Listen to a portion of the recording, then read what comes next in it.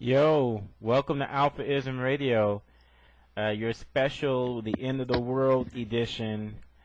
I am not your host. The host is Ski Sonic, but he is still recovering a bit. He's busy with school and stuff, so I thought I'd take the time to come out again and do another show. How could I not do a show? I have been threatened if I didn't do a show. So, yeah, it's been real crazy. Let me tell you straight up, there is a special guest. There will be a special guest coming on later on, and I'll even tell you who it is. It is no one other than Tony Cannon. Ponder will be coming on the show to talk about, guess what? Third Strike Online. So it'll be interesting to hear what he has to say about it.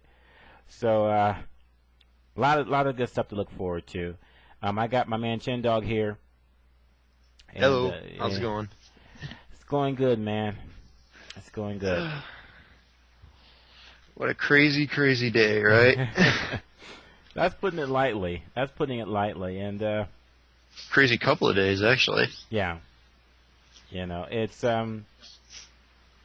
it's as if 2 years ago Capcom had a list of all the stuff that we think that they will never do, and decided, okay, we'll just go ahead. Yeah, MVC3, yeah, we'll go ahead and do that. Tekken versus Tekken versus Street Fighter, yeah, we do that. In fact, we'll do 2 of those. It's Well, technically, they're only doing one. right. Namco's doing the other. They give the rights to Namco to do their own version. This is going to be a long-term project. They said, so enjoy Marvel vs. Capcom 3 in the meanwhile. That's what Ono said. So we're projecting that we won't see this game for a couple years at least. So,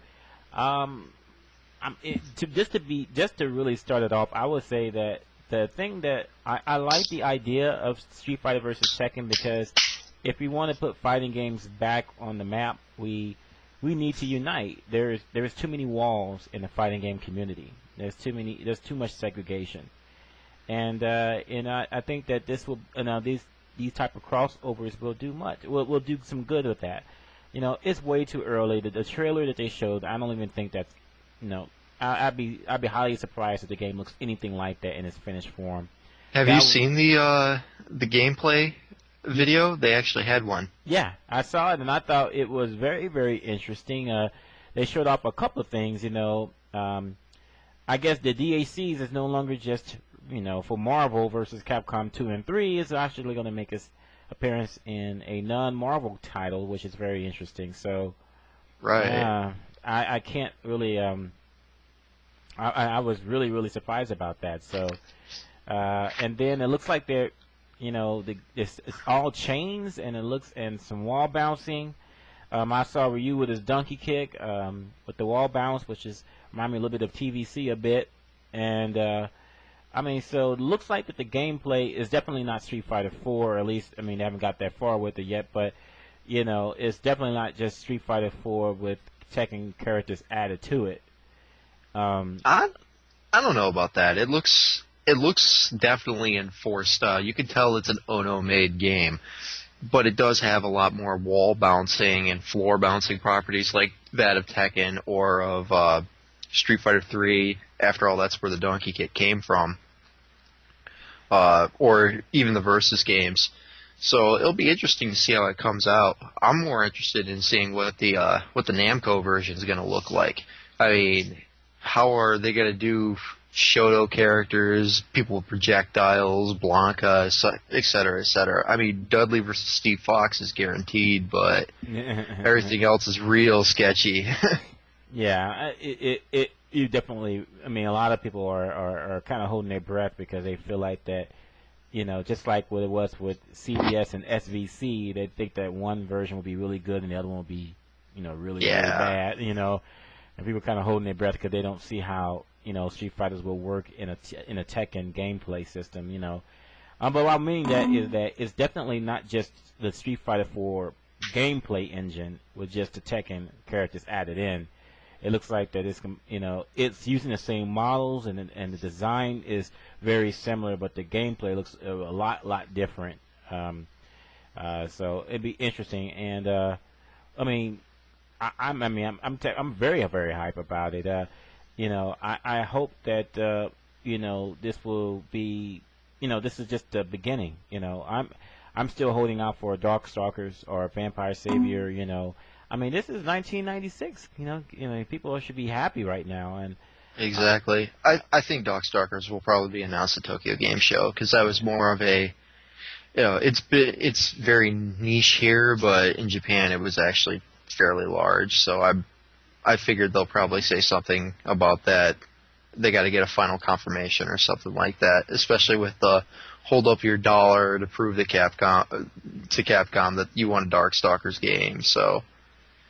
Plus, when we think of Darkstalkers, we're thinking of the CPS2 version.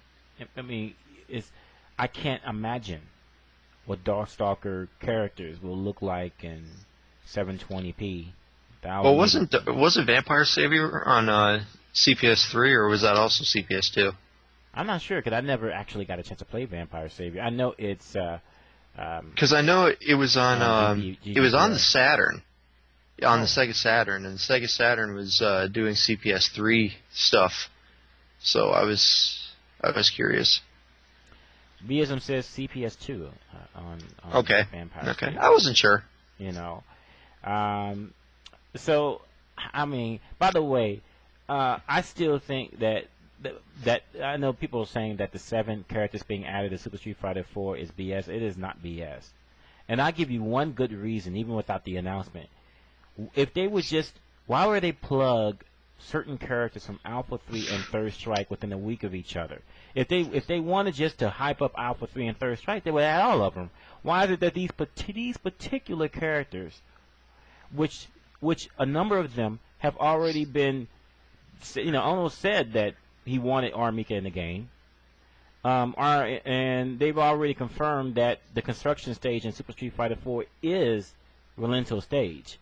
So it kind of, to me, it's a no-brainer. They're going to add more characters. They're not done with Street Fighter 4 yet, and I even think that even after the arcade version, I still don't think they're through with Street Fighter 4. So, and I know a lot of people have been sort of saying, it's too many characters. I don't think so. I would say go for broke. CVS2 had 46 characters. Okay, this one will have possibly 42. Okay. I don't care if it has 50 characters. If they have done a very good job with the design of the characters they have put into the game. Some of them are weaker than they should be. Some of them are strong. But that can always be addressed later in balance patches. But I really like every single design that they have done for these characters. I've liked. I think they're all pretty much spot on. And so let them continue. Makoto fans say hi. Yeah. So, to me, so I don't think this is the end, and I think that we have a lot to look forward to, and I wish that some people out there would just stop complaining. 2 years ago, we had nothing, literally nothing to look forward to, besides HD remakes. I have quiet skepticism just on the fact that if it's 7 new characters, that means it's going to be another disc. DLC is going to be way too big for something like that. 10 characters was another disc. Does that mean we have to shell out another $40? Yes. That is the new model making money. We're just going to have to get used to it. We're getting into Madden territory now, and it's just. And it's one of the highest grossing games of all time. As far as a series. Yeah, but how many people are constantly this is. I don't know, man. I'm just not really sold on it. Unless they give us some type of trade-in or something like that, because nobody's playing Vanilla 4 anymore. Right. And who's going to play Super when, Super Turbo comes out, or whatever they're going to call it, or Super 4 Turbo, I guess. Well, here's the thing, though. It's, if they do another disc, that's fine. I'll buy it. If they do is download the character packs, which I think is possibly where they're going to go. And I know that's gonna be an issue of contention for tournament organizers, because what if they're in areas where they're not, for internet connection is iffy, so so I can see that, but at the same time though, I mean, I certainly wouldn't have been happy if they stopped with Street Fighter 4 console. And I'm certainly I'm happy with what they did with Super Street Fighter 4. But there's still, I mean, people saying that. I mean, there's still characters out there that are, that I think will be great in the Super Street Fighter 4 game. And they're going to add them in. I'm like, that's fine to me. I mean, and if it means I have to shell out more $20 every year, okay, $20 every year, fine. I mean, if you divide it up by 12, okay. So, I mean, it's like a subscription service. You know what I'm saying? And But at the same time, will these characters stand the test of time and pass the ROG test?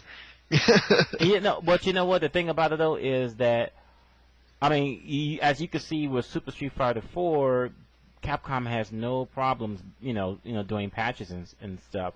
So I think that. I mean, that's an edible issue that we're going to run into with having this many characters, the balance issues and whatnot. But I mean, I will agree that Makoto and T-Hawk, they definitely need help. On everybody else, I am not sold. I'm just not sold that, that they're as weak as people say they are. I mean, I still think Guy needs a little bit of help. Cody needs something on Wake Up because he gets dominated pretty hard. I mean, and he really does. Yeah, he does Cody okay has damage, but it's not as strong as it should be.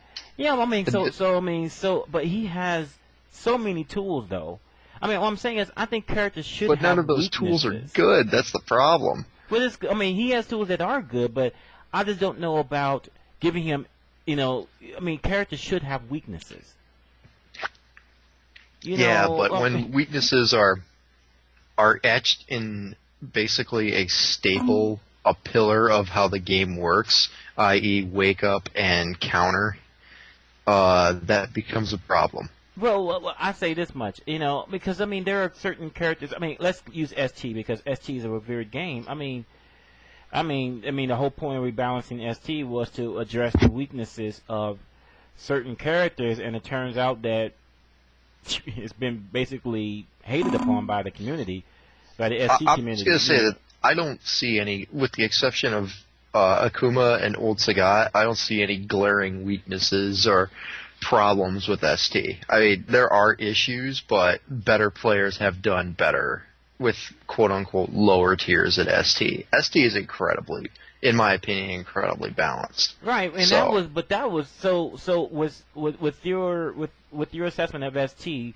So basically, that was, I guess, a lucky accident in a sense, because, I mean, it's not like they went to 8 different versions of ST before, they round up to the ST that we all play and love. But they did go through 8 different versions of Street Fighter 2, and that's what got us ST, so... Okay. So that means that that it may just take that many to get Street Fighter 4 right. I know a lot of people are comparing. Actually, I see more people comparing Street Fighter 4 to Street Fighter 3. And I mean, and there's some stuff that needs to be improved. That I really disagree with, but what? Street Fighter 3 is like, what, 4 characters, 4 viable tournament characters? I mean, every now and then you'll get somebody diamond in the rough, but how many times have you seen Chun versus Chun finals, or Chun versus Ken, or Ken versus Yoon? Maybe every now and then you'll see like Urien or a Makoto or a Dudley sneak in, but really that game's like 4 characters. I totally agree with you, but people have compared. Third Strike is on a pedestal. Third Strike's a very, very good game, but there are glaring flaws. I mean, who the hell is winning with Remy? Come on now. I'm not arguing that. I'm just saying that whenever I hear people ragging on Street Fighter 4, Third Strike always gets brought up. It says, see, in Third Strike, this wouldn't have happened. Third Strike, this was a lot better.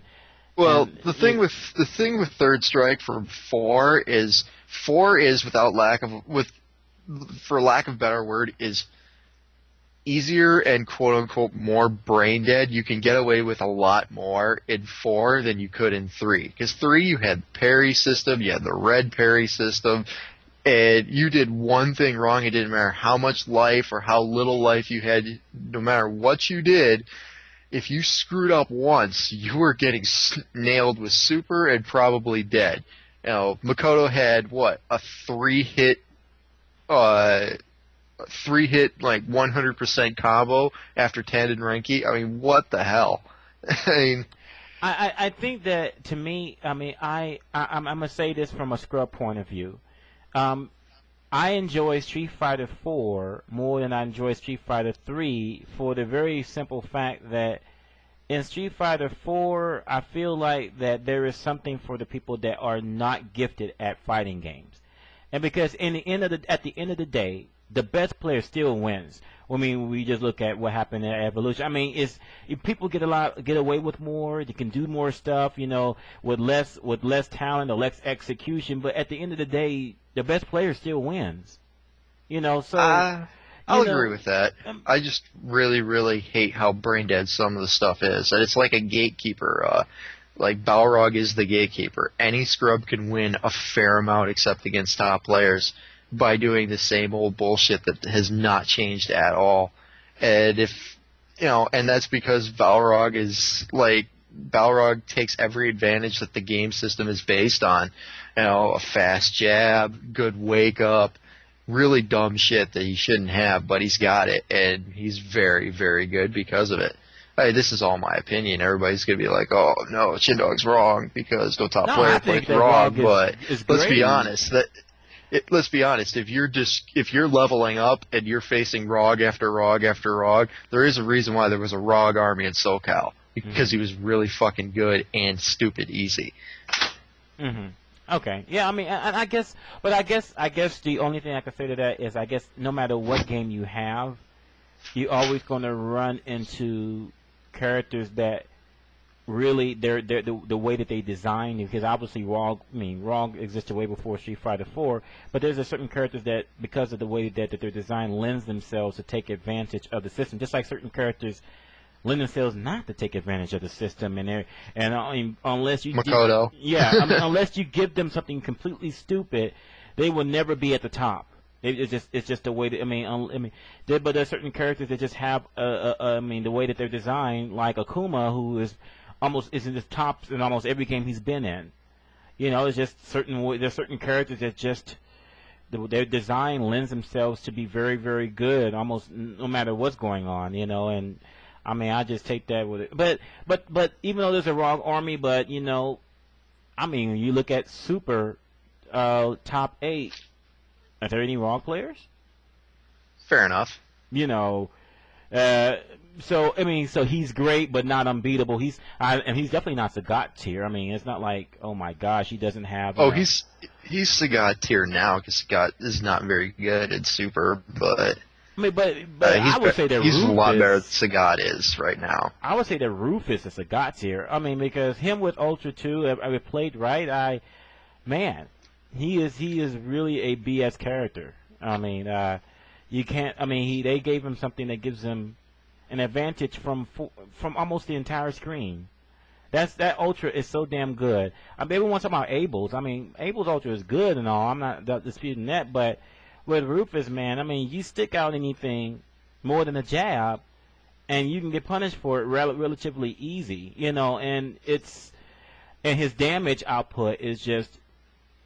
And his Ultra 1 is still damn good. His ES Snake Strike still does good damage. I mean, so, I guess, Rog maybe A plus. And I think that Rufus with Ultra 2 is probably S, and that probably switch places, who knows. But even with Rufus, I mean, it says Rufus had there was only one Rufus player in top 8, I think, and that was Ricky Ortiz.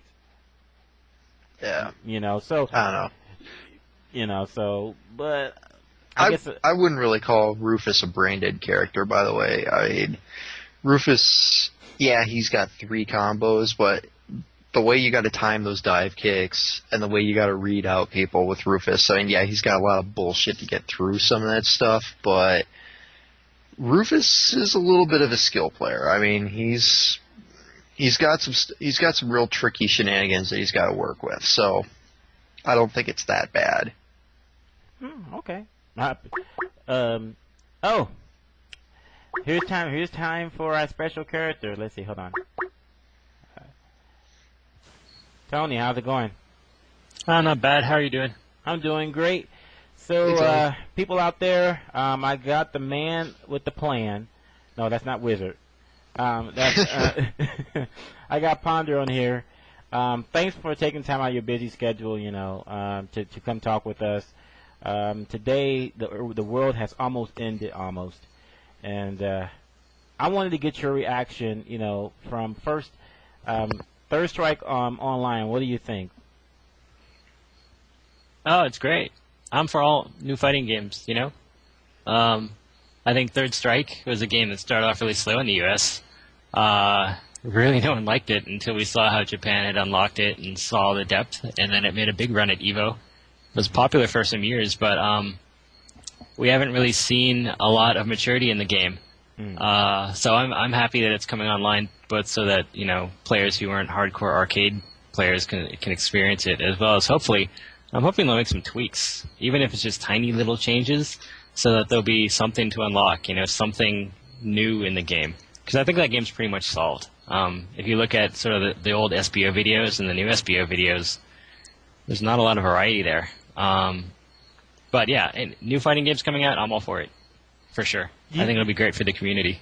Now, you said something that was sacrilege, Now, do you think that they should just leave the top four alone completely and just focus on the bottom half of the character, on the tier list, and just focus on giving them tweaks here and there to make them so the game is not monotonous like it, like that's probably the biggest criticism about Third Strike is that it's pretty monotonous. Chun versus Chun, Chun versus Yun, Yun versus Chun. And it goes on. The problem with tweaking a game, like trying to make just the right tweaks so that everything turns out just right, is you're stuck sort of in the middle road, right? If you take the game alone and you just say, this is Third Strike Online, it's the same thing you knew, it's exactly the same, then the hardcore fans are going to be very happy with it. They're going to be like, I know my combos, I know my timing, I know my matchups. And if you take the game and say, this isn't really Third Strike, this is like Fourth Strike, and it's totally new combos, sort of like what there's a ROM hack effort going on to like totally switch stuff up a lot as much as they can. At least then it's a new game and it's something new to unlock. But when you do this tiny little tweak thing, then no one's really happy. At least that's what I found with HDR, right? Is Sirlin tried to make enough tiny little tweaks so it was a little better, and that it really turned off some of the hardcore people.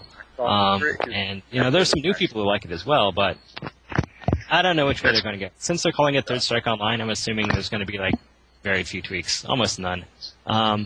But should they just do? I would like to see a balanced version, a rebalanced version, at least so that there's like 6 months or a year worth of unlocked to do. So the game's not solved right when it comes out. So shouldn't they do as well on? I mean, I have HD Remix and I played it 6 times.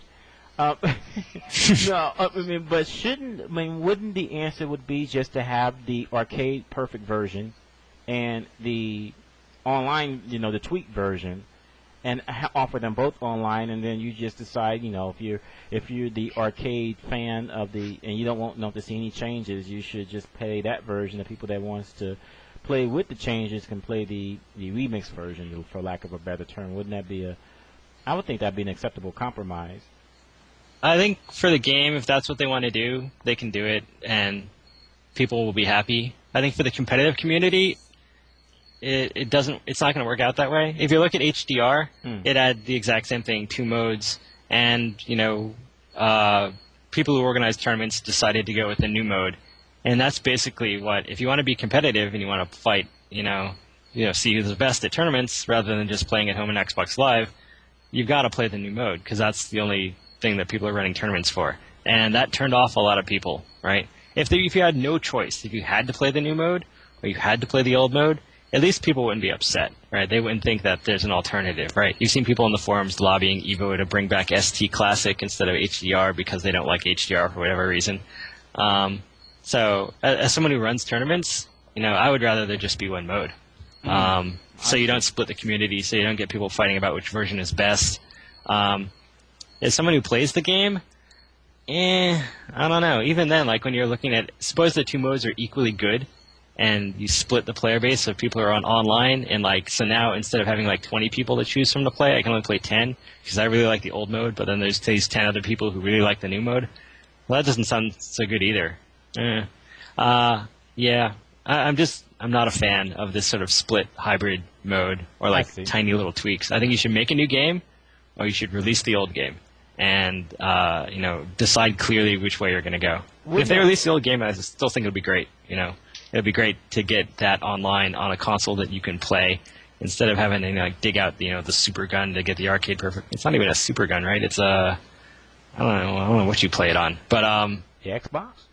yeah. Well, is the Xbox version arcade perfect? They said that it's literally the best version. They says the only thing about it, I think, was that some slowdown on super jumps or something like Okay. that. Well, yeah. So I mean, getting it on PlayStation and Xbox 360 would be great, especially if it has great online, so that you can actually play it with people who aren't like in your living room or just down the street. I'm a little bit torn like you are because at the same time, I would say that I would like to see a rebalance mode so there's something to look forward to, something for people like me that never really cared for Third Strike to look forward to. But because I'm thinking about how is this going to make Capcom money because at the end of the day, this is still a business. And I'm saying, and even if you do appeal to the hardcore people, all 250 of them, you know, is that going to really? I mean, I don't. I want to. I want to. I would like to be there at the meeting when they try to make a business case for this project. As to, I mean, are we just appealing to a niche of a niche? You know. Well, I think the problem with Third Strike. I mean, Seth Killian said this at the G4 Evo retrospective, where Street Fighter II really revitalized the arcade scene, and arcades were dying, and Street Fighter came out, and suddenly everyone was back in the arcades. There's this new head-to-head gameplay. And then sort of Third Strike came out when the arcades were on the backslide again. And then Third Strike came out when arcades were practically dead. So at least domestically, I don't think there has been a large fan base, like the casual gamer, right? The non-hardcore gamer. It really hasn't been exposed to Third Strike that much. It's just that wonky Street Fighter game that, I never got to play because arcades were dead. I don't have an arcade in my town. So even if they just took the normal game and put it on Xbox Live and PlayStation Network and said, look, here's a Street Fighter classic that you haven't seen before. You played Street Fighter 4, that brought you back to the fighting game community. Why don't you check this one out too? It'll be a brand new game to a lot of people who've never played it before. Yeah, it would be a step backwards. I'm not talking about the gameplay. I'm talking about just the from a casual gamer's perspective. They will look at the graphics. I'm sorry. I mean, first, this is what what your observation going to be. They're going to say, why would I go and play this thing? This thing looks like it came out in 1983. You know what I'm saying? I can see what they're saying because I don't know if I can make a business case. Okay, we want you to come play this older game that you never played before, never heard of before. I don't know how they can actually make that work. Yeah, I don't know what their plans are. They're probably not going to redraw everything like HDR, and even HDR when they redo everything. Oh shoot! Damn it!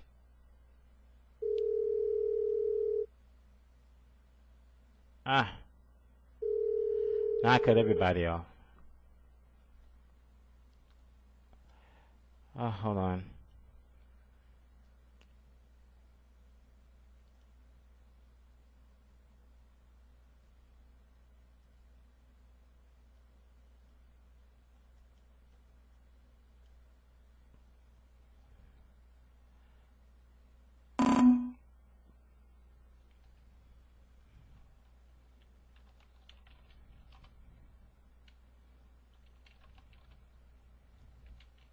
Sorry, give me a moment, fellas.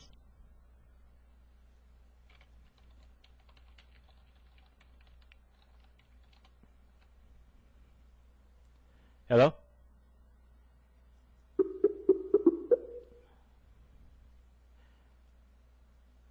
Alright, from now on, for anyone that wants to be added, just message me on IRC, because, I don't know, Skype has gotten a lot funky a lot lately, so,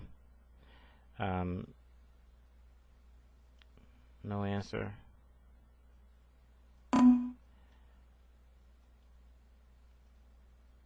Because when the box pops up, there's no option any longer to add them to a conference. So I don't know what's going on. So.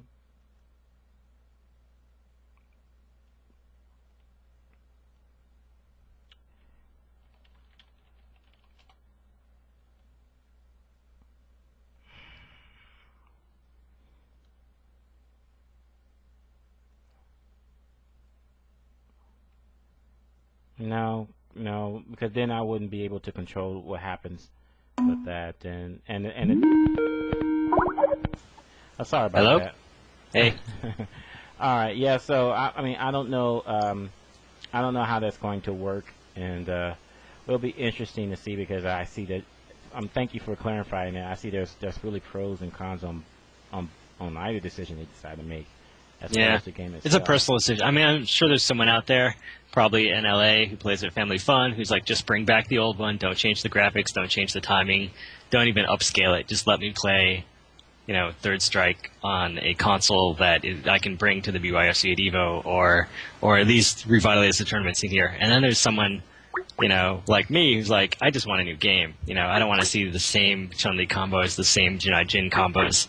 The same 4 characters at Evo year after year. So, I mean, people have different opinions. I don't know which way they're going to go, actually. Maybe, I'm sure we'll get more insight. Probably not anytime soon, unfortunately, because they've got Marvel 3 hype rolling. So probably this time next year, I think, is when we're going to start hearing more about it. Yeah, you know what? Before we change subjects, I guess I should ask you the question that's on everybody's mind and why I'm getting blown up. So, the Third Strike Online and GGPO. What's the word on that? Don't know. You'll have to ask Capcom. Oh. I was going to ask. Yeah. So for the people out there that are listening right now, we have done petitions before, and for the most part, they've pretty much been successful. So, if you want to see GGPO be used for Third Strike Online, which a lot of people will say would be the logical candidate for GGPO. I remember last year we was talking about this when Final Fight was announced that was going to use GGPO, and we were saying, well, hopefully Third Strike will be the next game. Well, Third Strike is coming out, so you'll want to go ahead and lobby hard on the Capcom community. I'm sure Seth is already lobbying hard for GGPO, but just to push that a little over the edge, we say, hey, listen, this is great way to showcase this great technology that all the hardcore gamers, the hardcore fighting gamers have been saying it's the best out there, and here's a bigger playing stage, but not big enough where you're risking something substantial. Like Street Fighter 4 obviously means a whole lot to Capcom. So so taking a brand new software, even if it is genius, and putting into a staple, I mean that's a hard sell. So, but with Third Strike, it's not quite that serious. So, if the thread ain't already there, which I probably think it is by now, you definitely want to, pitch your 2 cents into that and get behind it. And hopefully they will call and they say, hey, listen, okay, we're going to decide to use GGPO. Could you come down? Let's try to make this work. And, actually, you know what, Tony, why don't you talk a little bit about Third Strike on GGPO right now, because I think there's some misinformation about it because it doesn't go as smoothly as the 2D versions of Street Fighter go or for the other Capcom games, but from what I understand, that's not really the fault of GGPO. Yeah, so this will be a bit technical, but I'll try to keep it simple. Every game, so the GGPO.net service that people use to play games in the fighting game, Final Burn Alpha emulator. By the way, guys, thank the Final Burn Alpha people, because if their license wasn't so permissive to allow me to modify the emulator without releasing the source to GGPO, none of this would have ever happened. Yeah. But they all work the same way, right? Final Burn Alpha is an emulator, which means it's basically an arcade cabinet in software, including everything like the sound chip, the graphics chip, the computer, the memory, the sprite data. All of that is in memory in Final Burn Alpha, and GGPO uses rollbacks to roll back the whole state of the game. Right, so all the games work the same. You have the arcade cabinet being emulated by the emulator. GGPO sends the packets back and forth, does its prediction. When it needs to roll back, it rolls back the whole arcade cabinet, right? So if you look at like a CPS2 game or CPS1 game, Street Fighter Alpha 1, Alpha 2, Alpha 3, ST, all these games work really, really well. Those are on CPS1 and CPS2, which is these are really tiny machines, right? The early 90s where, it's just a couple kilobytes or a tiny number of megabytes of data. Right, so when you roll back, it's just a very small amount of memory that has to get copied around in your computer. Right, Third Strike, on the other hand, is it has way more graphics. Right, Capcom even said this is the reason they're not going to probably redraw it. Who knows, they might, but they say that would be so many frames we have to redraw. Right, as well as the system just has so much more memory than a CPS system. So when you have to roll back, you've got to roll back a ton of stuff, right? And most people's computers, unless you just bought a beast gaming system like within the past 2 or 3 years, don't have enough memory bandwidth to do all of that efficiently. And so when you get a rollback, you see this pause or this stutter, or it takes a long time, or you see you're only running at 15 frames per second instead of 30 or 60 frames per second. It's just because the emulator has to do much more work on a Dreamcast or a Naomi system than it does on a CPS2 system. Now that's just because of the way the emulator works, right? You don't have to roll all that data back in order for GGPO to work, right? You think, if Rue throws a fireball and you missed it and you have to do a rollback, well, all you have to do is say, oh, there's a fireball here now and there wasn't, right? You don't have to reload all the sprite data. You don't have to, change all the sounds out. You don't have to, basically 90% of the stuff that we're rolling back in the emulator, you don't have to do if, you don't strictly have to do to preserve correctness. So if you have the source in the game and you're like, oh, I'm going to implement rollbacks by just saving the positions of all the sprites and all the fireballs and all the characters and how big the life bars are and how much time is on the clock, and just leave all the graphic data alone because that's not changing anyway, right? Sprites don't change. They're all the same, right? Then you can only roll back the parts you need and everything will work great. Right? This isn't true for just Third Strike. It's true for you could do this on Street Fighter 4 if you wanted to, right? Because all the graphics data for Street Fighter 4 is static. It's constant, right? The textures are the same. The models are the same. The animations are the same. You don't have to roll that back. So GGPO can work for any of these games if you have the source and you take the time, to only save the state you need to save. And so I guess if you see GGPO on Third Strike on GGPO and say, well, it's glitchy for me, it's not going to work on the Xbox, not really true if you have the source, and Capcom, of course, has the source. So, okay, cool. Well, see, there you go. There you go, people. Now you understand, thank you for breaking it down for us common folks. Sorry. Let me ask you, though, I really am hoping that, has Capcom ever said anything about Street Fighter 4 and GGPO? Because I know that it's been pitched ever since Street Fighter 4 was announced. Get GGPO in there, and you explained to us that when you have a big franchise as Street Fighter, you don't put unknown software, no matter if God is vouching for it. Because it's still a business, and and businesses should are averse to risk. At least without some type of positive return on that risk. But I don't think Capcom is through with Street Fighter 4 even after the arcade version is done. And do you think that it's possible? Do you think how likely it would be that GGPO would be introduced at some point? Because don't get me wrong, I actually don't have too many problems with the Street Fighter 4 netcode because it's still way beyond anything that we had in the past. Like from 5 or 10 years ago, it's still way beyond that. But there's still input to get dropped and so forth and so on that doesn't happen on GGPO. And so, what are your thoughts now? A year later, what do you think are the likelihood that we actually will see GGPO in a future Street Fighter 4 title? Well, I actually don't know. It's a very complicated situation, right? Because Street Fighter 4 really has a global market. You can see that just based on Capcom's financial reports, and they're even emphasizing moving toward consoles and more global markets as opposed to amusement centers in Japanese markets.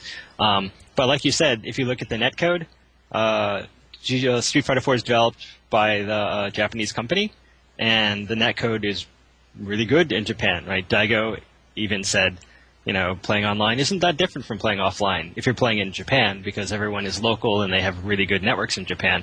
And there have been some really great things for Street Fighter 4 that came up because of this, like the God's Garden First to 10 series that's running now, which they're running online in Japan. One of the things that the God's Gardens people have bandied around, especially after Evo, is saying, wow, Tokido came to Evo, Ita came to Evo, those guys did okay, but there's also a lot of American players who frankly beat them in the tournament, and maybe we should do a God's Garden setup with do you want to see Tokido versus Justin Wong because he didn't get to see that at Evo? That would be great, but you can't do that without Street Fighter 4 online. You can't play from Japan to the United States, right? So if you want to see that, you're going to need some sort of rollback technology like GGPO. Now, that's something they can't do, but what they can do is sell lots of copies of Street Fighter 4 right now. Like you say, unless you're at the top, unless you're in the competitive fighting game community, Street Fighter 4 Online is probably good enough for you. I mean, it's laggy and it's different, but if you're Flowchart Ken, you can do Flowchart Ken and you don't really notice the timing is any different, especially if you only play online. So I think if Capcom really wants to embrace sort of the idea of making the offline and the online game work as similarly as possible, and embrace the global Street Fighter community instead of looking at these as just local markets, or even just realizing in the United States, right? Online, people play Street Fighter 4 for maybe a month offline, and then what keeps them playing past that month and buying more DLC and then upgrading to the next version of Street Fighter is going to be the online play and making sure that there's always online people to play against. And that takes sort of a big leap, right? Because it's like you see what you're making now in Street Fighter 4, and it's a lot of money, and why would you invest in this networking code when you already have people playing on the network, obviously, right? So, there are people in Capcom who get that. I've spoken to them, and they're total advocates for Street Fighter 4. But, Street Fighter 4 is doing just fine. It's a breakout title for fighting games without the networking code. So, the best you can do is keep lobbying, keep hoping. And there's always titles coming out, and new engines coming out. There's always opportunities to try to get it in there. We just have to wait and see. I was just thinking though. What I was saying, maybe we're going about this the wrong way. What about a proof of concept? I think that would be really interesting if you have Capcom have two setups, one with the netcode that's in Super Street Fighter 4 now, and one with GGPO. And I guess that would be. I think that action speaks louder than words, right? So, that to me would be the most telling. I would love to, lobby someone at least let you have, even if it's only one stage and two characters and they're both Ryu and the stage is pure white background, nothing else, but to show the difference that it would make. By the way, how much is affected by the distance between the United States and Japan as far as GGPO? Does distance really matter with GGPO as most people think it would be, or is it not as big of a difference in the way that GGPO runs? Well, you can run that experiment yourself if you can find a Japanese person willing to play you on Xbox Live. Right? You'll probably get one bar, and he won't accept your challenge. Right. Or you can try West Coast versus East Coast, and the distances are similar. It's probably further to Japan, and the network is probably not as good to Japan. So, it's horrible. It's not playable in my opinion. Now I'm sort of top 2% of gamers as far as my tolerance for lag. But it's very similar to what you would see running in Kylera versus running over GGPO with an emulator, right? Right. People play cross-continent all the time on GGPO.net, and they never did that with Kylera. So, it basically, maybe we'll actually see this if the God's Garden people follow through, and they'll be like, hey, let's see let's see, Micros versus I don't know, Ito, first to 10, Right. and they try it and they get to the third game and they're like, no way, right? But basically, if you want that to happen, I don't think there is a way other than using rollbacks, right? Or like they could design the next Street Fighter to tolerate 10 frames of lag, but at that point, it's not really Street Fighter anymore, right? Right. Because I think that that's why I was saying that. I mean, it would be nice if they allow you to do a proof of concept for Street Fighter 4 and really show them, okay, this is what would happen. This is what is possible if you use GGPO and you're not giving anything up. It will still be flawless, within Japan. But if you truly are serious about making a global a global league out of it, for lack of a better term, as far as getting all the Street Fighter fans connected, then GGPO is the way to go. Yeah. So. You should suggest that to Capcom. Sounds like a good idea to me. I mean, maybe they'll listen. They're gonna listen to you way before they listen to me. Or maybe we should just have Seth keep on, hammering away at it, until they get you to. Until they can calculate a bit. Tell Seth. Be like, Seth, why don't you do this? That sounds like a good idea. I don't know. Maybe he can make it happen. Yeah. Sorry, I'm looking at chat. Yeah, Gilly, you're right. Cloth dynamics is the same way. All the funky cloth dynamics you see, like Rue's headband is waving in the wind. All that stuff doesn't have to be rolled back. It doesn't have to be computed multiple times per frame. It's like nothing. It doesn't affect whether or not GGPO will work or not. Thanks for that, Gilly. See, this is great information. So, I mean, when you just went into RC about a half hour or so ago, you probably just have you even seen the Tekken versus Street Fighter versus Tekken? I'm so sorry. Let me correct myself. Street Fighter versus Tekken. Was you able to look at the video yet? Yeah, I did. It looks cool. I mean, especially because it's so early. If it's not coming out next year, then they're very early. It looks like it's taken. It looks like a good mix of sort of Tekken 10-string combo, and as you saw a launch there, although there was no follow-up, versus the standard Street Fighter bread and butter, Dragon Punch footsies, 2D gameplay. It looks good to me right now for how early it is. Yeah, I mean, it's definitely a lot different than we expect. Of course, the DAC that was pretty cool with Ryu and Chun-Li. That was cool. I'm really hype. You know what? Now that you're the largest tournament organizer for fighting games in the United States, and so now with the announcement of not just one but two versus games, man, Evo 2012 will look very, very interesting, wouldn't you say? Yeah, that's going to be awesome. It's going to be really great.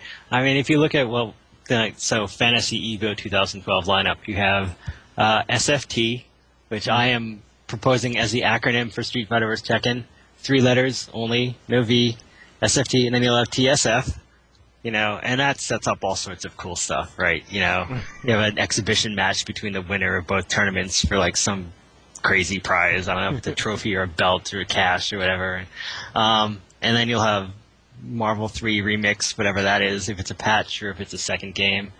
And then there's whatever is going to come out from, all the other non-Namco Bandai Capcom developers. I don't know, is there going to be another version of Melty or whatever the Blaze Blue series has up its sleeves? Or, I mean, there are going to be 4 or 5 really good games.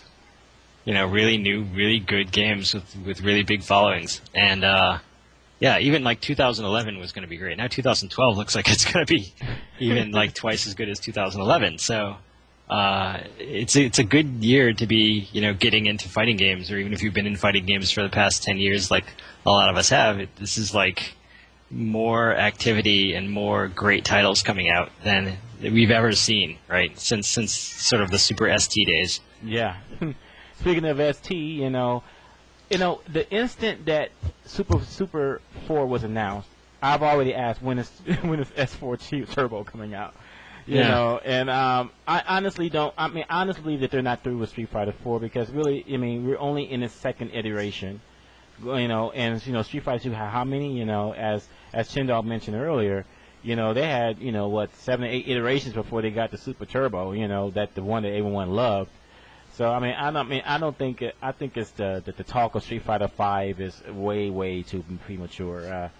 And I mean, there's ideas that I would like to see, especially with the focus system in Street Fighter 4 that I would like to see expanded upon. You know, like overhead focus attacks. I thought would be pretty cool. You know, and some other ideas. And I was just saying, man, I'm glad that I'm glad that Evo is still around for one. You know, to enjoy all of all of the great stuff that is going on. I mean, because I can't imagine it going any better really, because just I tell people all the time, 2.5 years ago we had nothing to look forward to except HD Remix. That was pretty much it, you know, and now it's as if Capcom had a list of all the impossible stuff that would never be done, and they said, okay, yeah, we'll just do it all, you know. You know, only thing that's left is CVS 3 and Marvel versus DC, and I think that both of those are a strong possibility. I actually think so. We'll see, but man, it's a great time to be a fighting gamer, even if you are an old man now. You know. Yeah. Well, I don't think we'll see Street Fighter V for a decade. Frankly, there's so much they can do with either DLC or bringing back even more franchises like Darkstalkers, or opening up. If you notice, like talking about Marvel 3 for a second, people are like, where's Magneto? Where's Captain Commando? Where's Strider? A lot of those guys that people love, you're not going to see, because Capcom and Marvel are putting in their new franchises, right? They're revitalizing they're exposing fighting game players to these newer franchises.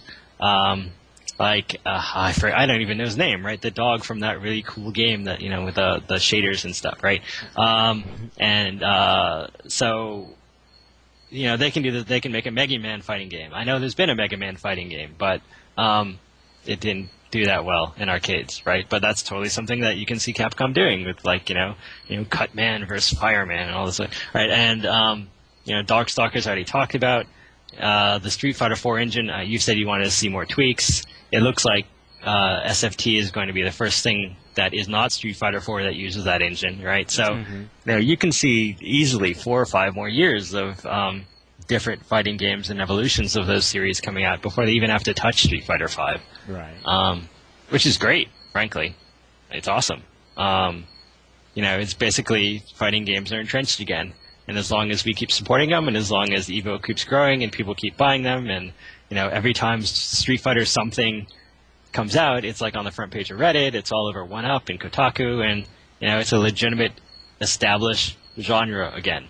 So people would be crazy. Not only would you be crazy for Capcom and Namco and companies that have been there all along to not make these games.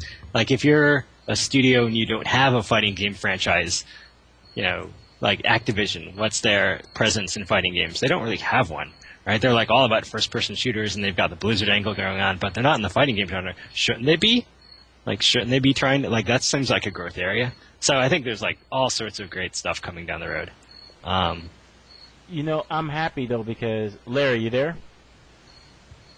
I thought he was there.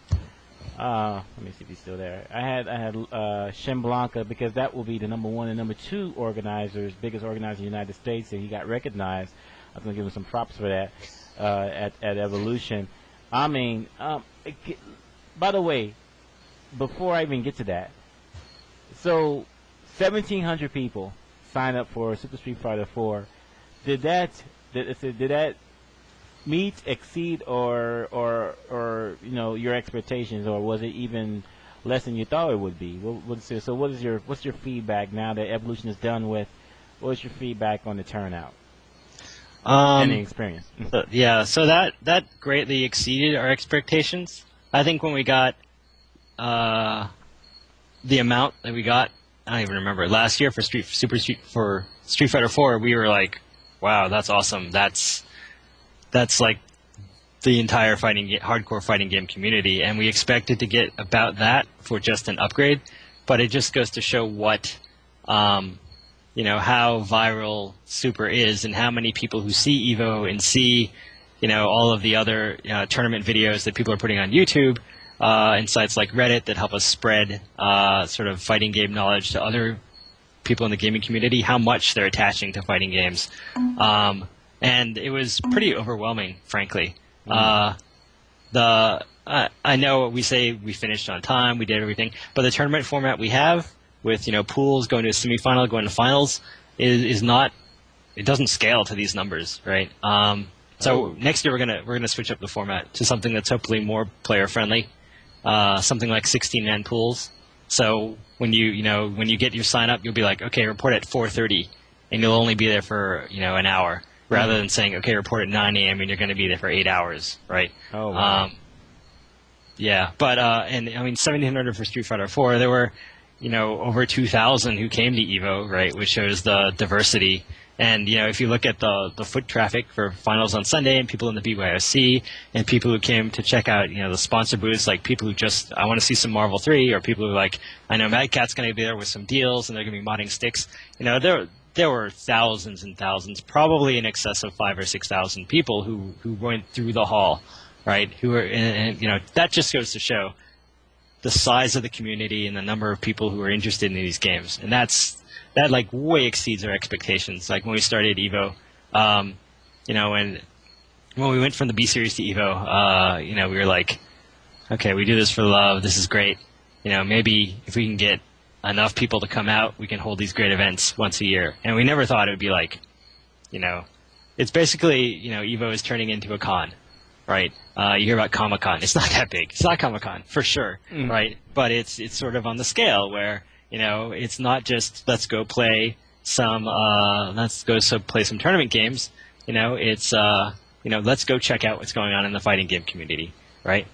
Right. So when you have, hang on, let me actually think about this. So that ballroom on Sunday was packed. You would stand on the stage and you would look out across the ballroom, and there were people standing in the back because that was as close as they could get. And that ballroom could easily hold like 10,000 people. Right. So that brings me to another question. What does Caesar's Palace management think about the turnout? I haven't spoken to Caesar's Palace management. Oh, right? okay. Now Caesar's, especially with Vegas in the turmoil that it's in, with the downturn in the economy, and they're always happy to fill hotel rooms. Right. So I'm sure they love to have us again. Okay. Right. Basically, I haven't spoken to Caesar's, but I know from past Evos, every hotel we've worked with has been extremely happy with the fact that we were filling those unoccupied rooms for the entire weekend, and so much foot traffic on the restaurants, and it's a good deal for us. It's a good deal for the hotels, right?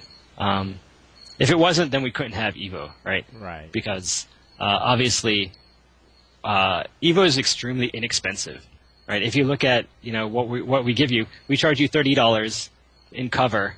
And for that, and then we charge you other things for the games, but all that goes into the pot, right? For that, you get a free T-shirt, the badge, access to the BYOC, which has all of this equipment that we bought and stocked, and for that we have to buy the hotel, we have to buy all the equipment, rent the truck, get the hotel rooms for staff, and right, it basically we break even, and we keep it that inexpensive for a reason. So that would not be possible if the hotel weren't incentive to give us a deal because of us filling up the rooms, right? If John Choi found this out when he brought back NCR, right? Is if you want to have a big tournament and you think you can get the draw, think about having it at and everyone else has figured this out too, right? I don't want to single out John.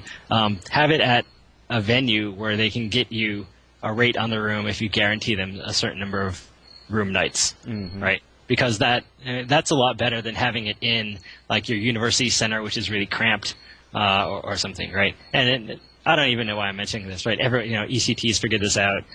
John Choi's figured this out. I don't know exactly what coming up in October. How can I forget the name of this? In Ohio. Anyway, you know what I'm talking about. Sorry, guys. I'm just waiting you dig deeper. I'm running on very few hours of sleep these nights. But yeah. Let me ask you a big question right now. Even though you probably can't give too many specifics, but what do you want to accomplish at Evo Japan?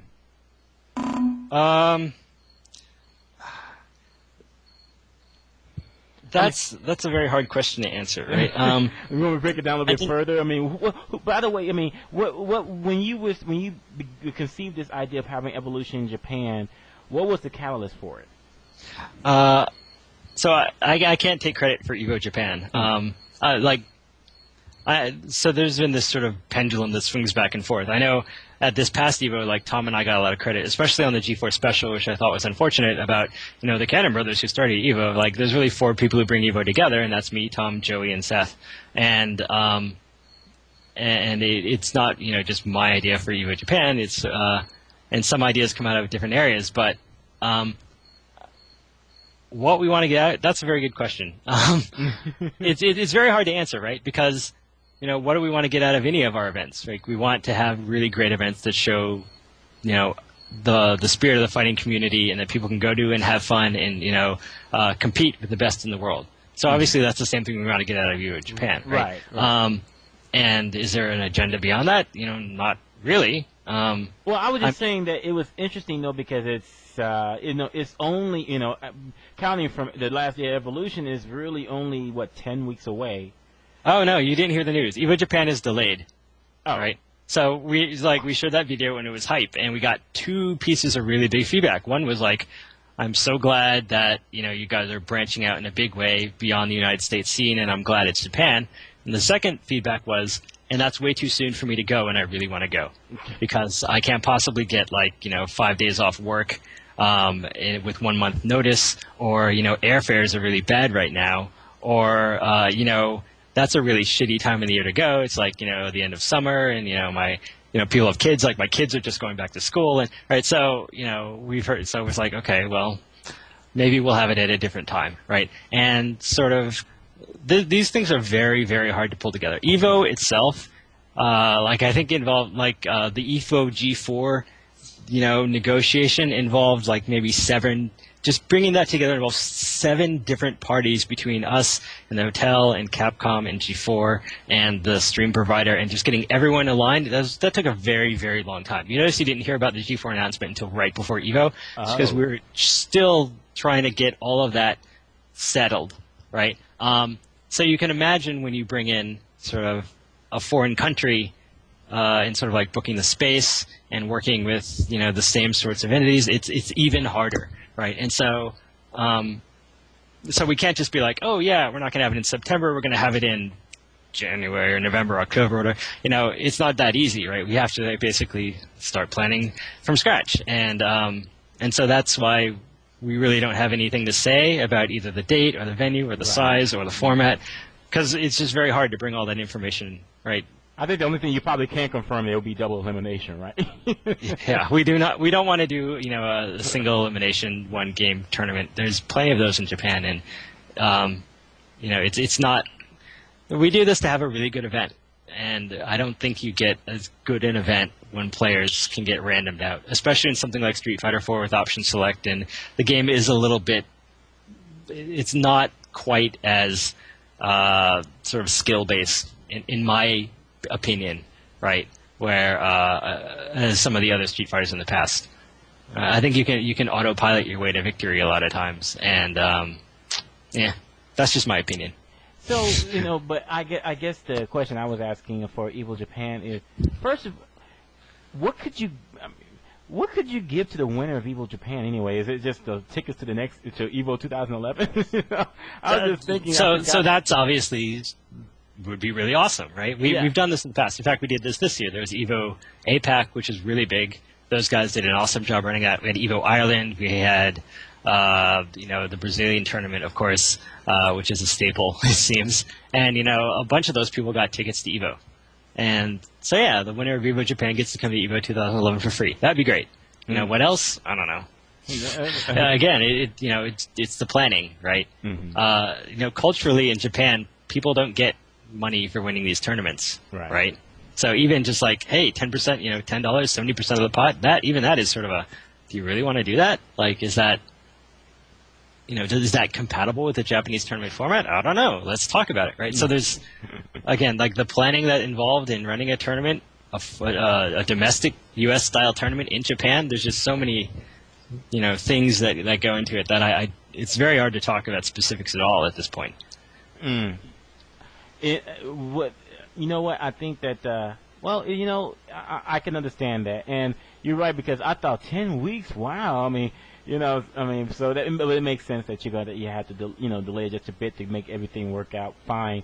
Because most people don't see what goes on behind the scenes to make EVO what it is. So I mean, it's only natural that it's going to take some time. Although I can't wait personally because I think there was the one advantage I could think of for having it 10 weeks after Evolution Worlds is just great time for runbacks, for revenge. That was the one thing I was kind of really that's what was drawing me, is that we'll be able to see some some rematches that we would thought, oh man, was it just an off day for that player, or is it? So I mean, I would love to have seen that, but it's okay. I'm all fine with it. I try not to cry too much because I actually was darn near took that week off, so and I was just only to watch it on Ustream or what have you, Nice. I'm going to Japan, man. I think that the only thing I can hope that for EVO Japan is not just a big turnout, but I hope that we see a big international presence. I hope that just like it was at EVO Worlds, I hope we will see people from Canada, from Taiwan, from France, from Korea, to show up at EVO Japan too, and of course, I'm supporting our players there. I mean, I like to see Morin go, Justin go, all the players that we know that have really good success with Street Fighter 4. We like to see them go, So I'm looking forward to the announcement, and I think it's going to be epic. And I thank you, and all the people that are involved for coming up with an awesome idea. And just to let people know out there, it's not just EVO, but Final Round is also having qualifiers in Japan for Final Round next year, and so so I'm liking this fact that the world is becoming a smaller place now, and I'm liking the fact that slowly but surely the whole thing about we can't win against Japan's best, I hope that's starting to go away. And realize that it's not like they're supermen. For I think that at this past Evolution, really, I think that the reason why some of the players didn't place as high as we thought they did is because they really didn't practice. Because as Daigo, as good as he is, that dude is practicing. He's not sleeping on the game. He's practicing. You see these first attempts he's doing on top of his usual 40 hours a week at the arcade.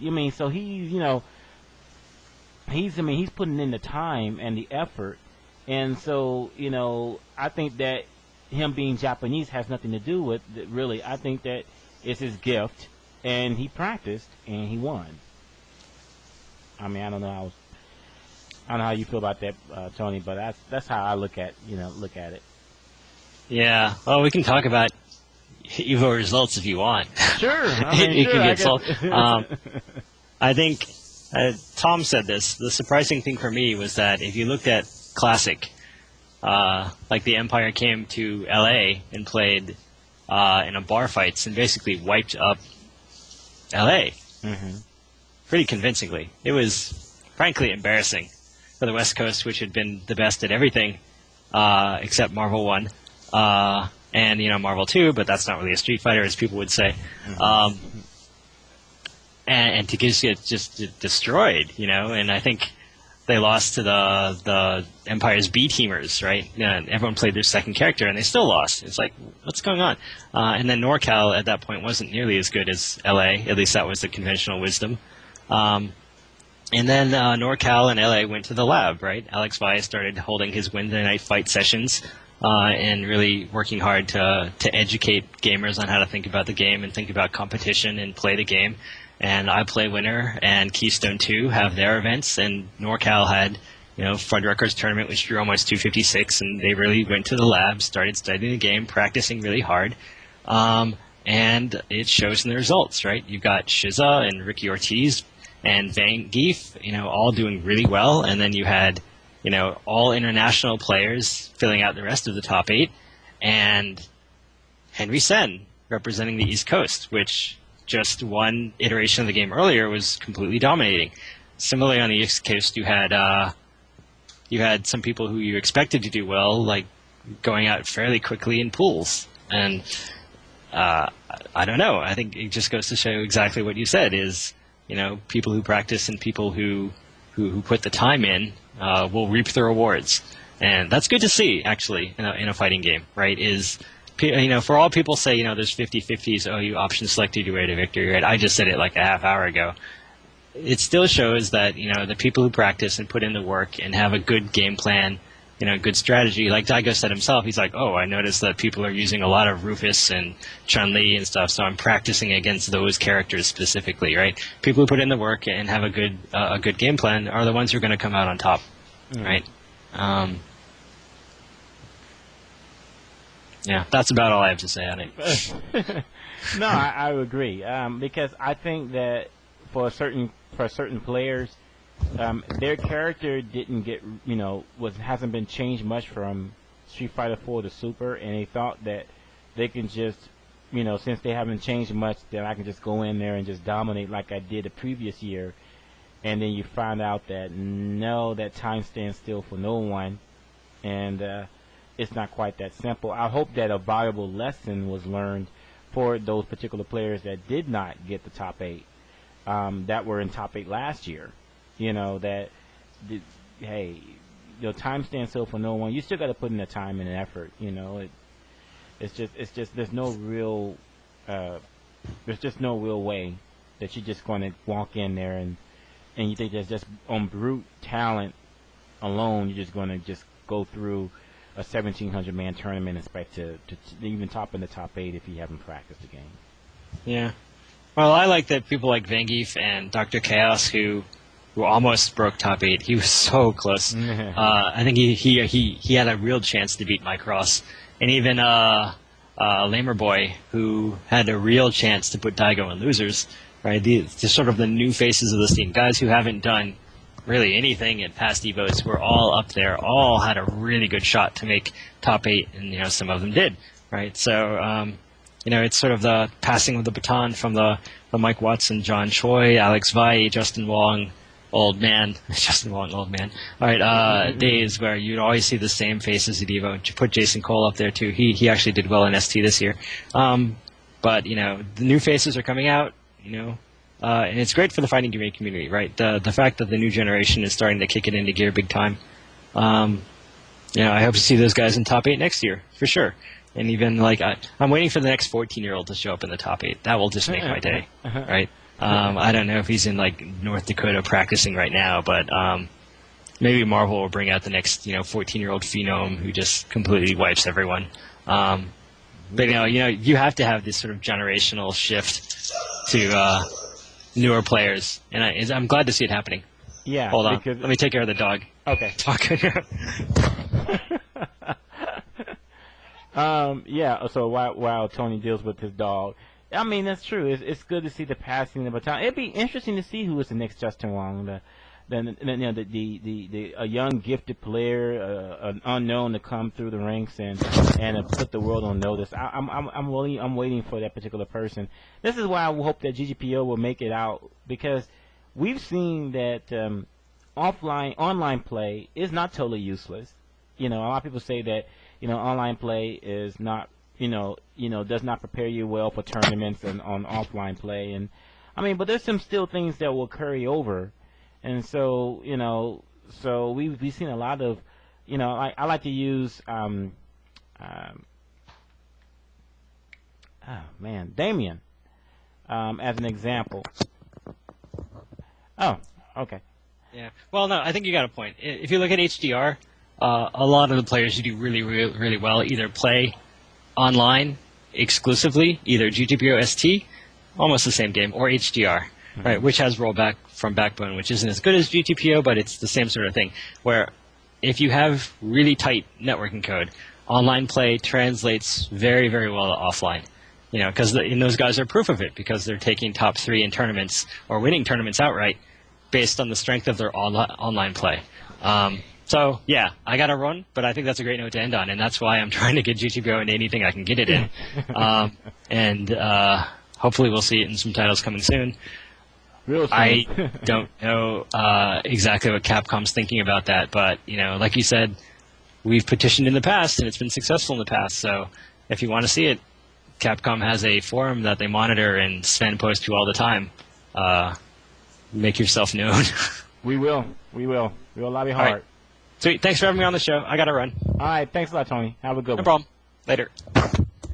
And that was Ponder, one of the tournament organizers for Evolution, the biggest Street Fighter, biggest fighting game tournament, fighting game only tournament in the world. So, so now I'm going to open it up. Now I got the interview from Ponder. I'm opening it up to those who are listening right now. If you want to jump on and give me your 2 cents of what you think about the announcements today. It could be about Tekken versus Street Fighter. It could be about the new characters in Marvel vs. Capcom 3. It could be, or it could be about the future announcements for Tokyo Game Show. For example, the new characters for Super Street Fighter 4, the new Darkstalkers. I still think that Darkstalkers is coming because I still don't think that Street Fighter versus Tekken is what Ono meant about his life work. That is not the game. I'm absolutely certain of that. So, so here we go. I'm opening it up to the floor. If you have anything, that you want to contribute, and if you want to go ahead and join me on the show, all you need to do is really to download Skype. I will put my username in the stream chat. You can just send me a message and I'll add you to my list, and then you can come on the show and and then voice your opinion. It's open to anybody. Chindogg had to bounce, and maybe I can get the host of AlphaISM Radio on AlphaISM Radio. Hold on, let me see. Let me see if he's let's see if he's available.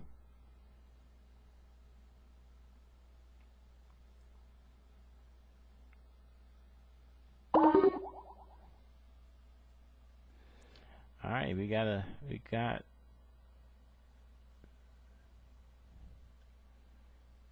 Alrighty.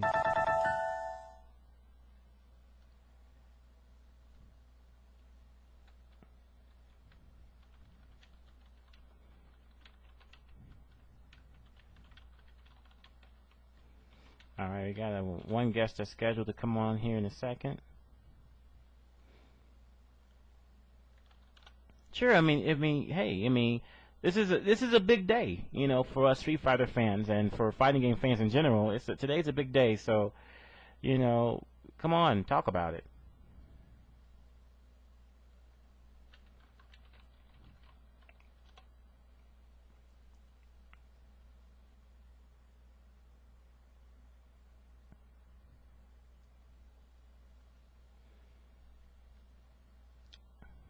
Alright, so we got a couple people lined up.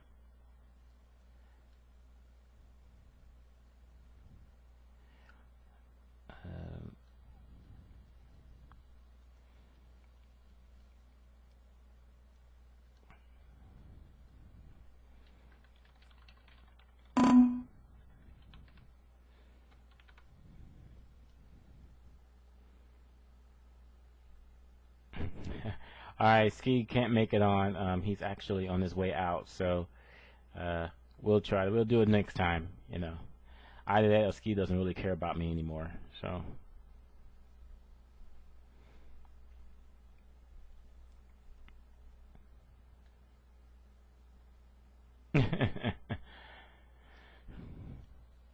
I don't know what to think about Street Fighter versus Tekken, other than I hope it gets executed. Hopefully, it gets executed successfully.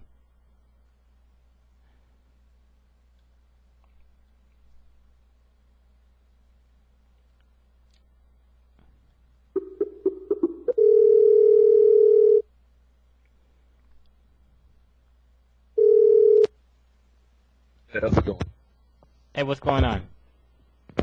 Nothing much. Just sitting here, looking at the news and stuff. Tekken versus Street Fighter. Ooh, you're breaking up real bad. I think your microphone. Am I? Yeah. All right, let me check. Let me check some shit and see what's going on.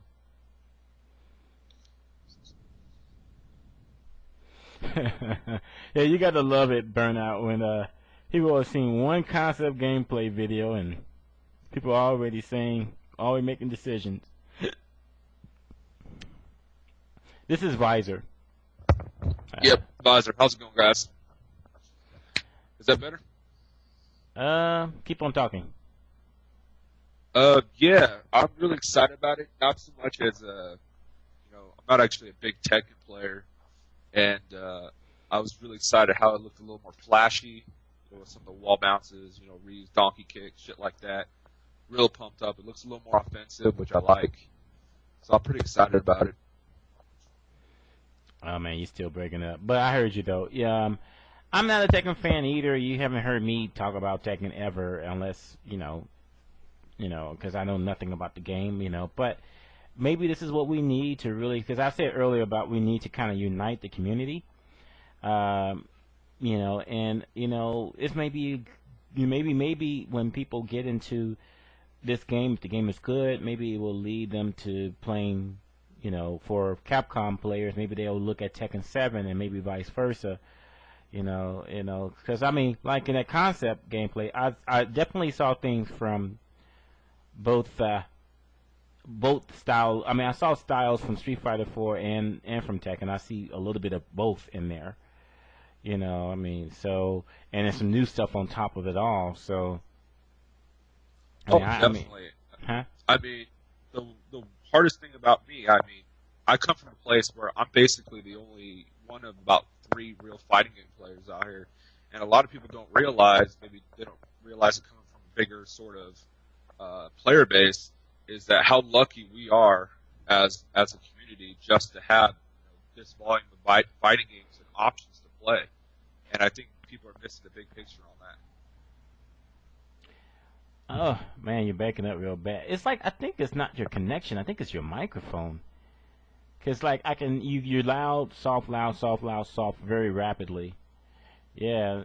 I don't know if there's maybe a short in there.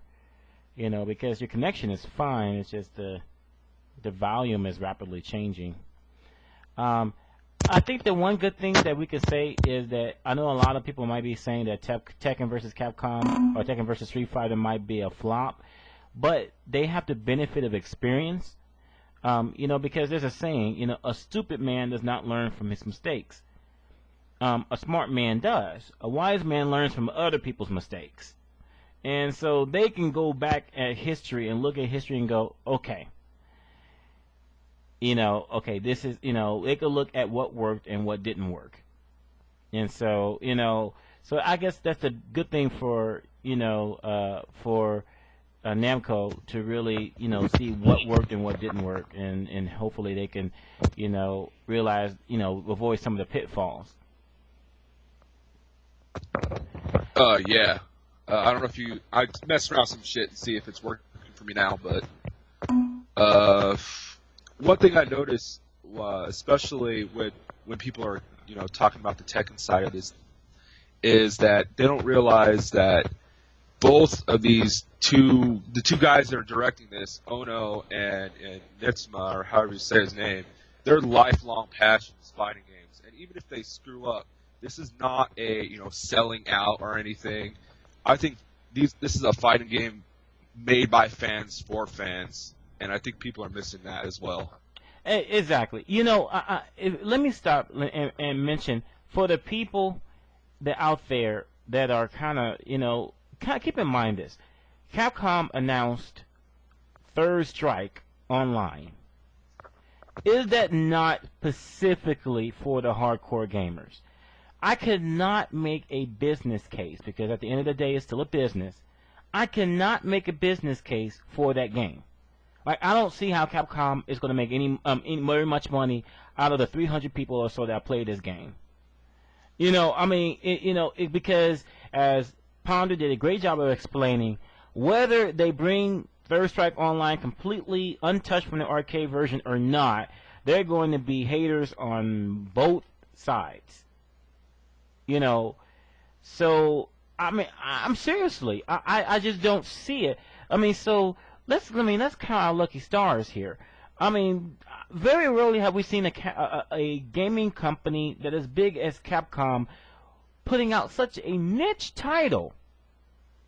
I mean, talking about a niche of a niche, because the fighting game is technically a niche market. You know, still, you know, now it's getting back into the mainstream. But I mean, a niche of a niche of a niche. I mean, that was really straight for the fans right there, because I certainly couldn't.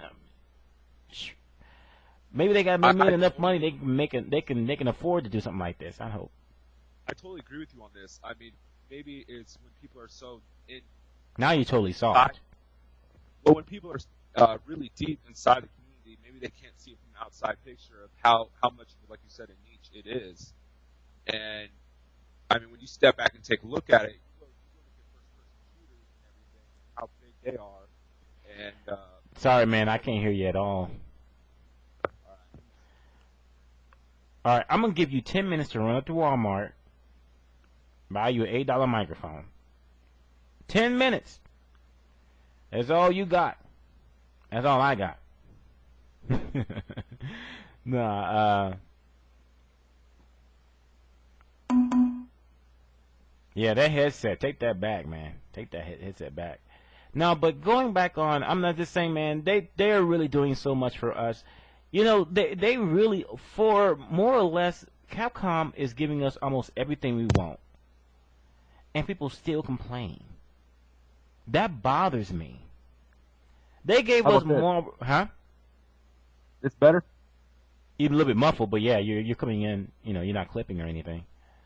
But, I mean, they gave us Marvel's Capcom 3, they gave us Street Fighter 4, they're going to give us Third Strike Online, they gave us Marvel 2 Online. What the hell do you want? People are going to bitch no matter what the genre. Okay, now I'm convinced it is your connection.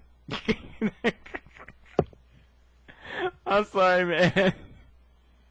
Man, okay, you might have to turn make sure you go ahead and pause all the torrents on BitTorrent. You know, and I have to do that when I get on the radio too. Yeah.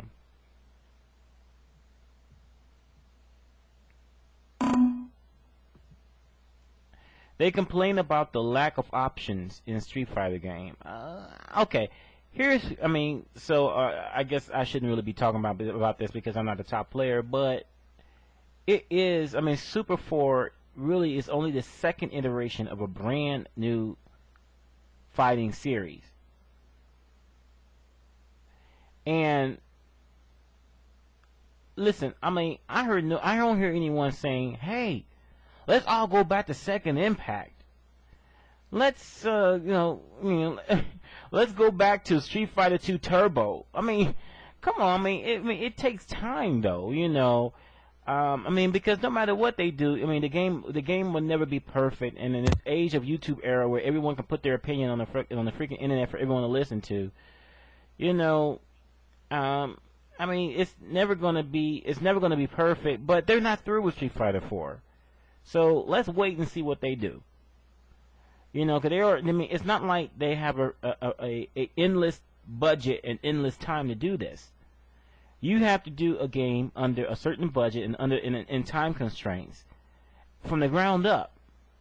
That's a lot of pressure. As flawed as Street Fighter 4 was, no one dare says that it's as bad as New Generation. And the game, and I know that they're trying to say that the game is, people get away with too much in Street Fighter 4. I actually agree. I am for the, reducing the number of frames that you can do a reversal. And I had the frame so wide, but the shortcuts and whatnot, I honestly don't mind it for most characters. Although some characters, like I play with Hakan, and somehow I get a 360 when I do a fireball motion. I'm like, well, shoot. I try not to complain because I can't do the 360 motion on ST. For a T-Hawk, forget it. T-Hawk, it'd be the worst T-Hawk you'd be seeing. You would play me in ST, you go, why the hell did you use the power driver? I was dizzy. How can you use the power driver? I'm like, I don't know how to do it. Just do a 360. I did a 360. It don't come out. You know.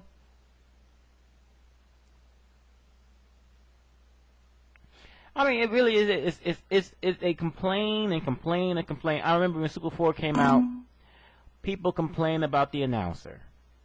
Who the hell cares? I don't mind an announcer that don't sound like a pedophile. All right, and you know, now some of the complaints are legitimate. Like I think that it's safe to say that T-Hawk and Makoto have a very, very steep hill to climb to be competitive. But that's bound to happen. So that's why you rebalance it. Because, you know, I mean, because I know that there's definitely a lot of Vega players. I shouldn't say a lot. Not like there's a lot of Vega. I know there's some Vega players that are very appreciative what Vega got in Super. I'm sure people Chun players are appreciative of how good Chun is in Super. I mean, so I'm not really worried about T-Hawk or Makoto because I think they'll get some buffs, you know, and they'll be fine, you know. So I just really wish that we stop complaining and start being more thankful. I mean, seriously. I mean, I have to ask this question to myself. When's the last time have you actually went on the Capcom community forum and just say, "Hey, man, thanks for the games." I bet, you know. And I think that's really a symptom of a bigger problem. But I'll just leave it at that. You know, again, 2.5 years ago, nothing to look forward to. If you showed anyone the list of fighting games that was going to come out in the next 5 years, you've been like, you're lying. You're lying. No way we're going to have 42 characters in no Street Fighter game. What's up, Dwayne? Hello? Yeah, what's going on? Hello? Hello? Hi. Hold on, man. Hold on. Yeah, turn the music down. I'm sorry, man. I was cooking, yo.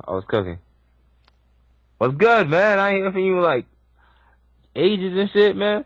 I'm doing good, man. I'm doing good. Today's a hype day. I came to work. You know what I'm saying? Going on my internet on the phone, and I was just looking, and people were getting hype for videos. Street Fighter game. I'm like, yo, I gotta see this video, and I saw the video, and I must say, man, I'm in love right now, man. Yo, that game is gonna be crack. The game is here's the thing, man. I don't know what to be more excited about: Street Fighter versus Tekken, or the new characters coming for Super Street Fighter 4, or Darkstalkers, or Marvel vs. Capcom 3. I don't know which of those four. I don't know if I can really rank them right now. Because they all have me hyped for different reasons. And not to let, and also other And things too, man. Online, you know what I'm saying? They bringing back Power Rangers coming out this fall on Nickelodeon and Nicktoons. They got Thor the movie. They got Captain America. Yo, Comic Con, yo. I am going to be the first to admit it. When the original Power Rangers came out in the United States, because I know they've been in Japan for hella years. But when it came out in the United States, I did watch that stuff like crack. The worst acting ever and everything. Yeah, but, man, I watched that. Yo, I used to be doing that when I was young. I used to be on the monkey bars and shit, doing backflips. I remember back in the days, man. I'm gonna start doing that again. I remember when Power Rangers went prime time. When they started coming on at 7 o'clock in the night. This is when Power Rangers was really at the top and they made the movie and all of that. But I was like, yeah, so, I mean, I can understand that. But, yeah, so you got Thor. I mean, you know what? That's the one thing that we haven't talked about tonight. The characters they announced for Marvel vs. Capcom 3 gives you an insight of what movies are going to be coming out soon. Yeah, that's true. Because I was Thor, that's like the only one we haven't, the only really the extra intellectual property from Marvel that we really have that's really famous in the comics that haven't yet been put onto film. From well, I guess there was a Thor movie like a hell a long time ago. There was. Yeah. Damn it. Probably got cheap ass CG animation. I mean, it's like probably, I'm talking about 1980.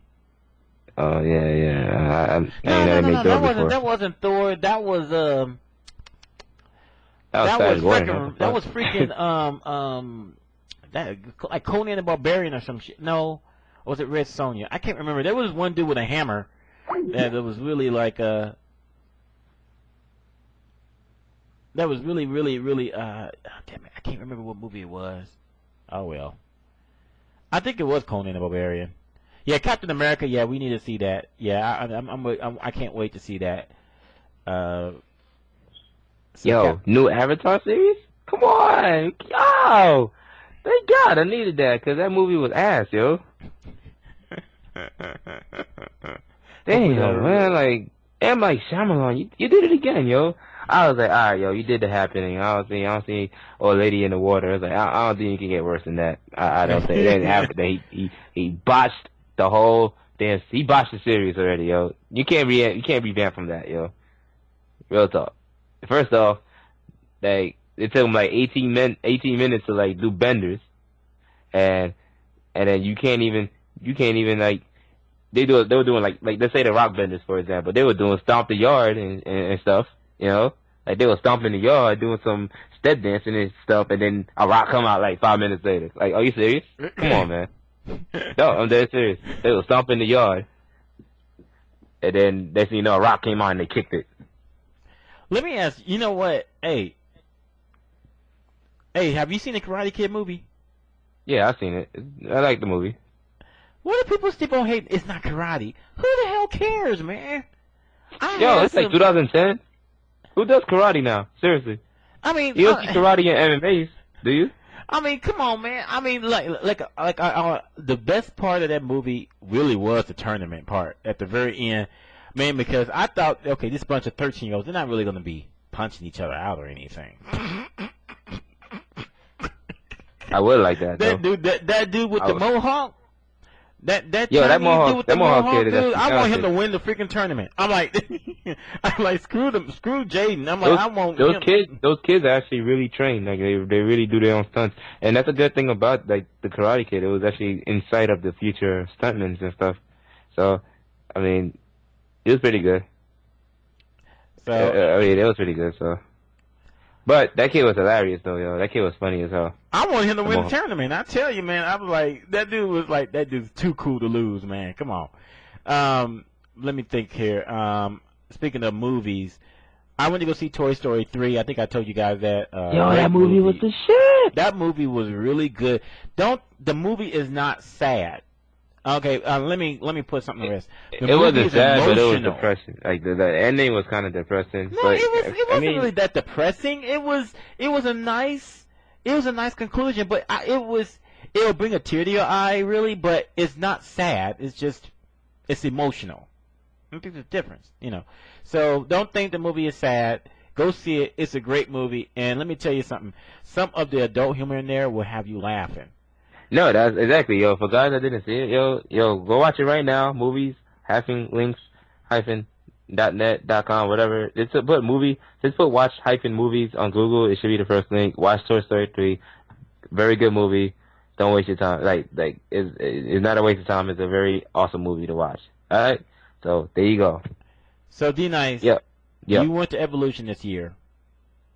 Oh yeah, I went. Yeah. Yeah. So how was Caesar's Palace? Yo, Caesar's Palace is the shit. Like I'm gonna tell you one thing about Caesar's Palace is it's very memorable. I didn't stay at the Caesars, however, it was still an awesome experience. Let's see. Yo, a lot of top-notch Asians, yo. A lot of top-notch Asians. I was trying to smash one chick that I met at the Caesars, but her friend was being a bitch, yo. Like, she was cop blocking me. But it's all good. It's all love. Damn. Oh yeah, Obama shut it down. Like, literally shut it down. Like, Thursday, yeah. So, You know what? It was fun. I thought So- Obama was going to Evo. I was like, yo, Obama Evo? What's up? I think one thing we need to talk about, because top 8 wasn't the top 8 that I was expecting. I don't think And- top 8 was anybody was expecting. But then again, if you look at the pools, like, I don't want to say anything, but I think Ricky Ortiz had the easiest fucking pool ever. Like, real talk. Same thing with Wolfcrone. Wolfcrone's pool was like all mid tier, like, but everybody else is like fucking hard work. Oh, Alex Valle pool wasn't that hard either, from what I was told, but I wasn't paying attention to that pool. But my pool, I had Justin Wong, I had Ryder, I had Ludd, I had like fucking all these hard ass players. I had Sanchez, which if y'all see the stream, I played him in the winners bracket. I actually beat him by luck. But yo, pool was murder, yo. Pool was murder, yo. Like yeah, for but, real. but the people. Everybody was focused. Don't get me wrong. I ain't taking no credit for anyone, but everybody was on focus. They was on point. They were doing their thing, and then that's a good thing about it. You know what I'm saying? So I'm just saying though that I found that it was surprising that none of the top 8 from 2009 made top 8 in 2010 except for the winner. yeah, for Daigo, remember it's new game. Got to keep consistency. You know what I mean? Like Puerto Rican bar lost to a random first player. Screw it. I'm gonna put it out there. People was not practicing as hardcore. You think so? I really think so, because I don't think Justin was practicing because he knew better how to anti-air and stuff against Van Geef. But not to take any credit from Van Geef. Van Geef was really, he was doing one frame links on pad. That's solid. You know what? It's to the point now. I think we can put that pad versus joystick thing to rest now. I mean. For sure, man. Like, right? At least I like the fact where they say that, hey man, hey, it's because we always marvel as being stick players that you can even do this stuff on pad, So, but now I think we can finally say that, pad, stick, you just can't make any judgments on based on what they're using to play the game. I think that's a good thing that we can go ahead and put that to rest, but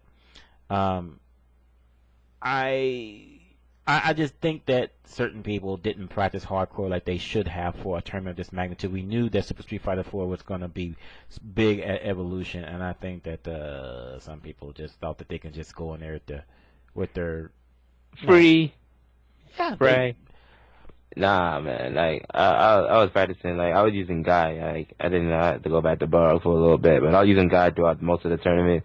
I held my own. I didn't do too well, but then again, I actually lost in a loser semi. That's what I'm talking about. I lost to Ryder. So I mean, tough, man. It's tough. But I mean, like I said, it was all fun. But I'm not talking about you specifically. I'm just talking about there's certain people that. No, I ain't talking about. I know what you're talking about. I'm Yes. just saying like how my experience was. Like that was the only game I entered. But in the end, I won some money matches, won some side bets, so I came up a little bit. I lost $100 though for Justin versus Van Geef. So I ain't gonna lie, that pissed me off. 'Cause, like, he knew that matchup. Like he knew that matchup, or he should have just counterpicked the fucking Sagat. I don't know what the fuck he was doing. Whatever though. Well, But, you know what? Since people like counterpicking, I hope you're gonna enjoy learning 42 matchups. Oh no, I mean, believe it or not, it wasn't too much of a counterpick. No, I'm just talking about for Super 4, whatever it's gonna be called, Super 4 Turbo, or what have you. I hope people we're ready to learn 42 matchups because I can't wait. I'm excited. I know a lot of people thinking that too many characters are going to be added. Have you seen the new tier list? Have you seen the new tier list? Like for the month, like basically they put Chun-Li as top. She has like no bad matchups. What? So yeah, I agree though. She doesn't really have any bad matchups. Like seriously, who can beat her? Who can beat her like up a game like 6-4?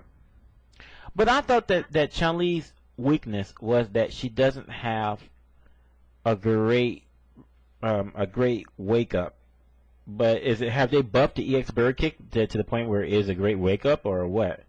I mean, it's a good wake up, but remember she has a dash back which can actually whip like a good amount of option select jump ins. Mm. No, the Rog Chun used to be 6'4" Balrog and Vanilla, but now it's 6'4", because like her normals got buffed, and also all her moves are safe against Balrog. Balrog can't do nothing. So, and you know, it's nuts. Yeah, what I was surprised is Honda got selected number 2. Really? I consider Honda top 5, but I didn't know he'll be number 2. I think where's Bison should be Rufus better then? than Where's Rufus Honda. with Ultra 2, which I think is probably the best character in the game? Well, that's what everybody's saying, but then again, you know, remember, it's like, yeah, you just can't jump. However, you know, it's still good. Like Ricky Ortiz, like he had the good eye against Daigo. Like he did some shit that was like nearly impossible. You know, honestly, I think it's supposed to be 5-5 even. It's just Justin Wong didn't apply that matchup. Like Justin Wong basically slept on Gamer B that it was free. So. Well, I hope you learned that, you know, time stands still for nobody. By the way, Honda being number 2, but when I look at the match, I think Sagat beats Honda still, even though damage is nerf. I think Sagat still could beat Honda. Well, by the way, what do you do against my opinion. What do you do against a good Ryu player? By the way, what do you do? Well, I'll poke him. You got to anti-poke him. You know, mind you, like if you have a good character with a good anti-air, like you will outbeat him. You will outbeat him like Ryu, like free. Like Guy, I play Guy. Like I think Guy and Ryu is even, because let me tell you why. Because first off, guys can like shoulder. He does his own strong horizontal can go with Ryu, and if you can actually, you know, you don't have to even like do it instantly. You can actually delay a little bit, and then you get through and you will beat it, because it will punish it while he does it, because it whips through the fireball. That's 1. 2, Ryu's jumpings, basically you can just crouching forward, and then that's a sweep, and it's an anti-air, and it'll knock him down, and then you can actually go through his vortex. You know, so everybody has a new, you know, anti-airs. But like I said, Ryu got nerfed for like many, like Ryu got lowered for obvious reasons. 1, damage. 2, his advantage on fireball traps. Super. Like, he was good because of like the most broken things. You know what I'm saying? Like trade DP to Ultra. Like, how cheap is that? Right. You know? I'm surprised. I'm looking at this list on Event Hubs. Okay, I actually don't have a big problem with the list. I just think that Honda shouldn't be number 2. I just think Honda should be like at least 4. Yeah, you know, I would think that I knew Bison was going to be up there. Cammy, I think I'm not surprised with that either, because they changed her hitboxes around. Now she's really, really good. And so now here's an interesting thing. Seth, he's not that bad. He's still in top 10. Well, of course. I mean, Seth got a vortex. So hard as hell to get out of. I honestly thought that he would fall, because I'm like, man, compare how he was, you know, in Vanilla. I thought that he would be real not that great. But you know what? Like I said, people, these are 35 characters. Let's hope he's ready for 42. I don't think it's gonna be 42. I think it'll probably be like I don't think they're gonna add like 7 characters. Nah, I don't think they're gonna add 7 characters. Okay. now D Nice, we had this conversation in December. They said the same thing. They're not gonna add 10 characters. Yeah, but 42 though. Come on now. CBS 2 had 46. Okay. I mean, so it's not like we're not going into uncharted territory, at least not yet. I don't know. I'm pretty sure Relento's gonna be confirmed. I think they're gonna put in Relento. See, that's the thing though, because some of these characters have already been done. I think that Relento and Elena, I think they were already done. Like just like with T-Hawk and DJ. Yeah, that's not a good pick. I mean, that's not a bad pick. I mean, that's actually pretty good. Like Relento and Elena. Yeah. That makes good sense. Yeah, I mean, because I was and one thing that stuck out of my mind is what Ono said about, he even said that construction stage is Relentil stage. And then I asked someone earlier, how similar is the Africa stage to Elena stage, and it's actually not too different. So so to me, it looks like that they actually did wanted to add those two, but they didn't make the cut. So.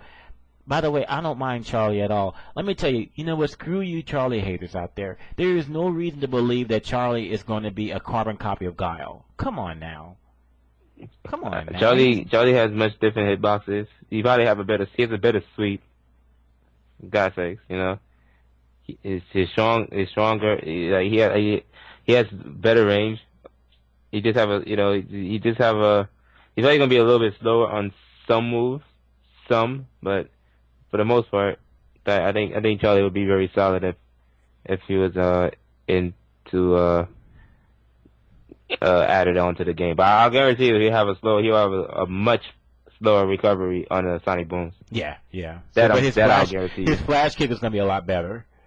And I mean it's just like with Ken and Ryu. I mean it's just gonna they're gonna have as much as common between those two characters as they will between Ken and Ryu. By the way, people thinking about 7 characters as too many, and it's you got to think of a couple of things. First of all, like I said, 2 of them are pretty much already done from a design standpoint, probably anyway. Plus, if you really think about it, by the time that Super comes out, about the same amount of time has passed between when they announced Super Street Fighter 4 and when Super Street Fighter 4 came out. I mean, I think they should add Gil. Huh? I think they should add Gil. Why? They add Gil just to make the storyline more interesting. No, I Come don't on, think Third so. Strike. Oh, he just busted out of nowhere, holding the Colt. Get the fuck out of here, yo. I mean, people talking about Urian. I'm like, okay, if you have Urian in the game, why even have Seth in the game? So have Gil and then let him kill Seth. That's what the people say. So just have. I mean, there's no way for 7. Why would you say there's no reason for 7? Yeah, they're different, but when you have Urian in the game, Seth becomes expendable. I mean, he's not terribly unique, and his vitality is the worst in the game. No, to me, if you have Urian in the game, it's really. Yeah, I'm not saying it's not a different. I'm just like Urian basically makes Seth useless. Yeah, no one will use Seth after Urian is in the game. I mean, come on now, Yeah, Urian will suck ass in Super. Like he will suck. But that's right though. They should just get it over and put in Yun and Yang. I'd like to have them in the game for God's sakes, please. And then I'll be more than satisfied ever. But you know what, Makoto, they took the safe route with her. Visor, I think when they actually said that when Makoto was first put into Super Street Fighter 4, she wrecked the entire cast for free. Who? What's that? When Makoto was first put into Super Street Fighter 4, because they just brought her in with all the stuff she had in Third Strike, she wrecked the entire cast. It was just it wasn't even funny. So they aired. I think they aired too much on the side of caution with Makoto. But like I said, there's 2 or 3 tweaks with Makoto, and all of a sudden, pew, another Guile. Yep, and Makoto. I think Makoto was a good adding. I think they added Makoto for numerous reasons, So, like, it was a good add-on. Ibuki was a good. I think they selected the first 3 for Third Strike pretty well. Yeah. Ibuki, Dudley, and Makoto. It makes perfect sense. However, they should either put Alex. Yeah. Even Hugo. Hell. Yeah. Put in Hugo. But let me tell you something. When I said that they're going to add 7 to the game, I didn't say it's going to be all at once. Because they can very well do 3 or 4 for the arcade, doing 3 and then 3 more for the as downloadable character packs, as separate downloadable character packs. They could do this so many different ways. They may just do 2 in the arcade and then do 5 and additional later on. They're not done with Street Fighter 4, so they don't necessarily have to add all 7 into the arcade version. I'm just saying is there's gonna because the thing that I keep on asking was if they were not planning on adding 7, why would they pick up these 7 characters and put on PSN avatars for them?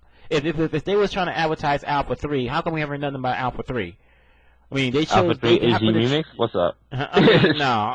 they happen to chose characters that are already been rumored for Super Street Fighter 4 to begin with, Rolento, and Ono talk about Armika, and if you look at the picture of El Fuerte, he has Armika's head on his what's it called, apron. I mean, so if they really wanted just to advertise Alpha 3, why not just offer why don't you just choose only 4 of the 30 some odd characters in the game? Why these particular 4 characters? Especially when 2 of them are rumored to already be added to the game. The same thing with Third Strike. Hugo, Alex, Elena, and Q. Those are 4 those 4 characters have cult followings, and they also offer a variety of gameplay. Although I have to say, if they all get Put added in Sean. huh? Put in Sean. Yeah, Yeah. I don't know. But I'll say this much though: if they do add them all in, man, I have never seen so many grapplers in one game. Oh, if you're a grappler fan, you must be just in heaven. Yeah. Yeah, people always talk about Hugo. Yeah. Hugo, yeah. Oh my gosh. Hey, yo, but listen, man. Anyways, man, I gotta get back, cooking. You know what I'm saying? Shout out to Lil B. All right. I gotta play my track and gotta cook because I'm a top chef. So I'ma holler at you, man. All right. I'm Take just it talking easy. with you. Actually, I gotta go, but I'm good hearing from you, man. Same here, man. All right, yo, be safe. All right, you too. Yeah. So, Hugo again. Hugo, big fan, has a cult following, and although let's just for the sake of argument say that Hugo's added and he's top. Let me not say top. He's the highest ranking grappler in the game. That's all it takes away. That's all it takes away his is the thing that made Hugo great. The thing that made Hugo great is because he's generally regarded as being one of the worst characters in the game, but he's a cool character design, and it's a doubly embarrassing if you lose to him. So,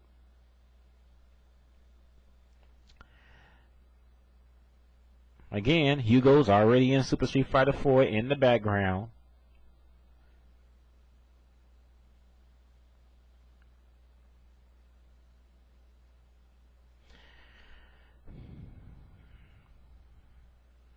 I'm not saying that. I'm just saying that there's a certain allure. There's a certain allure for certain characters in fighting games that are really well designed, but got its own personality. But it's a character that you don't see everyone use because of the difficulty or because the character has serious issues and whatnot.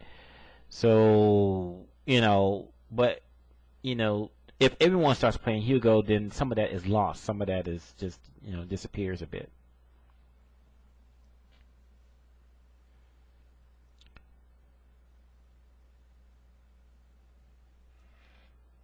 You know what? You know what? Oh, okay. Karen. I think Karen will be added to the game eventually. Even though she's not announced.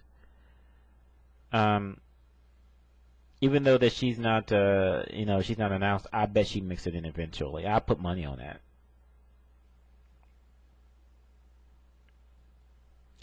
What's the rumor list for the new characters? Let's see. Charlie, Armika,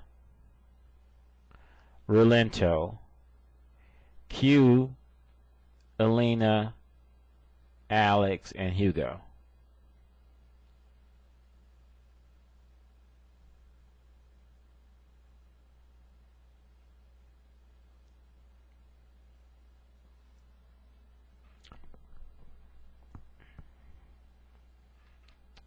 I don't mind Charlie at all. Do you guys remember that? Do you remember that rumor about Charlie, that shadow was in the game. Remember that happened? I think that was January of this year. Yeah,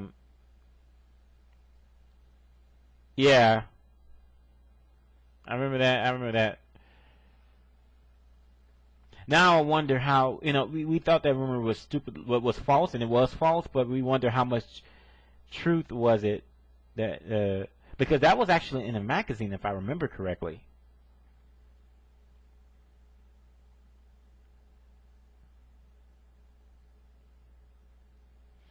You know what? Remy is probably one of the most divisive, topical characters I've seen.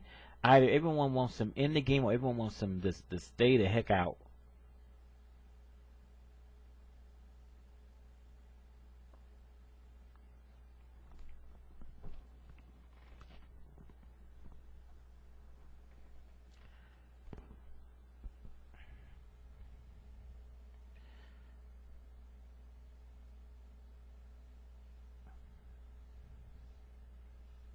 What is Remy's storyline anyway? Does he has any ties to Charlie in the official storyline anyway?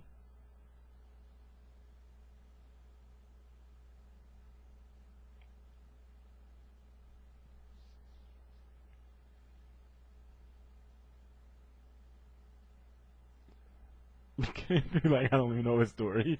I don't either.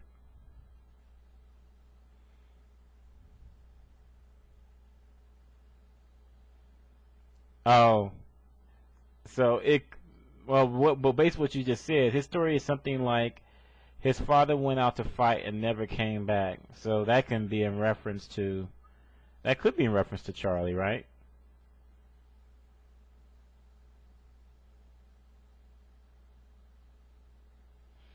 Wasn't it? Didn't him and Charlie grew up in the same town or something? I don't know, France or whatever. I don't know. Anyway, enough about Remy.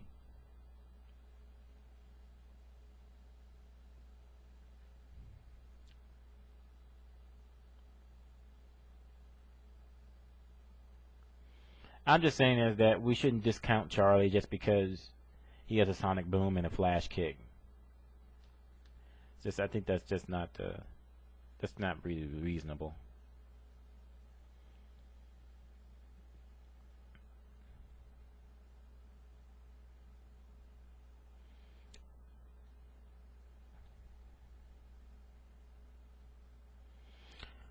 Oh man, Street Fighter versus Tekken.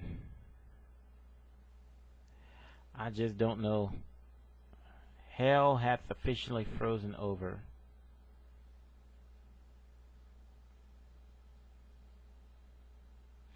I think the most interesting part of that, that trailer, that gameplay trailer, was the fact that, by the way, the girl, I guess that's supposed to be Nina from Tekken. Man, for a minute I thought she was Sarah from Virtua Fighter. She reminded me, she looked like Sarah. But anyway, I thought the most interesting part was when she, held Ryu, and then, Kazuya just came in there and,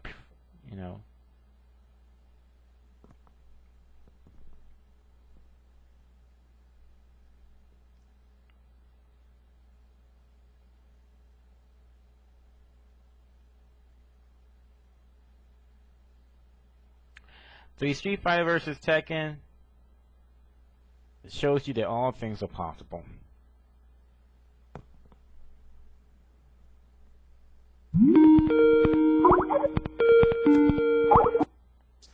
Yo, what's up, man? Yo, what's going on? How's it going? I'm chilling, man. Shoot. I heard you talking with the Canon, so yeah, I'm going to try to find my camera. But it took so damn long. So, what you think, man? Oh, the Street Fighter vs. Tekken? Yeah. Depends on how they implement it. It looked like they put a little bit of Tekken tag, little tag out supers or something like that in it. I doubt that's how it's going to play. It may play like that, but we'll see at these fight clubs. Mm-hmm. And most likely they're going to have, hopefully they have some kind of build that people can play. At least like 10 characters like they did with the Marvel at EVO. Yeah. I was wondering, I think they was thinking about dropping that info there, but then, since they had the Tekken guy there too, then it's like, nah, we're just going to say this for Comic-Con. Mm. Yeah. I mean, it's like, just like, it looks like that they had some, there was nothing was set in stone, and they were just playing it by ear. So, I wasn't surprised that Super 4 wasn't announced as far as the arcade version with the additional characters. I'm sure they'll say that for TGS. So that makes sense, Yeah. Of course they're going to show that for TGS. Mm-hmm. They'll probably show the characters then. Who do you think it's going to be? Well, I think it's going to be Relento. But I don't know who the second person's going to be. I think Relento and Elena, I think will probably be Elena? yeah. I think that. Really? Yeah, or maybe they'll do Relento and Hugo. I got a feeling they're not going to do Hugo. It's a lot of people saying there's too many grapplers in the game already. I wouldn't mind Hugo personally because I like Hugo. I think he's a lock. There's certain characters I think there's a lock. Like for example, Relento obviously Ono said that was his stage in the game. Yeah, that was Relento's stage. That's really could be all the alpha character stages if you really put it there. Mm-hmm. But yeah, that's definitely Relento's stage. And Hugo's in the background. Just like Balrog and Vega are in the background on the runway stage. Yeah. It's like the hints were already there. That they were doing more. Just like with the original vanilla Street Fighter, T-Hawk and DJ didn't make it, but they were pretty much done, just lost. They didn't have enough time to put them all in. So I think that Melento's been done. And I think was almost done. Yeah, almost done. Now almost done when Super Street Fighter 4 came out. Now, So people think 7 characters that's too many put in the game. I don't think so. It doesn't necessarily have to be all at once either. As I tell people all the time. They can do 2 or 3 for the arcade version and do 4 more for the downloadable character packs. They'll inevitably will come out. So I don't know if I want to get 4 more characters. Maybe 2. You know what I'm saying? This game is brand new, and they thinking about bringing out other characters already. After this, just to make it so the arcade version won't have more, or the console version won't have more characters, just whatever characters come out in the arcade version, which will be a first that the arcade got, extra characters before the console. That'll be a first. But I really think that whoever the other 2 characters are, they just need to stop there and then just have downloadable content and then just let Super Street Fighter 4 ride for at least 3 or 4 years. Especially since you got this Street Fighter versus Tekken, and then Namco is going to be developing Tekken versus Street Fighter. And in a way, I'm more interested in seeing how Tekken characters, Street Fighter characters play in Tekken system. That's what I want to see. Now, a lot of people think that this is going to be a repeat of CVS and SVC, where one version is going to be good and the other one is going to be. But I was saying before that the one thing that Namco has going for them is that they have the benefit of experience, at least the benefit of looking how things were done in the past on crossover games and know what works and what doesn't work. And, I thought the reason that SVC was so bad was for the simple fact that, from a design standpoint, the game looks like it was made on the NES. Let's just, I don't hate to say it that way, but it did. It looked like it was made on NES. But also, man, SFxT was going out of business. They pumped a lot of money into that game and half-ass did it. I mean, that's all. That's the whole Playmore thing, man. Playmore made a lot of bad decisions. You know, hopefully 13 is shaping up to look real good. But with, you know, SBC Chaos and then dang on KOF 12, you know, with the online ability being crappy, nobody gave it a chance. And then it just pretty much played like kind of crap too. But I mean, I think that this has a chance to be bigger than Capcom versus SNK, personally. Because, I mean, those are the two hottest fighting titles out right now, you know, Street Fighter and Tekken. So yeah, so I mean, it's a marriage made in heaven. Only thing that, as you said earlier, Street Fighter characters in the Tekken style system. What are you gonna do? Yeah, you know.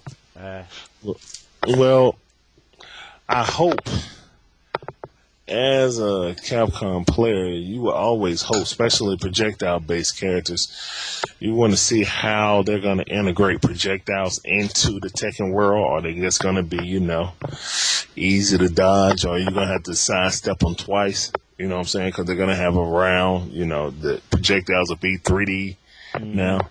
Maybe you have to sidestep them twice. Street Fighter sweeps are extremely good. Wonder if, you know what I'm saying, their sweep's going to go, you know, all the way around them. You see what I'm saying? Mm-hmm. Like or they're going to just do 180? No, I think like Ken and Ryu stuff, unless they make Ken and Ryu sweep like on Third Strike, if it's like, you know, Street Fighter 2 or Street Fighter 4, they're going to do a full circle. And that's what they do in Street Fighter 4. So, you're not going to be able to sidestep that sweep at all. Sagat, you will be, because he just kicks his leg out and, like, kind of clips you. You see what I'm saying? But there'll be some interesting matchups. I can't wait to see Zangief versus Kuma. Since Zangief wrestled bears, you know what I'm saying? Kuma come up to him like, you never wrestle a bear like me, or blah, blah, blah, you know what I'm saying? They get it on. or Blanka versus Roger Jr., some shit like that. Man, that's gonna be some crazy matchups. I mean, oh man, I'm hype. I'm hyped because, you know, I have to give it out to Capcom, man. You know, they doing everything they can to make sure that that Street Fighter 4 isn't a one-hit wonder. You know, so, you know. Well, fighting game genre in general. You know what I'm saying?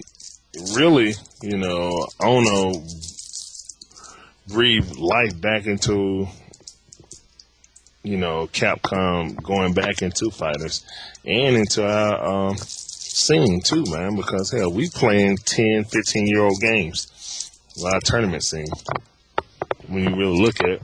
But, you know, there's something else to be said about that. You know, Evolution, you saw Ono there. He was there at the last Evolution. You know, when you get the game producer to come out to your tournament, that's good. You know, I mean, that's something that shouldn't be overlooked. I mean, that's saying that what we do in the community, the excitement, the drama, and all of that they're seeing it. They're seeing it, and they think that there's something to capitalize off of that, and something that can be expanded upon. So, you know, I mean, that's great. I mean, especially, you know, again, you know, you got the producer for Street Fighter 4 and the producer for Tekken on the same stage, you know, and that's when everything started going sideways a bit, because they're like, okay, they ain't up there just to trade barbs. There's something they want to say, but they ain't saying it, you know. It probably was probably thinking about announcing it. And it was just like, nah, we do it at Comic-Con. You know what I'm saying? We announced it at EVO. Got 2 weeks. After we got Comic-Con, you really don't have no big announcement besides Thor and the magical painting dog. What do you think about the character selection so far for MVC3? I love Thor. I actually like the dog too. You know, I never played the game, but as an original character, that's really an original character, not I wish someone can find me that fake. Remember the fake Marvel vs. Capcom 3 picture? Oh, this is a few years back. That had Thor and Sagat in it. Ah, man, I wish I could found it. Oh man, all those photoshops. It's all pretty prophetic right about now. Just like the one that last year that had Dudley in it, facing against Raw. Yeah. Actually, that picture looks very much like how he turned out to be in the game. Actually, it does. So I was like, I was wondering whether or not that was a leaked picture. Everyone say there's a Photoshop, but man, the more I look at that picture, I'm going, man, that's a really damn good Photoshop. All right, but So, do you think it looks like the Tekken characters don't have projectiles, but they're gonna have like the dodge or the roll or whatever? Mm-hmm. I didn't see Ryu do any roll type move or anything like that. So, safe to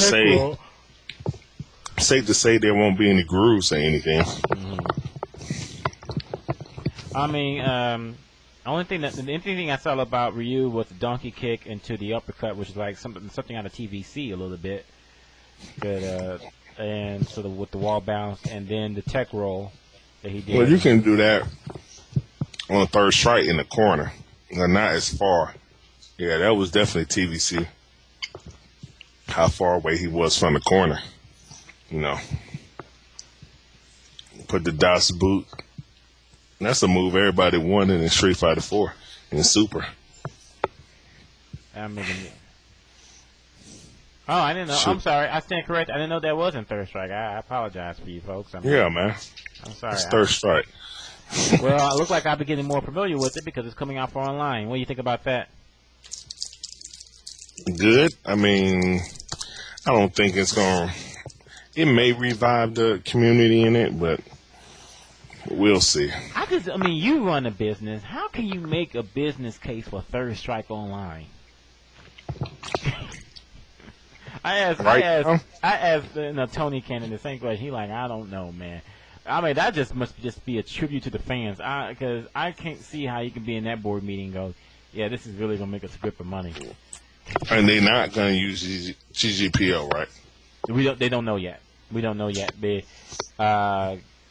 Tony said that they haven't contacted him yet, but they can if they wanted to. Yeah, so. I came in on that part. Yeah, so that's why I'm telling everybody to go and make your voices heard again. I know you get tired of people asking for petitions, but this is one time where we really can make a difference. So I wish it would work with Super being that final round. I mean, yeah, man, I would have loved that. I would have loved that, and you know what? Hey, you might run into the same situation again next year, because if I'm thinking about it correctly, the console version will be coming out right around the time the final round be in March. Who, Marvel? Yeah. Not just Marvel, but Super Street Fighter 4 Turbo or whatever they're gonna call it. For the console version. Street Fighter versus Tekken? No, I'm talking about Super Street Fighter 4 Turbo or whatever they're gonna call it. With the additional. They're not gonna call it nothing. It's just the arcade version. They're not making another version of Street Fighter 4. That's gonna be a downloadable character. Those two spots that's open. That's gonna be downloaded content. Well, I'm just saying. I hope you get it. Maybe maybe Capcom can bring ones with them already installed. Yeah. I would love that. That would be nice. I don't think it would take that long though, because if you think about it, they're releasing in the arcade. I'm sure they're gonna have the characters ready to be downloaded. Yeah, I think the only thing that the only reason why there may be a delay is because on the arcade version you don't have to have their cutscenes and their the animation for their story. Yeah, because it's already built in. Yeah, I see what you're saying. Yeah, so that's someone who said that could they already be on the Super Street Fighter 4 disc? That is a very good question, and that's a question that I didn't think to ask. That'll be really sneaky. That would be real. Because they're going to charge you probably around $9.99 for each character. or $15 for each character to watch. That's okay. I'll buy them all. That's what they're betting on. There's a reason why the game was only $40. Well, not really. When you get all the costumes, it equal right up to 60 again. And they really good now. They're talking about more costumes too. Yeah, exactly. I mean, they should just give out the server development kit to and allow people to design their own costumes and then submit it to Capcom. And they're not gonna make money off that. It's all about getting that money now. No, I mean not them to release it themselves. I'm saying that they could subject, they could. Give it to Capcom and say, hey, listen, and they get credit or whatever, or they get a little prize money for having their best costume, Oh, nah, they gonna milk that cow. Well, they already have. Capcom is good for that. Look at all these Resident Evils.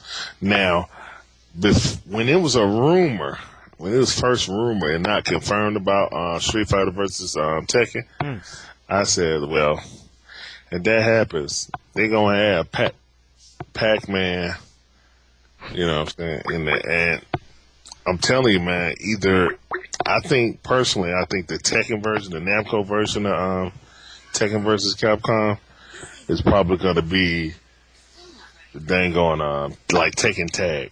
I think that's probably the closest thing we're gonna get to Tekken Tag again, like Tekken Tag 2. Right. And you know how they had Gun in the console version. I think they're gonna put Pac-Man in that one. Now they may just put a fucking Ghost Monster in the put like Blinky or Clyde in the Capcom version of it.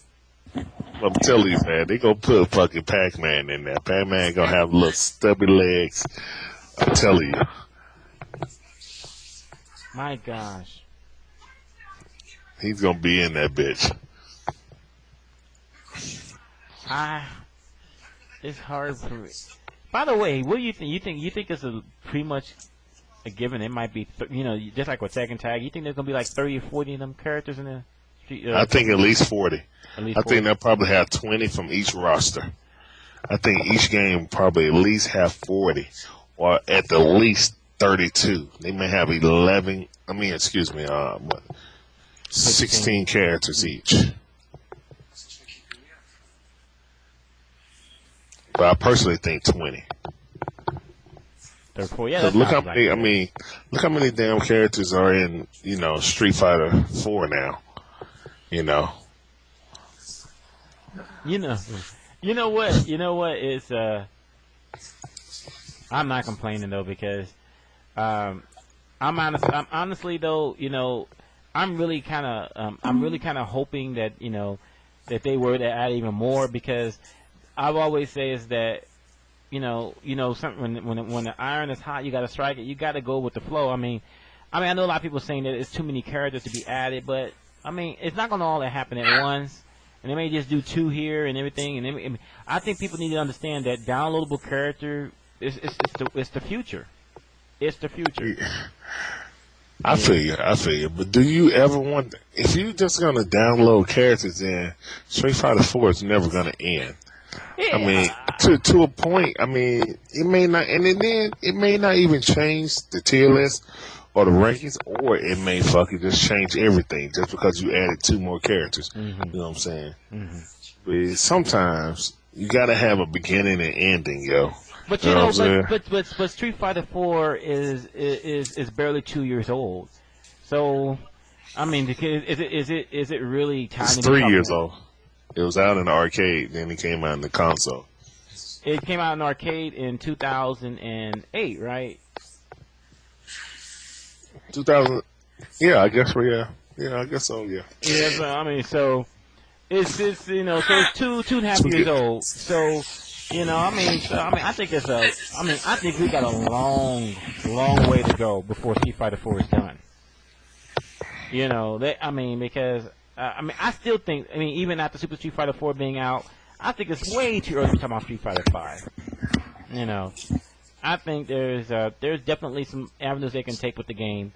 And no, the console version came out 2008. Didn't the arcade version come out in 2007? Only for about 4 months. Okay, well, It it's was still only like 6 months. It wasn't that long at all. okay. I'm back, by the way. Sorry, guys. Yeah, that's fine. But that's what I was thinking, like late 2007, like fourth quarter is when the arcade version, when they stopped Loki testing it, you know what I'm saying, actually released the arcade version. Then just before final round, they released the console version. So yeah. Yeah. I'm thinking you guys got it a year off. It actually, I think it was the latter part of 2008. Okay, it was latter part of 2008. Okay. In arcade, and then it came out in 2009 for final round, which was Yeah, that's exactly what happened. That'll probably be Because the location test was at Comic-Con 2008. So, one of them was. That was like one of the first times they had it out. They brought it to America. Yeah, because. But no, they were fucking Loki testing that for. What, 8 months? Gilly's saying July 17th of 08 is when the arcade came out. All right. Yeah, so that's the arcade version. So they were freaking beta testing it for at least like 7-8 months. Really, because I thought the announcement came in February of 2008-ish about Street Fighter 4, period. I trust Gilly because he bought the arcade version. Oh. Yeah, he did. It's hard to argue with that. So if he said it came out then that's when it fucking came out. Well said. So basically 2 years on the market. So I mean, it's still relatively young in the Street Fighter 4's life cycle, at least compared to Street Fighter 2 and Street Fighter 3. Well, no, I mean, I totally agree with that. I personally think that, Super came out a little bit too early. People were just figuring out all the console characters in vanilla, you know what I'm saying? And then we just had this change. Now, again, it's, not how Street Fighter 4 again was. I don't know, man. I mean, I still like Super.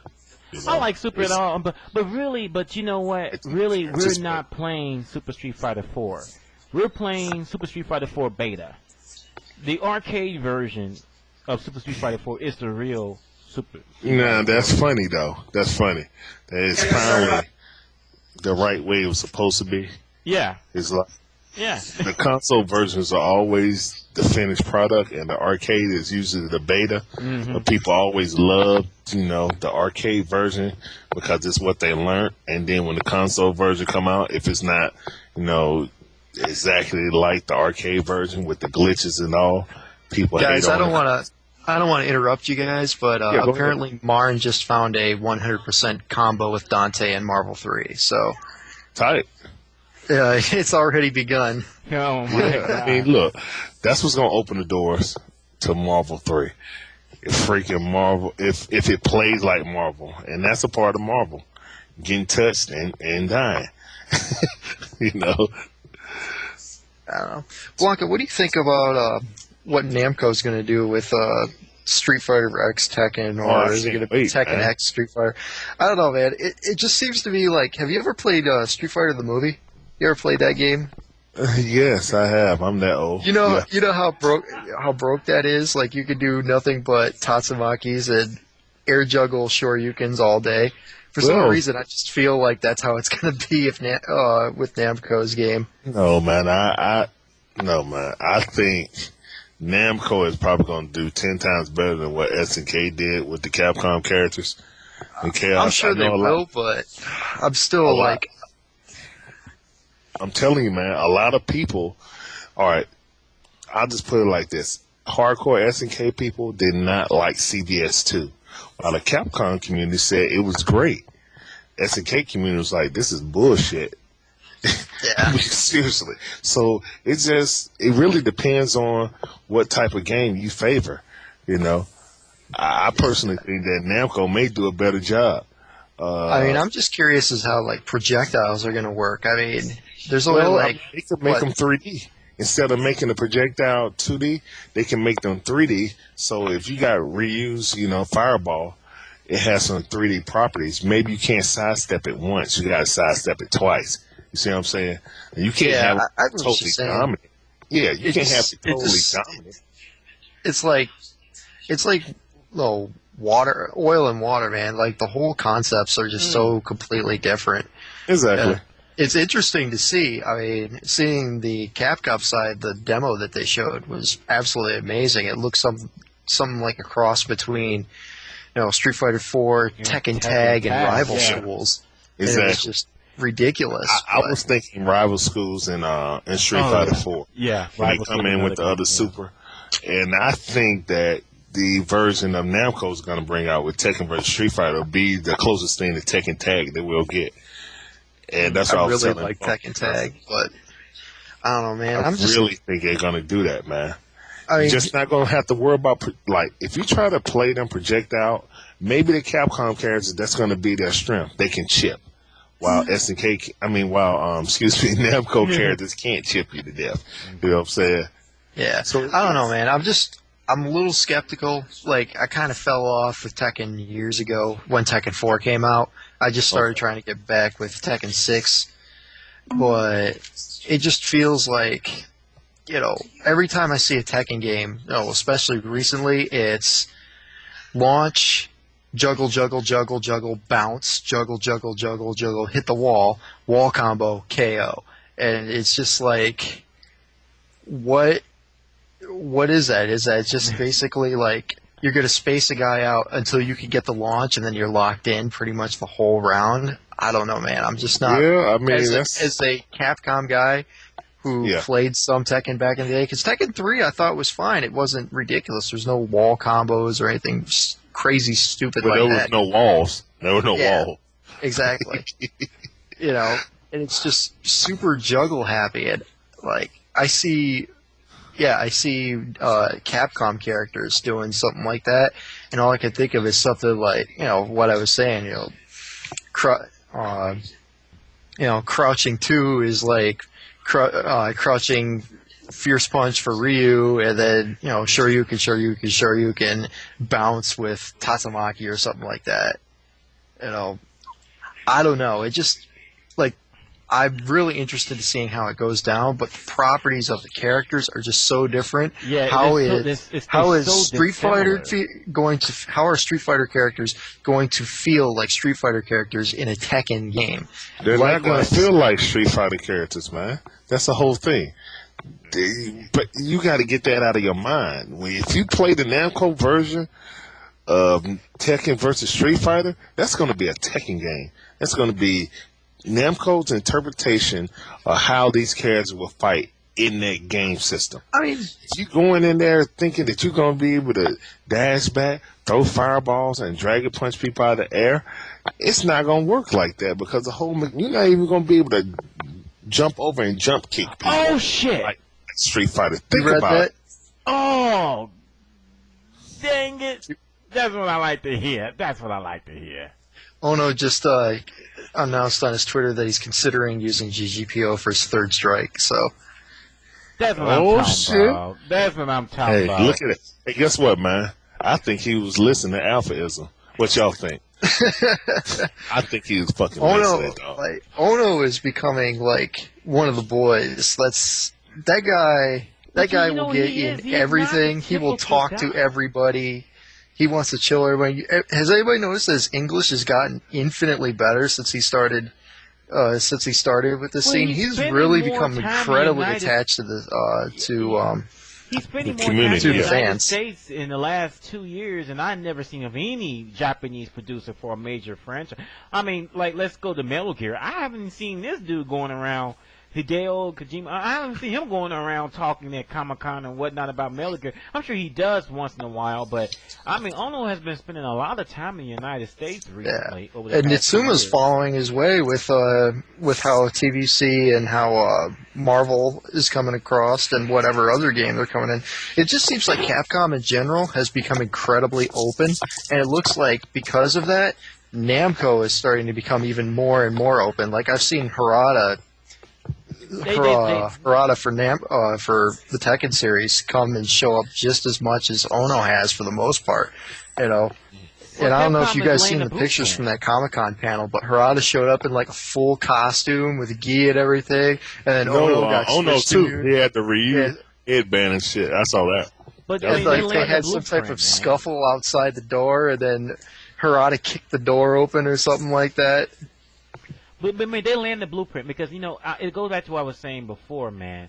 It's like, okay, all we gotta look at is Third Strike Online. Like I said before, I don't see how you make a business case for that game, so I'm just gonna say that's a tribute to the fans right there.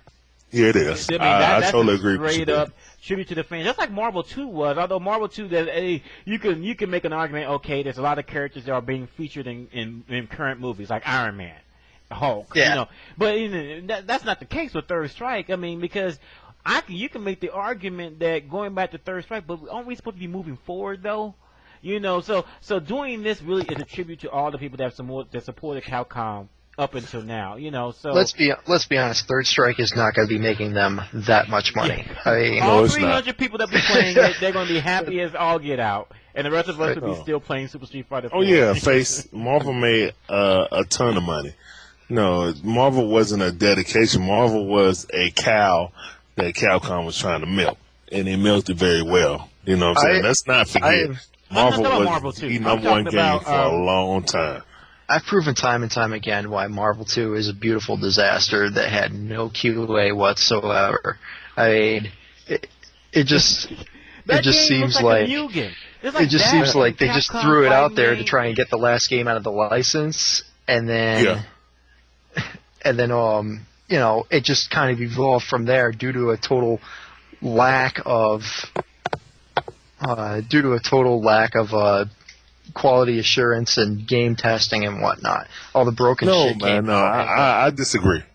I think you underestimating the group of people that grew up and started playing Street Fighter at Marvel superheroes on.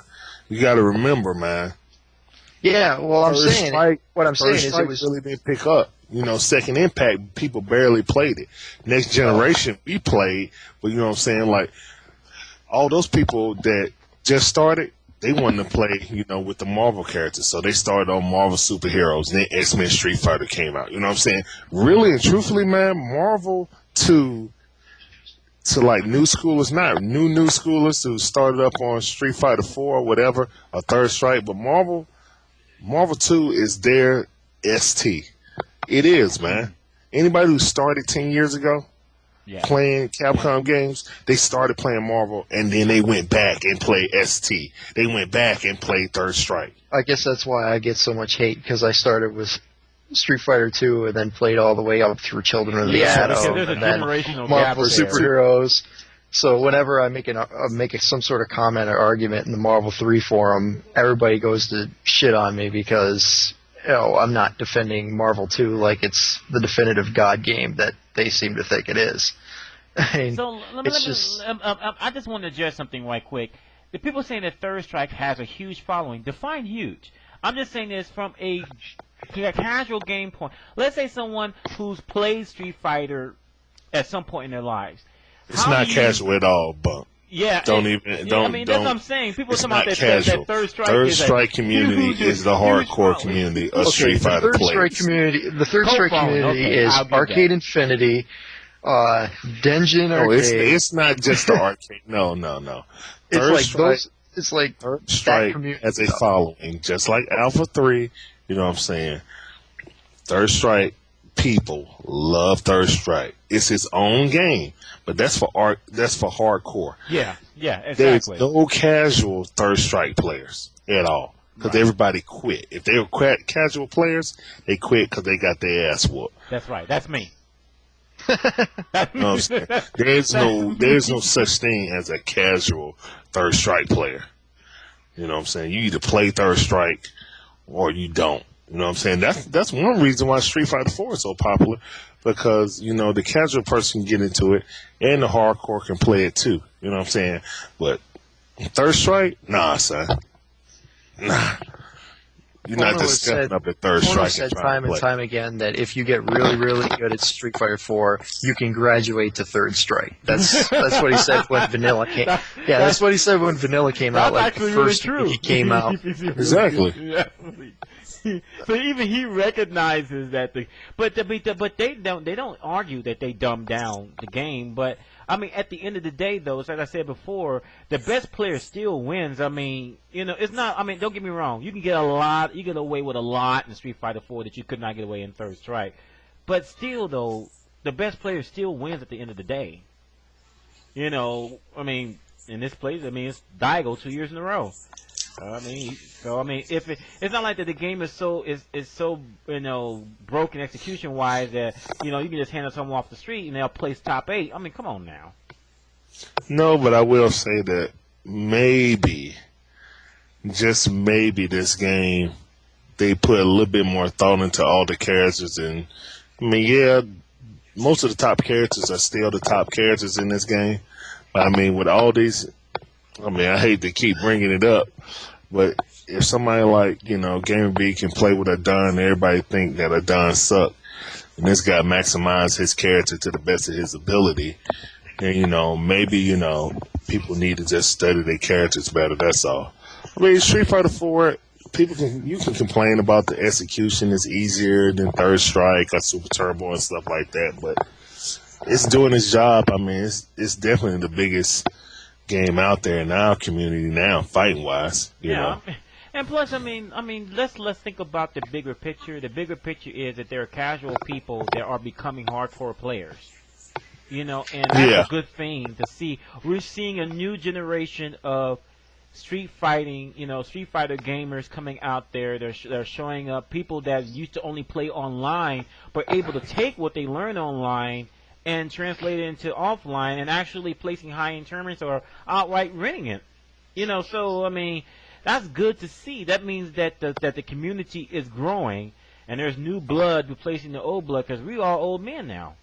I mean, hell, man, when you looking on streams watching tournament matches and you got like a 14-year-old kid, a 13-year-old or a 15-year-old kid playing in a tournament, that's what brings a smile to my face because it's just like, it's not just, older heads is playing. It's 17, 18, 19, and older. I mean, hell, you got a guy who I'm, twice the age of him, and watching him like, he got some skill, he got some potential, brings the tear, yeah, exactly. Just like, okay, Street Fighter 4 is doing this job. It's reaching a younger generation. They want to play. They want to be good as, Valier or fucking, Daigo or fucking Justin Wong, They want to strive to reach that level of skill. When you see people that young playing, that's what it's all about to me. And you know what? The nice thing about the next generation is that, just like with Gamer B probably does not know two things about Justin. Because everyone was Come on, man. If you play Street Fighter 4, I mean, he's who Justin Wong is, son. He has a computer. He knows who Justin Wong is. That the Wong factor didn't really play into it with him. Ben, come on, man. Come on, son. No, I don't. What I'm saying though is that as the young people develop and they learn the game, that some of the game more established people that people kind of mentally give up before they even play that person, we're not going to see that as much because some of them don't know their reputation as well as we do. No, this is what it was. Buddy didn't care. You know what I'm saying? It wasn't that he got scared or nervous, you know what I'm saying? He showed them look here, man. If you fight 2,000 people, I don't give a damn who you fought against. If you make top 8 with 2,000 people, dog, you really don't care who you fight. You just ready to fight somebody else. Right, but true. But we've seen it so often that in American players, they get starstruck when they face against someone of a significant caliber or a significant pedigree. Them fanboys, them ain't players. Well, I mean, okay, fanboys players, but I'm saying though, it's a totally different story. But in Gamer B's case, I'm not saying he didn't know anything about Wong. I'm sure he knows of Justin Wong. I mean, he placed second last year at Evolution. But I'm just saying is that that the Wong factor didn't come into play. That's what I'm saying. So the Wong factor ain't somebody else nutting up. The Wong factor is Justin, clutching something out. It ain't got nothing to do with them, the other guy I mean, at least on my point, the way I view it, you know what I'm saying? It's not the other guy fucking up and then Justin capitalize. Justin make his own fucking, make his own wins. Or he may come back, you know what I'm saying? I But think it's a combination of both. I think it's coming. I don't think it's damn the person getting scared. I mean, if you make damn top 8 at Evo, man, I mean, you fought through so many people. Eventually, you had to fight against some very good people. You had to at least fight out of 2,000 people. You had to fight at least 10 good players, man. I mean, in your bracket, because you was in a 128 man, bracket yourself at the beginning, and then they broke it down to 32 man bracket. So yeah, once you got to 32, it wasn't nothing but head busters in there.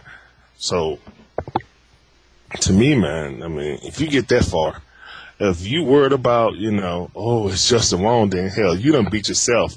Well, I agree. I agree. I'm just saying that, I mean, but I'm just saying within the new generation, they won't care so much about, who's who and whatever. They just know that, hey, I'm going to play my game, you're going to have to adapt to me. I don't care who you are, type of thing.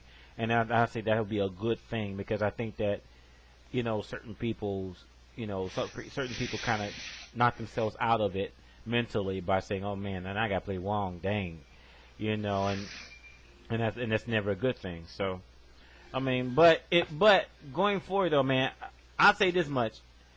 As big as Evolution was this past July, man, this past 2 weeks. Yeah. Man, I gotta think, man, if it's not gonna be not even next year, I think it'll be the year after. Man, I think we're really gonna see I think we're gonna see 10,000 people. Man, that'll be World Series of Poker type. You know what I'm saying? Like 24-hour pools. Get ready. Yo, seriously. Talked about it earlier. Ponder talked about it earlier. He said this year is like, man, we didn't really estimate 1,700 people coming out for Super Street Fighter 4. He says next year we're gonna have to do we're gonna have to do 16-man pools and whatnot, because instead of you showing up at 4:30 and say, okay, you got to play for an hour. Now, this year it was show up at 9 and you're going to play in the next 8 hours.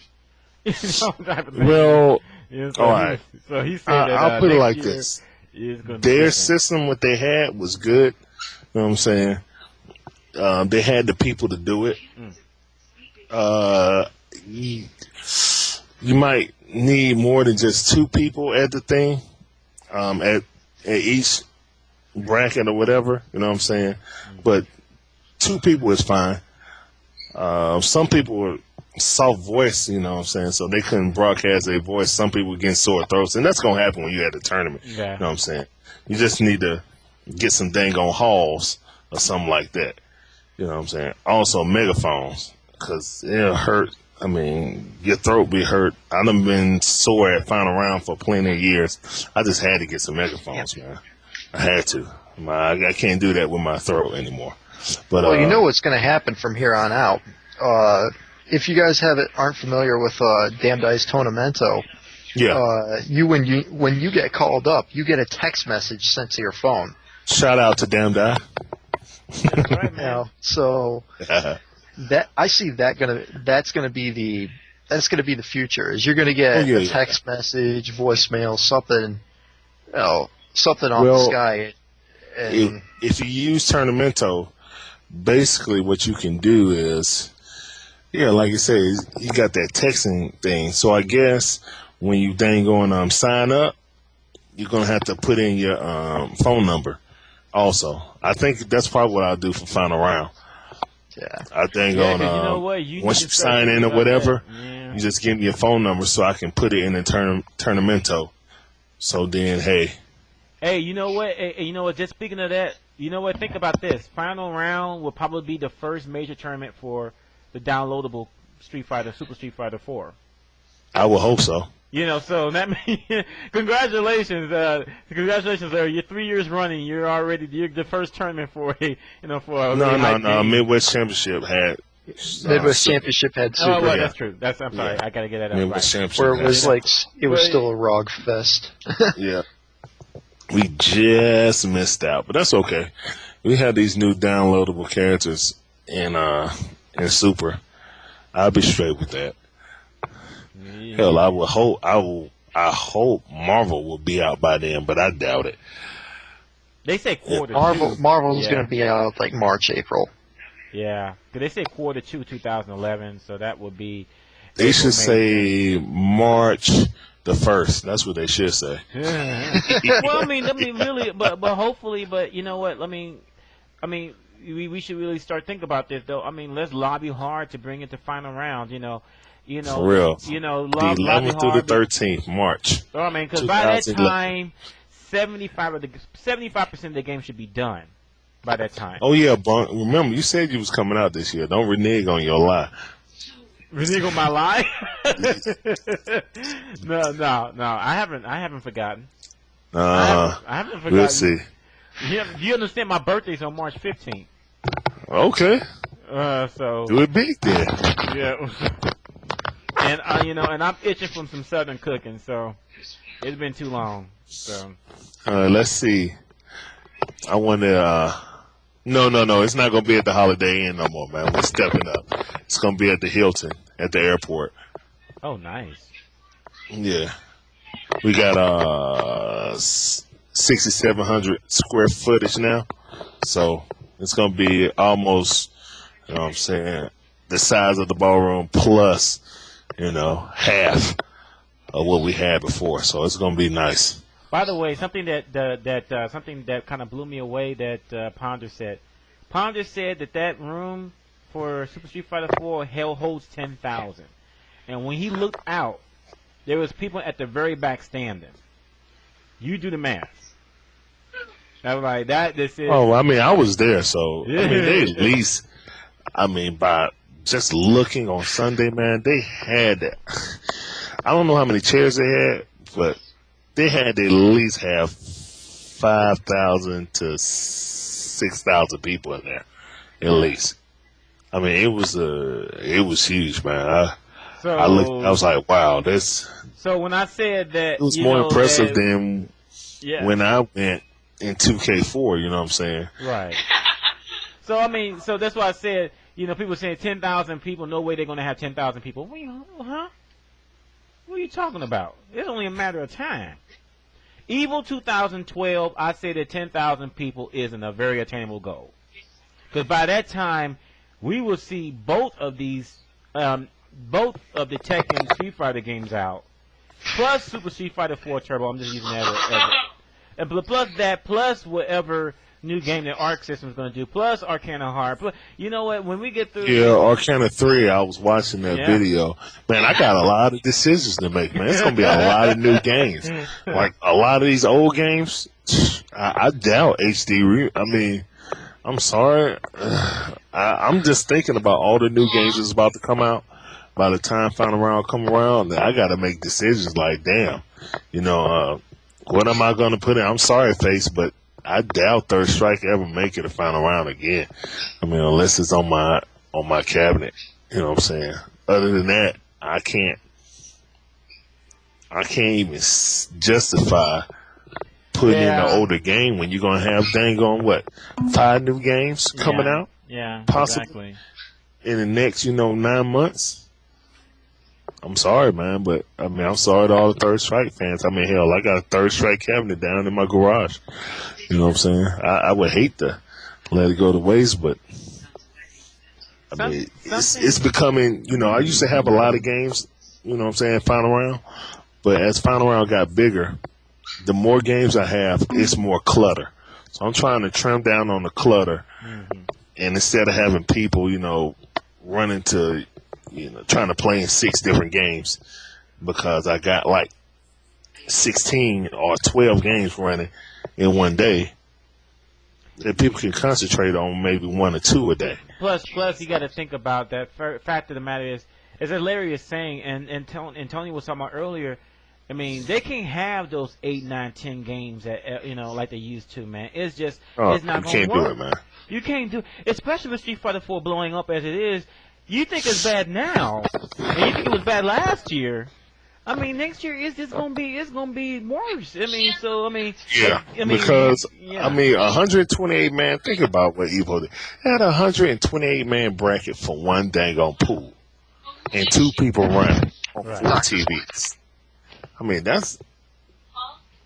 they had the setups and things to be able to do that. I'm saying, I mean, if I'm running a 128 man bracket, and then I'm looking over and seeing what Time doesn't go from next to point me A is to point another B. one. He jumps back and that's- forth, back I mean, and I don't forth. think anybody understands the magnitude of Isn't quite that. sure what's going That's a on major tournament, from pretty point much.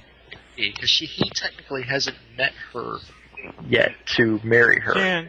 Chen, I can hear you. Yeah. What's up, man? I can hear you. Oh, Yeah, I'm we sorry. can put it on mute. All right, cool. But My girl. that's like most people majors are close to their major numbers, running just one pool. So yeah, man, I think exactly. One and one. I mean, because and it's a spillover effect because what Evo does affects you the following year. Because I mean, it's just the way it is. Because everyone knows final round. That is the Evo for spring.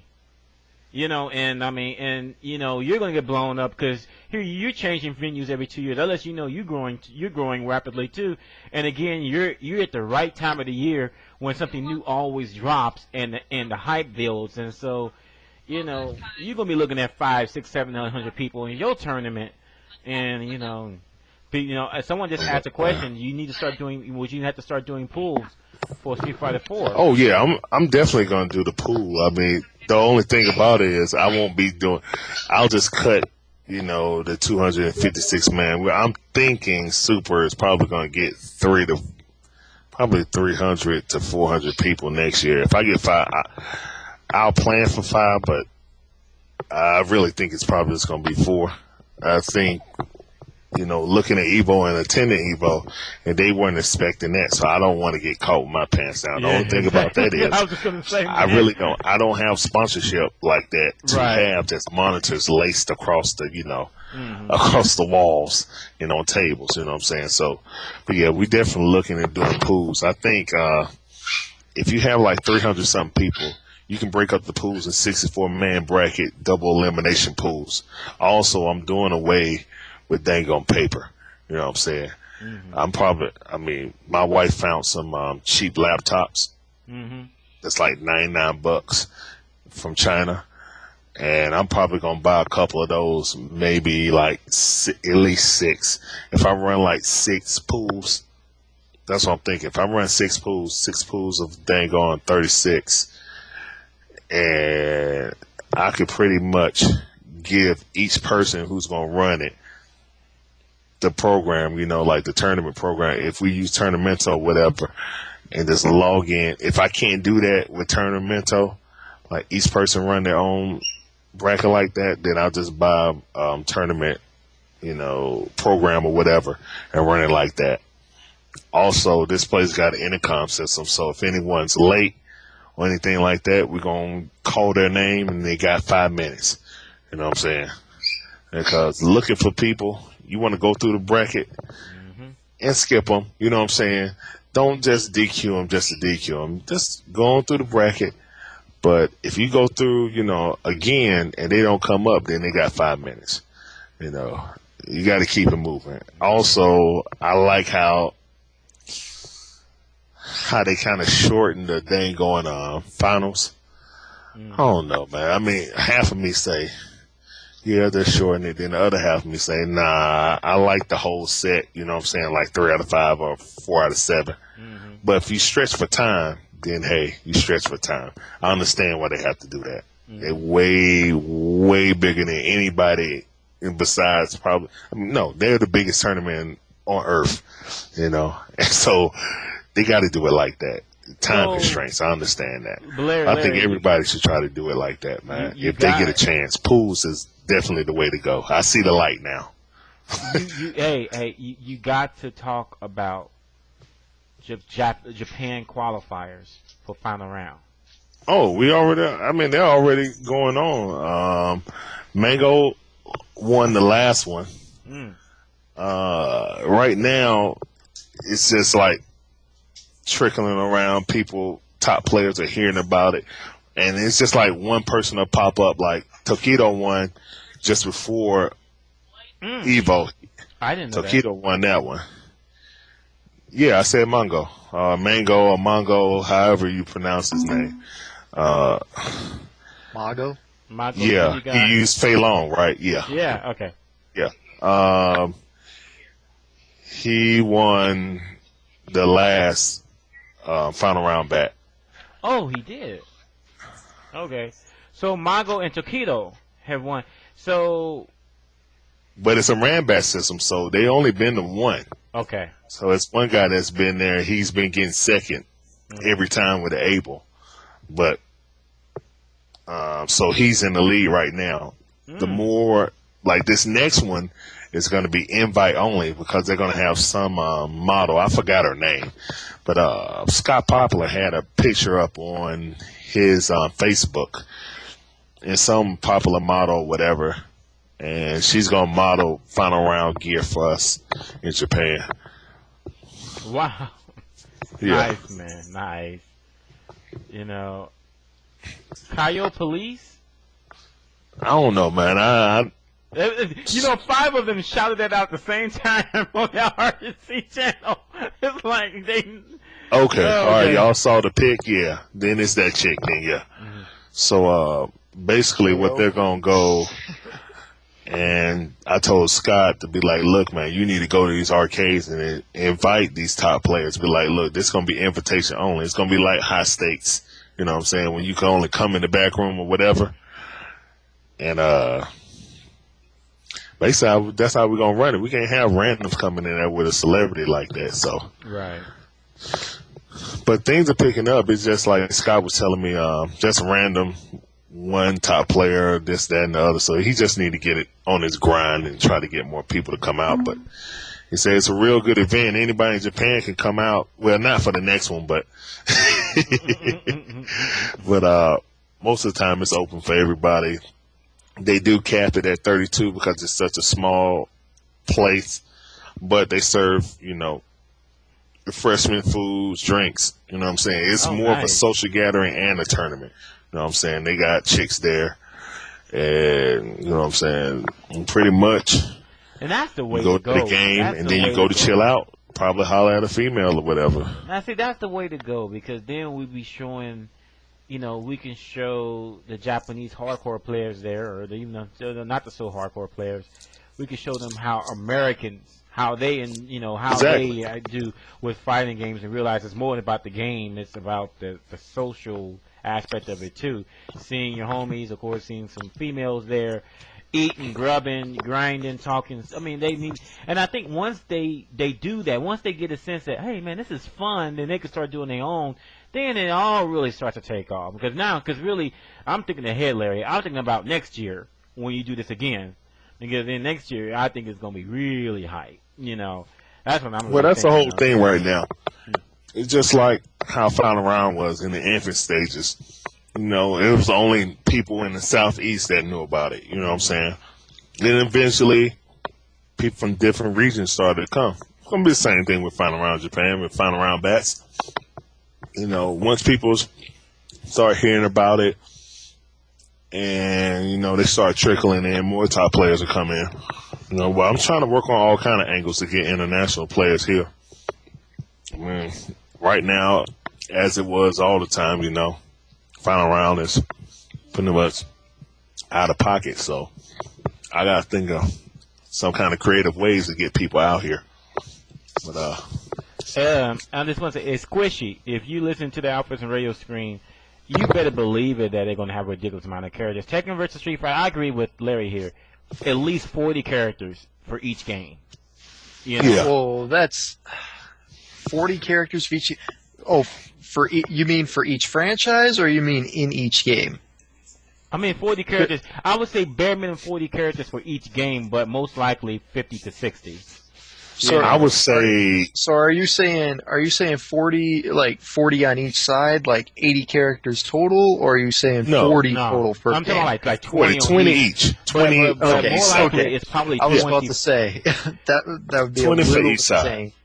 I mean, but you know what? I would not. I mean, but I wouldn't put it past them to do 25 of each, or 30 of each and make it a cool 60 characters, because you know what, it's just like with age, the 60's a new 50, the 50's a new 40, so I mean 60 characters in the game, okay, it's not like it's never been done before. I mean it's trending upward, so I mean when Marvel's done with, it's going to have 60 characters in the game. I think Marvel's going to have 80 characters.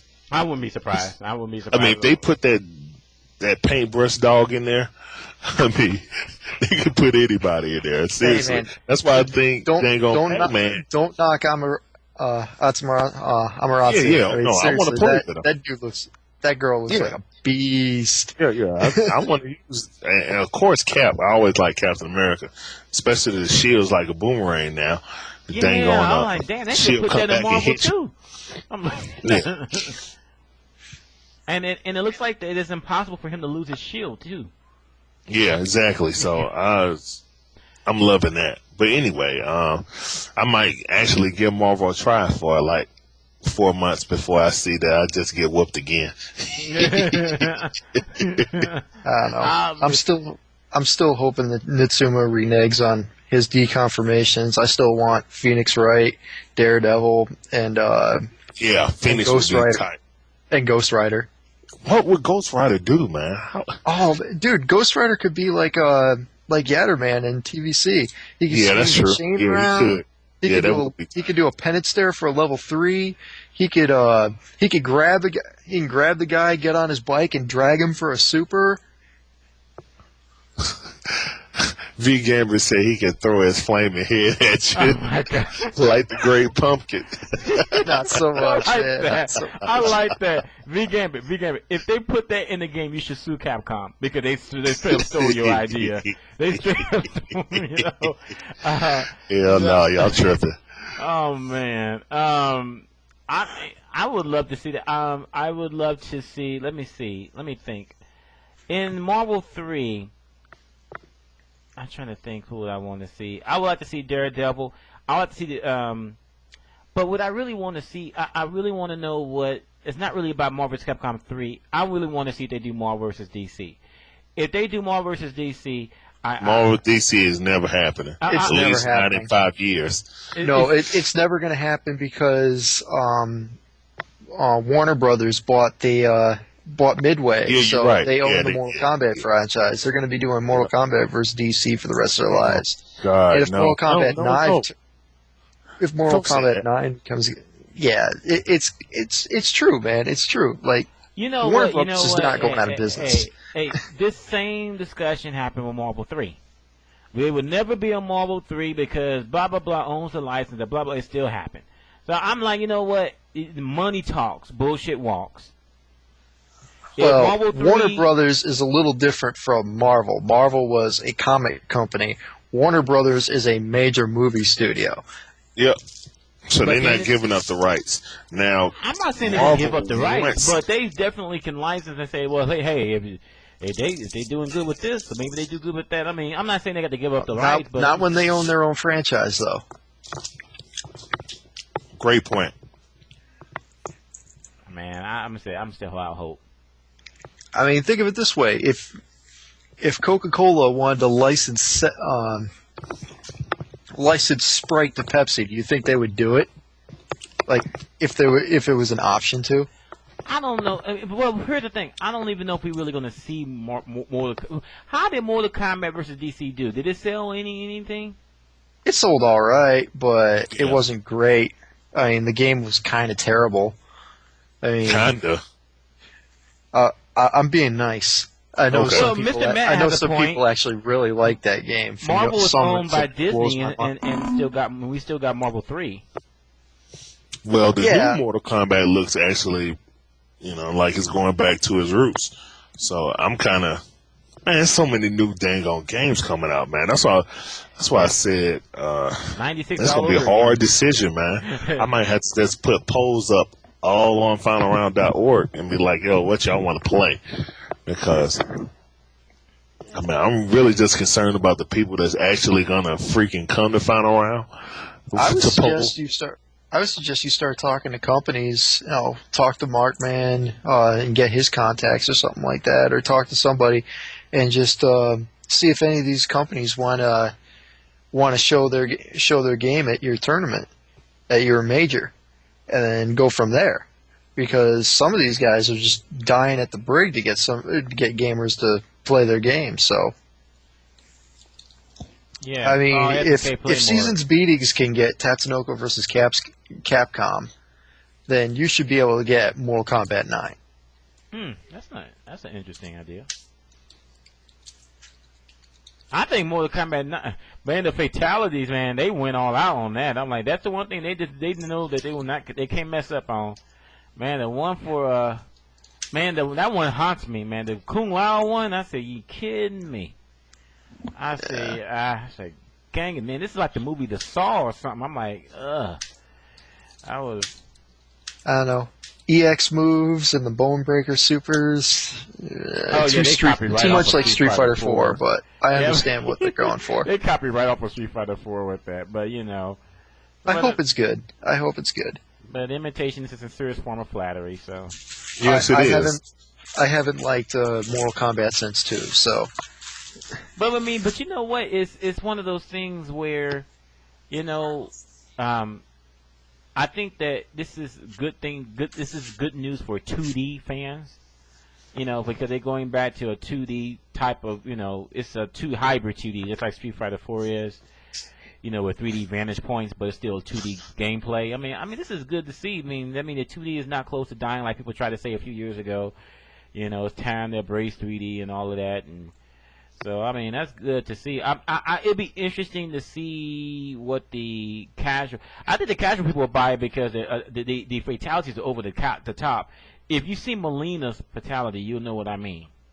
Yeah, well, it's also Mortal Kombat, and people have an attachment to that franchise, regardless. I mean, regardless of how terrible the game will end up, good or terrible a Mortal Kombat game will end up, somebody will end up playing it. I mean, that franchise just had so many strong memories for some people, so they have to go. I know a lot of people up here that play Mortal Kombat like it's a religion, and are basically saying like Marvel 3 is gonna be garbage and Mortal Kombat 9 is gonna be dominant, and I'm like, okay, so yeah, then they woke up.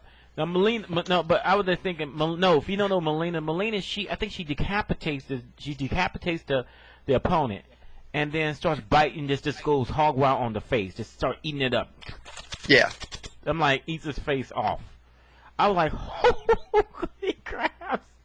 I mean, yeah, those fatalities was just crazy, man. You know, so so in that way, they, it really looks creepy, man. Yeah. So, but anyway, you know what? Actually, Larry, it may not be this coming year. It's a year after that you got to worry about. With all the new games? Yeah. Why you say that? Yeah, because now most of the new games won't happen until after this coming final round. But man, the final round, what would be? This one would be 13, right? No, this one would be 14. So final round 15, man, you got some hard choices to make. Yeah, exactly. Final round 15 is what you're talking about. Yeah, you know, I think with final round 15, you may not have an old game in the lineup ever. I don't think I think that this coming year, this will be the last year. If you have a favorite, even if it only came out in the last few years, I think this will be the last time for Evolution or for final round. If you like your HDR and all, you better play that. You better play it. You better live it up, because I think that after next year, it's gonna be Tekken versus Street Fighter versus Tekken, possibly Mortal Kombat 9, Super Street Fighter 4 Turbo, Marvel vs. Capcom 3. We already have 5 games right now. Darkstalkers, King of Fighters 13, if it's any good. Yeah. I honestly think it actually will be, because it's like every other KOF game is good. So I figured 12 was doomed to be terrible, so 13 would be halfway decent. Well, it looks like it's going to be a dream match, and usually the dream matches are good. Like, at least my experience with SNK games. I like SNK games, not as much as Capcom, but I do play them, and normally the dream matches are the great games. Yeah. Anything with special, like anything with special or dream match is usually Yeah. And for Gambit, who was saying that Darkstalkers wasn't announced, yeah, it wasn't announced, but let's be honest, that game is coming. It's coming. It's getting pushed. You know, the reason why I say Darkstalkers is coming because it's something that Ono said that still no one has answered. He said at Evolution that he wanted to talk about his life work. Street Fighter versus Tekken is not his life work. All right, that's something that he's doing that's fun. That's it's good. It's a good collaboration. But that wouldn't I'm honestly be thinking you're going to hear Darkstalkers, maybe Tokyo Game Show. Because Darkstalkers is a much more Japanese-oriented game. Do you think that's going to come out in Japan first in the arcade? Maybe. Yeah, I never thought of that. Yeah, maybe. Because in America, it's only. I mean, Darkstalkers is fucking less popular than SNK games in America. So let's just be real about this. Everybody's clamoring for Darkstalkers, but who's gonna fucking play it? That's what I want. I'll play it. Lord Raptors is shit. I'll play that game all day long. Talbane all day. Really, that's what I hope. Oh, if they put Talbane in Street Fighter versus Tekken. No, it won't be. That's Street Fighter, yeah. Yeah. That's Street Fighter. Maybe in Marvel. Put them in Marvel. Yeah, I don't see that. But maybe. I don't know. I'm still hoping for Lord Raptor just because he does like saw blades and all sorts of shit, and he's Lord Raptor would be great in Marvel. I think. A British zombie. Why not? Yep. Lord Raptor and like Chris Redfield have a special opening or something like that. That would be fucking tight. By the way, it's worth mentioning that if my memory doesn't fail me, that CVS 2 and Marvel 2 came out in the same year.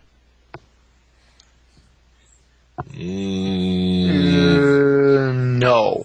No, I don't think so. Because didn't Marvel 2 come out, and then CVS came out, and then CVS 2 came out? Oh, I'm sorry, CVS. I'm sorry, CVS, not CVS 2.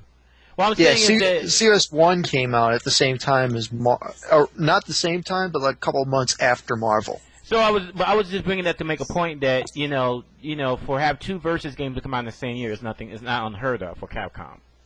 No. So that was the point. So I mean, I don't think we will see. I mean, I definitely know we won't see Street Fighter versus Tekken before this time next year. But I definitely think it'll be out by time final round 15 comes out.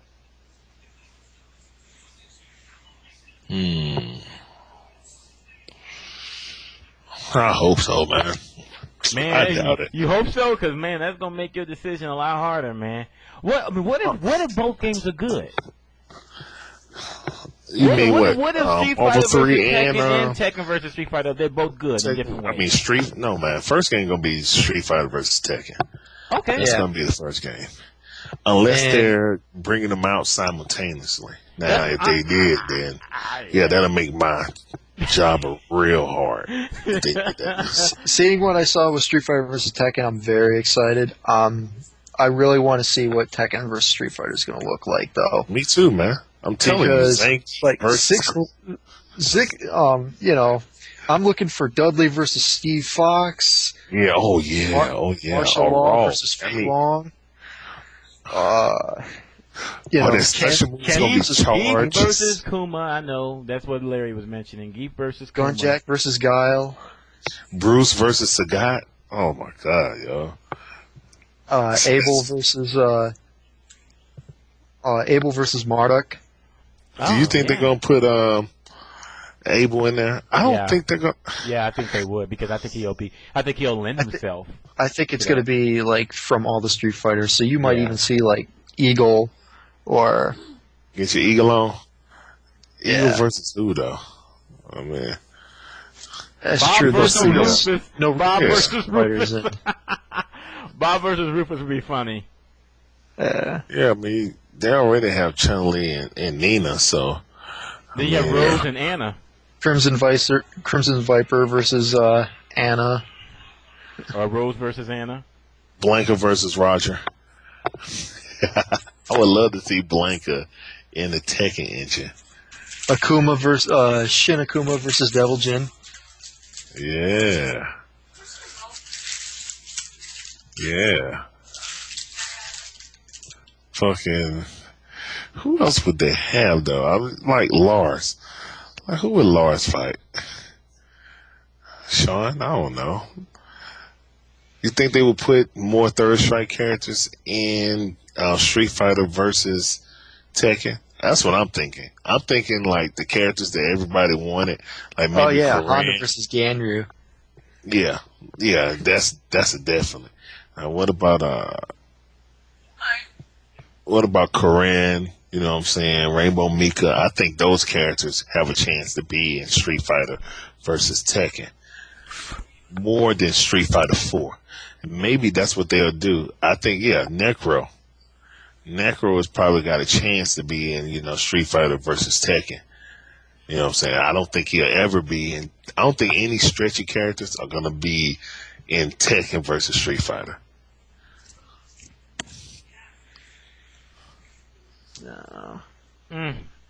I mean, that would throw the dynamic. Do they have anybody besides the ogres that have reach like that in Tekken? No, they don't.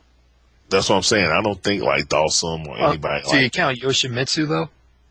Because of his teleports and everything like that.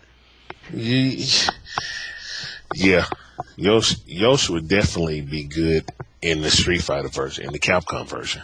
I was with the mist and everything. I'm just trying to. Did you see the little dodge move they got? Is that supposed to be their equivalent of the sidestep or the roll?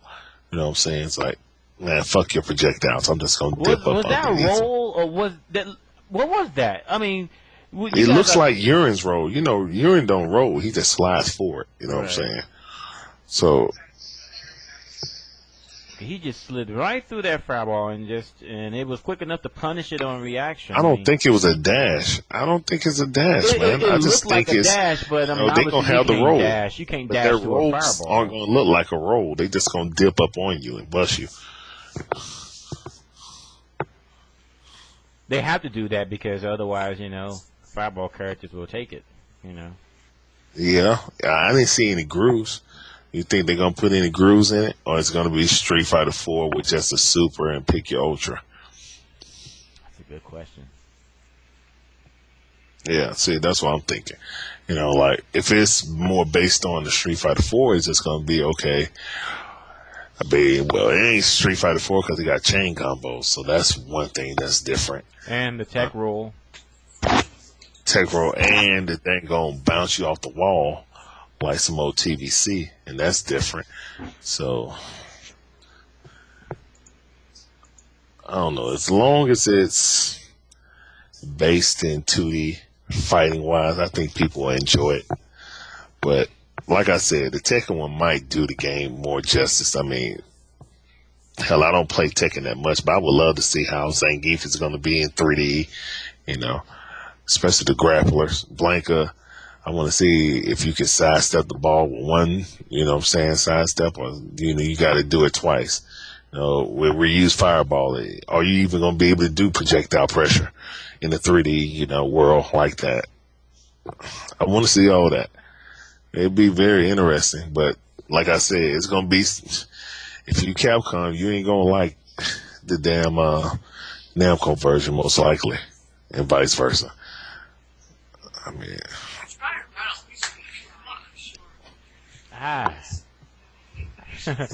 By the way, kudos to whoever did that gameplay trailer, because we were. Oh yeah. Shouts out to the shaky cam guy. Yeah. That was that. No, because I honestly did not expect to see a straight up fight. I thought I was going to see a clips of various characters. The trailer. Yeah, like a trailer. You're right. Like Street Fighter 4 trailer was. And I was like, but I didn't expect it. So when I saw them fight, I'm like, oh shit, they're gonna fight. Said fight. What'd you guys think about the background, like with the dead Capcom arcade in the background and the photographer from Street Fighter 4 and what appeared to be the giant Techromancer robots fighting in the background. Yeah, it looked like a broken blow to your hand. I don't know who that was. That looked like Wise Duck in the background. Who was that lifting up the big, huge Servbot head? I missed it. I gotta watch this. I gotta watch it again. I don't understand what any of you got. What? You haven't seen the clip yet? I mean, I seen the clip, but I guess I wasn't paying much attention to the background.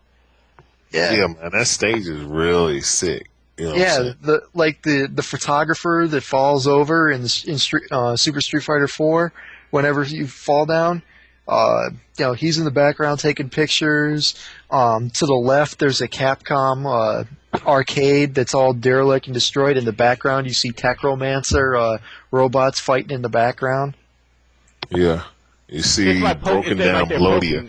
It's probably like Techromancer versus Cyberbots or something like that. Yeah. You know, playing in the background, fighting in the background. Then you see this guy, he has the big Servbot, and then he's like trying to lift it, and then it falls on him. And he's like trying to get out of it. But I didn't sweat him that much. I couldn't see who it was. But yeah, man. Rolento versus Yoshi. That would be interesting. Rolento versus Yoshi, yeah. Eagle versus Yoshi. I want to see like a clash of styles. Shoot, Ogre and Seth. Do you really think they'll probably do Devil Jin versus Seth? But I don't know if they're gonna have to buff Seth's health. Would they? Man, he would die with one juggle. Yeah. One just frame juggle into the wall, and Seth is dead. Seth would be useless in Tekken. He'll be dead. There is no vitality differences between the characters in Tekken, if I remember correctly, right? I'm not sure. I'm not a Tekken expert. I had to ask my homeboys about that. Because I think I had some Tekken people on when he was talking about Tekken, for the Street Fighter, crowd, and it was a tech roll. I know. Yeah, it was Oh yeah, stun. There's no stun. Also, with the Tekken version of the Capcom players, they got a lot of movesets, but they don't have as many directional moves or whatever that fucking Tekken has, man. Mm-hmm. I mean, imagine. What's down forward gonna be with Ryu? Down forward 1, down forward 2. You see what I'm saying? Down forward 2 would probably be his crouching medium. Down forward 1, his crouching fierce. Down forward 1, I don't know, man. Would this be crouch jab? Maybe. Or are they going to be able to have the rapid jabs? You know what I'm saying? Like in Street Fighter? Or just going to be one like Tekken? You see what I'm saying? Or would that be like 1-2 would be the rapid jabs? What I think they should do is like Ryu should honestly use Shotokan. Maybe they need to go back and look what Shotokan really is, and since he was supposed to be a Shoto, that's how he was originally described. Maybe she use Shotokan. Then where are you going to go from there though? Like it's not going to be Tekken. How far? Yeah, it's not going to be Tekken, and it's not going to be the Street Fighter characters you like. But it's Tekken. It's going to be a guy that looks like Ryu that plays like someone else. No, I'm just saying though, but doesn't Tekken emulate different fighting styles? I'm saying, well, since he's a Shoto character, maybe he needs to emulate the Shoto style. Well, dude, you gotta think about it. Then he's no longer Ryu, jump kick the same in dang on Tekken than Street Fighter. That's a big difference right there. Your jump game is no cross ups, and there's gonna be none of that. So you think about Street Fighter? I've already conceded that the Ryu in Tekken versus Street Fighter will bear no resemblance in the gameplay mechanics to the Ryu in any other Street Fighter game or Capcom game. Exactly. So if there is so his moves going to look completely different. And so are they going to look at like the EX series to see what they can do? No, because the EX series didn't have as many moves as Street Fighter 3 or Street Fighter 4. I mean, only thing in the dang only person that should sidestep is Akuma. Well, you see where I'm going with this, right? Like, yeah, this is very dangerous territory that they're running into. I mean, this is going to be a very delicate balancing act. Harada could pull it off. I'm sure he can. He's got the talent, but and this when you're playing with someone else's baby, are you going to just run your own way with it, or are you going to try and take homage to it? And if you take homage to it, are you going to do it properly? Because if someone buys this game expecting, Street Fighter characters in a Tekken setting, and they get Tekken characters with Street Fighter faces, that's what it's going to be, man. it's going to be great for Tekken heads, but for that crossover to get more Street Fighter players over to Tekken, I don't see it. I don't think You gotta either have a game is middle going to ground. cross over like that. I don't think Tekken people, unless it's a Tekken people that's already playing Street Fighter, I don't think hardcore just Tekken heads are going to ever play Street Fighter versus Tekken. Ever. You know what I'm saying? You know Because what? these Tekken characters are not, we looking at it from one, perspective as from the Capcom side. Oh, they're going to fuck up Ryu or, all our characters that play like this. You got to get that out of your mind, man. You got to look at it like, look. Well, the only reason why I'm Tekken saying characters- this is Oh, yeah, because go ahead. the only reason why I'm saying this is because we have visual evidence of what the Capcom side is doing right now. We can already see what's going on, and yeah, it's not like Tekken, but Kazuya has his sweeping kicks. He has his ability to get around. He has a lot of his moves and whatnot.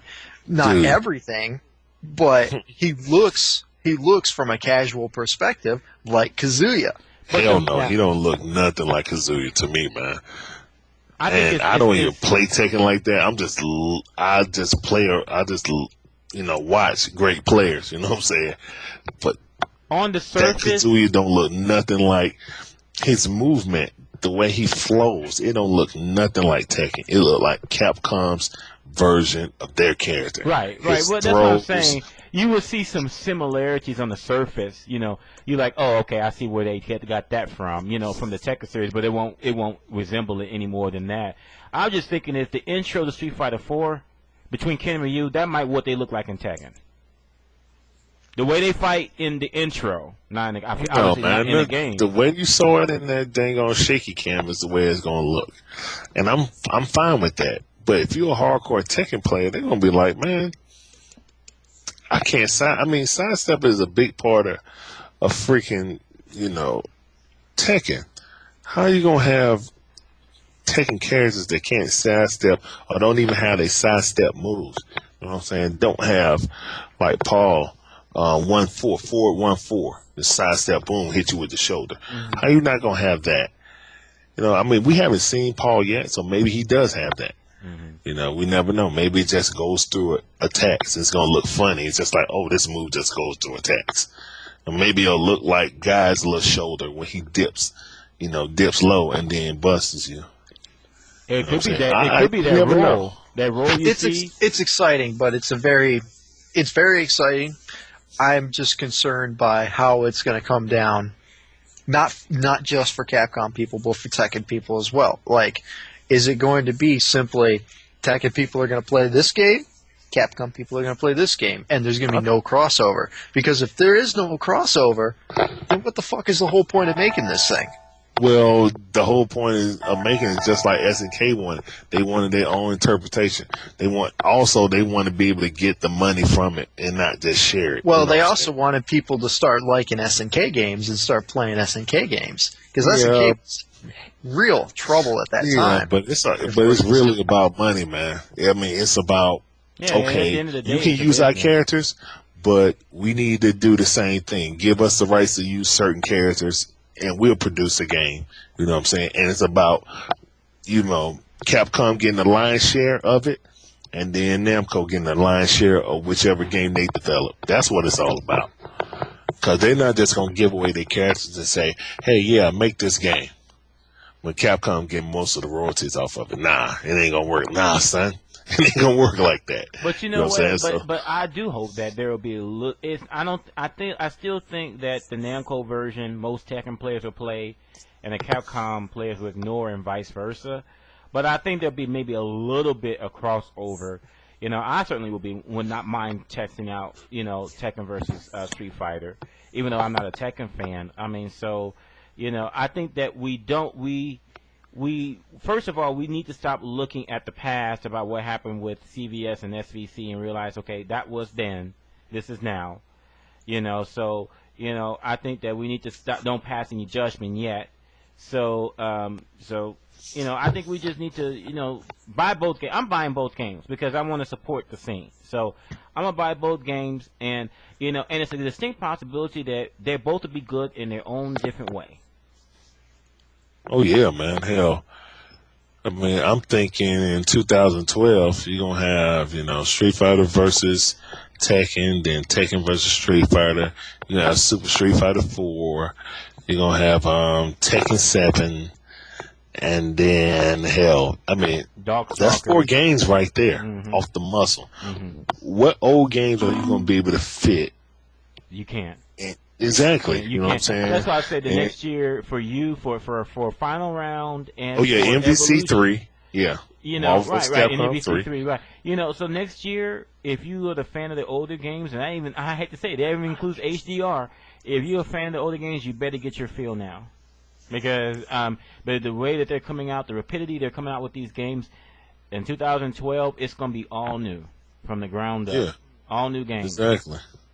Like all these older games, man, you may have people going back. I mean, I don't know anybody who's going to play TVC after Marvel 3 come out. No. I mean, no, it's dead. No, it'd be dead. It's supposed to be. And Blaze Blue, Continuum Shift, yep. Arcana Heart 3, yeah. I mean, it's KOF 13. There it is. Yep. That's 7 games right there.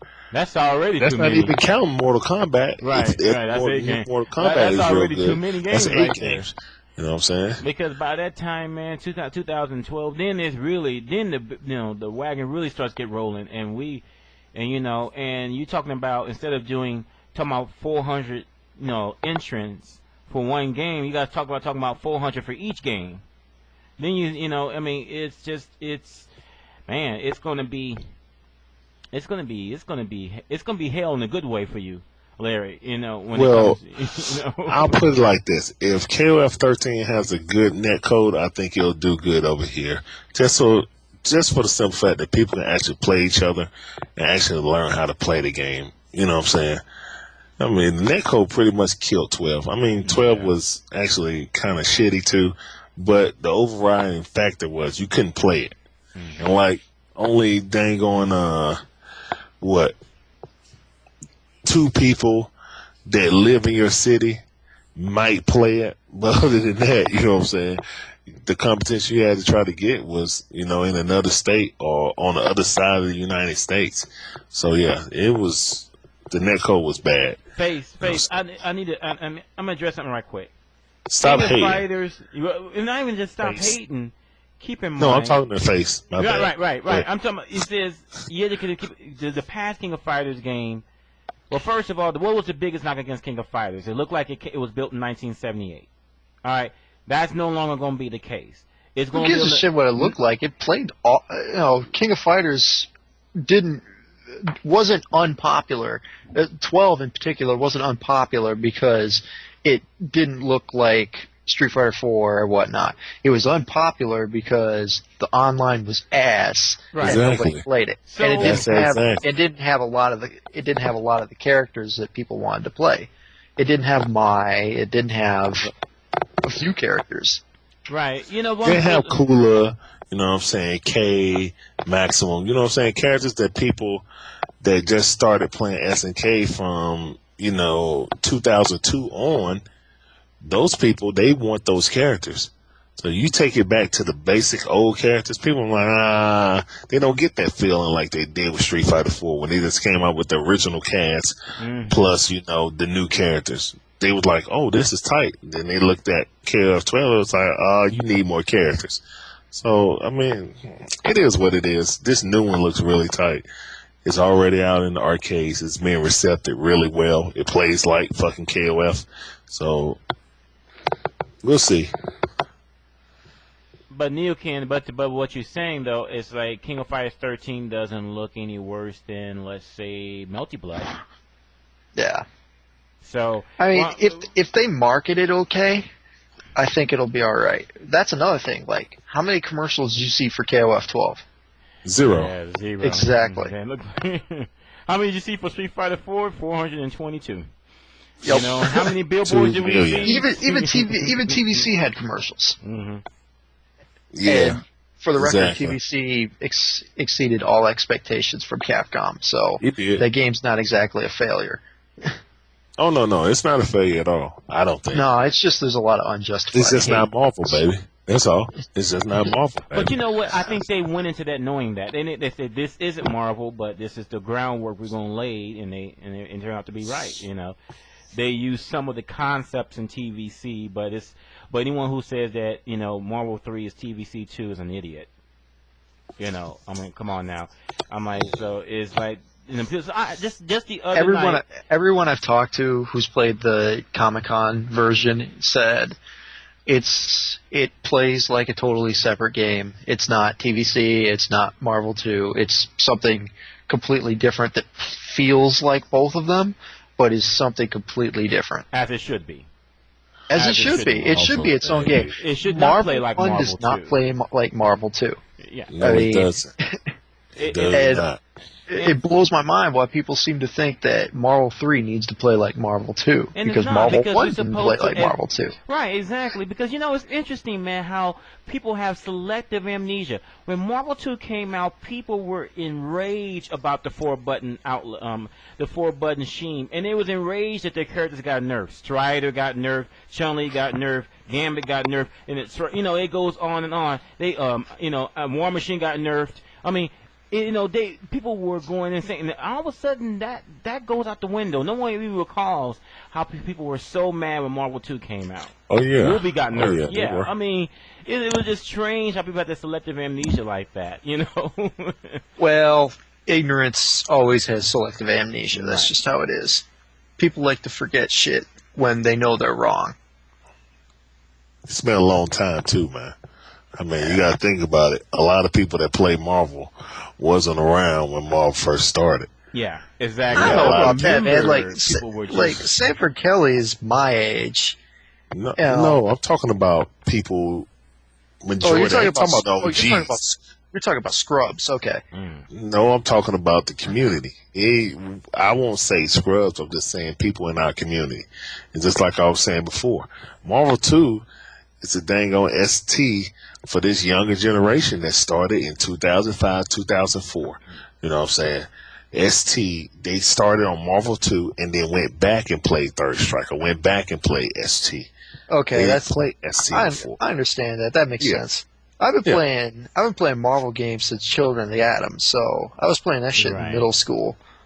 No. And Psylocke was I was actually pretty good Psylocke and a pretty good Iceman in that game. I didn't play Children of Atom. I was semi-retired from fighting games because I was in college and no one played fighting games in South Carolina. All they played was Madden and NBA Live and Mortal Kombat. So that's when I got good at that. Fair enough. But you know what? It's like just like we was talking about earlier, Larry. Like Morin found that 100% combo with Dante. You know what? It's gonna be broken stuff in Marvel 3 that will give its own idiosyncrasies, its own style, and its own legend. And so don't worry about it. People out there, go out there, buy the game, enjoy it. It's gonna be good. I'm a big fan of how so far every character plays completely different from the previous character that's been introduced. Right. Like, it's not like Marvel 2 where you had 2 Wolverines, you had 4 Shotos, you had, a lot of characters, had some unique characters, but you had a lot of characters that played very similar to each other. This game, completely different. Yeah, Guile and Charlie, But you know what? But the one thing about his personality, that's what I like about this game. The presentation and the characters. I mean, Deadpool has the personality of 3 characters in one. I mean, he does the moonwalk when he walks backwards. Well, but that is Deadpool, though. I mean, anybody that's read the comic, you know what I'm saying? Right. Anything with Deadpool, that's Deadpool to a T. I mean, they they couldn't. I couldn't have asked them. I couldn't have like envisioned what Deadpool should be and pull it out of my brain and put it in their game better than what Capcom did. So I mean, that's freaking awesome. Anybody notice that they actually, with another minor little touch that I've noticed is actually kind of funny is they actually swear in the game. Yeah, they do. Not like dropping F-bombs, but they actually have some minor swearing in it. My ass, I'm working my ass off in here while you sit out there. Man, I was like, man, that had me rolling, man, because this is the first time I saw Deadpool win a match. You know, like, hey, you. Yeah, I'm busting my ass off out here, and you just sitting. I will say this: my comments about Marvel is not from a professional Marvel player; it's from a casual, player / just observer and tournament organizer.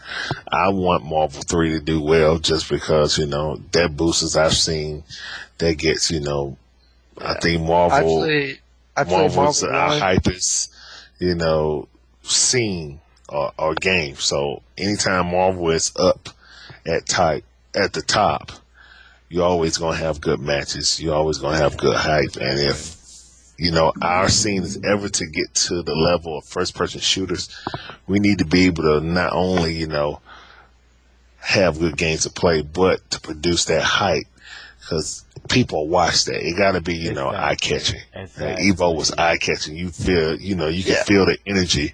I don't know how many people was on the stream, but I know it had to be an ass of people. You know what I'm saying? So, and I know everybody computer blew up when Justin lost. So it was just like, to be able to present that, if we want to be on the level of getting on ESPN or something like that, you see how those guys get hype or whatever, and they got a Madden bust, this, that, and the other. If we want to be able to get to that level, we got to have our hypest games on the main, stage, and the hypest crowd is Marvel by far. Yeah, I mean, but what I like now is that, man, because when Marvel 2 came out, the movies with the Marvel featuring Marvel characters really didn't start until about 2 or 3 years later.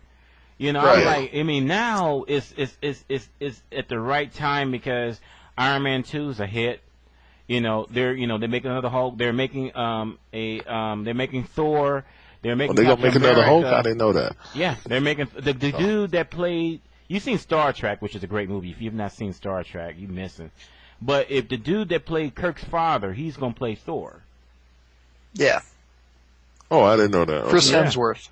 Yeah. So, and that's fine, because he got the voice for it. I think that, so his voice will lend himself to being a Thor. So, he's gonna be in the event. Okay, fine. Okay, yeah, Hulk's gonna be the Avengers with a new actor, because the director of the Hulk movie, Kevin Feige or whatever his name is, basically buried Edward Norton to the T. Hold up. Edward Norton's not going to be Mr. Banner? No, it's going to be somebody new. Oh, get the fuck out of here, man. I'm boycotting that movie. Fuck yeah.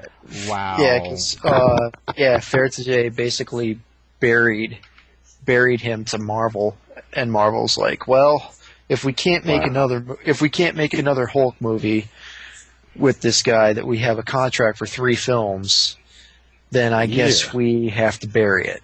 We have to let him go, and that's just what happened. He's just being he's being a French bitch. So.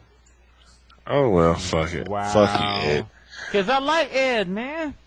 I like Ed as Mr. Banner also. I thought he played that role very well, but fuck it. Do you know who's playing Captain America? Fucking Human Torch. Wow. Why are they doing that? I actually wanted to see, maybe the Fantastic Four, appear in Spider-Man or something like that. You know what I'm saying? Or, I mean, there's no possibility of fucking having anything like that, like a cross thing with Spider-Man or, any. I don't even see that dude being muscular like. Well, Fantastic Four is getting reboot. He's put on a lot of weight, actually. Have you seen The Losers? He was in that. No, I didn't see The Losers. Yeah, he's put on a lot of built weight. They're trying to get he's trying to look the part at least. Okay, well, I was just thinking, looking at him in Human Torch, I'm like, there's no way he can be Captain America. Yeah, and remember that movie was like 7 years ago. Yeah, that is true. That's true. I know it's a little bit early to be talking about it but man, I'm stoked for the next Batman film. You know what? The first movie I watched on my PlayStation 3 on Blu-ray was Dark Knight, and Yeah. I have to say for the people out there, Blu-ray is you got to get it. You got to get it. Once you get it, it's just like with anything else. You won't go back to VHS or DVD. Pretty much. I mean, you got so. When I saw that on there, man, because you know what, I really, really liked the first Batman film, and when I heard it was going to do the Joker again, I'm like, no, you're not going to get. Jack Nicholson owns the Joker. That's what I said. Don't start this debate, man. Don't start it. This debate is never ending. I thought he did everything but tap dance on that damn character. I thought he did everything, man. But hey, look here, man. People love Jack. Don't do it. I mean, it was a different Joker, but it was the more comical Joker than the crazed psychopath Joker. I know people that. No, go ahead. They tried to play that up with him shooting Bob and whatnot for no fucking reason, but really he wasn't dark enough. Now you go to Batman Returns and Danny DeVito playing as the Penguin. That dude was fucked up. Right. Yeah, right. Batman Returns. Danny DeVito as the Penguin was probably the darkest, but I got to give it up to Heath Ledger, man. I mean, hell, that's right. To me, exactly. They should have just fucking named that the Joker. They could have been one of the Dark Joker fucking joints. I mean, to me, because that's pretty much what it was to me. But hey, whatever. I personally think they just need to leave it like that. I don't think they can top that, personally. Okay, I'm 1 second. I'm flipping through Slash Film right now, trying to find who's playing as the Hulk, and I just noticed Guillermo del Toro. The guy that did Hellboy, Pan's Labyrinth. He was supposed to do The Hobbit, but backed out. He's rebooting the Haunted Mansion. What? Yeah. And the first thing he said was, "We're not returning any of Eddie Murphy's phone calls." Okay. So, the fact that it's Guillermo del Toro doing the Haunted Mansion makes me very excited. Just on the fact that that dude knows creatures and prosthesis and all sorts of crazy shit that doesn't require a computer. So. By the way, one thing I wanted to say about Batman Begins is that the biggest reason why I like that movie is that in none of the Batman movies we ever see how he became Batman. We always just see 2 flashbacks and call it a day. I mean, so that was cool to see where he learned what he learned. That was good. I really, really liked that, and so I mean, so that I thought that would be my favorite Batman out of all of them, but The Dark Knight actually eclipsed it. So I actually like Ra's al Ghul as a villain almost as much as the Joker. You know what I'm saying? So when they did that, I was just like, wow, that's tight. I really do hope that they bring him back for the third one. I really think so too, man. He needs Have to him come out of the back. Lazarus Like, I pit. can't die, yo. Yeah. Like, no, seriously, I can't die. Yeah, they need to do that. Seriously, they need to do that. Carl Urban might be the new Judge Dredd. Dude, come on, man. No Judge Dredd, please. no, I was gonna say, man, It's gonna be like the actual Judge Dredd, not like the crappy Sylvester Stallone one. Like he never takes his helmet off, so you only see his lower jaw. It's gonna have Judge Death in it, and it's directed by the guy that did. It's gonna be directed by the guy that did Vantage Point, and it's written by the guy who wrote the movie Sunshine. So I think it'll be all right. I'm dreading that. Pun intended. I don't want to see that, yo. I haven't even seen the Ghost Rider, and I don't want to see the Ghost Rider with Nicolas Cage. So maybe they'll put Nicolas Cage in It is Marvel. I know you want Ghost Rider, man, but I don't know. If he's like love Nick Cage, man. I'm not gonna front. Nick Cage is a great actor. He's just batshit crazy, and when shit doesn't work out, like the script sucks, he just acts as fucking insane as he possibly can to make a movie at least watchable. I can watch Con Air all day, but what was that movie that he played? The assassin. Man, that was a great movie. He was in Bangkok. Yeah, that was a great movie. If you haven't seen that movie, you need to. No, not Face Off. Nicolas Cage's best. Nicolas Cage's best movie is fucking Raising Arizona by far. Raising Arizona is shit. If y'all ain't seen Raising Arizona, go get it. By the way, if I didn't mention it earlier, if you haven't seen Karate Kid, go see it and root for the Mohawk dude. Karate Kid. Mm-hmm. Oh, the new joint? Mm-hmm. No, I haven't seen it. Yeah. I've heard it's really good, but Jaden Smith, man, I can't do it. I just can't. Let me tell you something. The fighting sequences at the end of the movie is better than The Matrix. Come on, son. No, you're bullshitting. No, I'm not. Anybody that's seen Karate Kid, you think that they just slapping each other around? No, man. You think that they just slapping each other? No, man. They punching niggas out in that movie. I'm just letting you know, man. You will see the flying elbow in that tournament.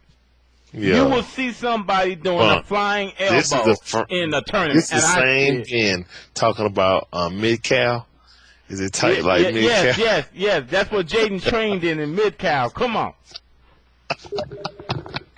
So it looks like the Riddler is going to be in Batman 3. Joseph Gordon-Levitt. Joseph Gordon-Levitt is going to be Riddler. Yeah, I'm trying to get this back on track here. Oh yeah, who replaced Michaela in fucking Transformers? Some British model that has never had any acting experience, so who gives a shit? Who was damn Megan Fox before she came on Transformers? It's gonna be funny when you seeing that chick at Comic Con and that Dragon Con, cause she ain't gonna get no other shit, like movie. That's gonna be funny as hell.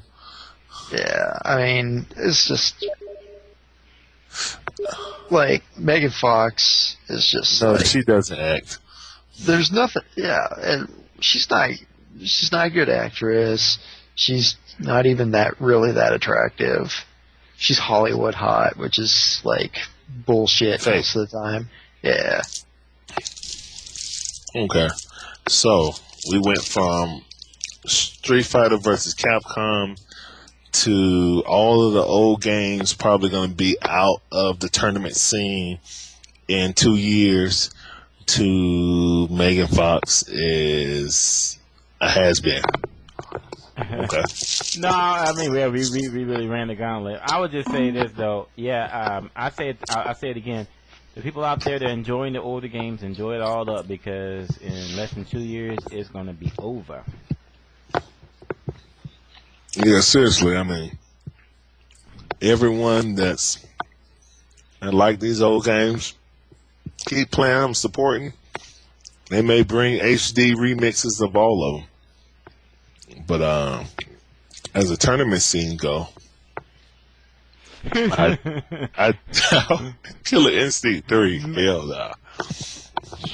I ain't putting nothing is impossible to me anymore. Every time we say hell no, there's never gonna get made. It gets made.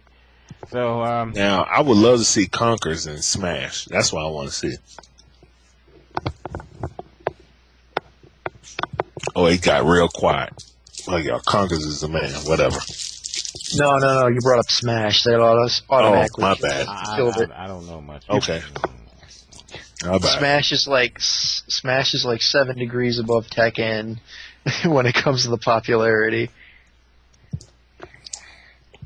Yeah, what's next? Virtua Fighter? Come on, man. I'm sorry. Difference between Virtua Fighter and Smash, Virtua Fighter is actually a good game. It's just too fucking hard for anybody in America to play. I mean, Virtua Fighter. You know what? Virtua Fighter is like it's like the Patriots from 2 years ago. Who cares? You know what you did. You know how well you did. You didn't win the big one, so no one cares. I respect Virtua Fighter. I respect the the fine. But it is that the boring to Patriots are watch. using, Yeah. Hey, does anyone know this Mortal Kombat 9 has a block button? Yes, no run button, but there is a block button. That automatically That's makes it so- somewhat shitty. Oh goodness! You I'm got s- to be kidding me! You got to be kidding me! That's an automatic firing.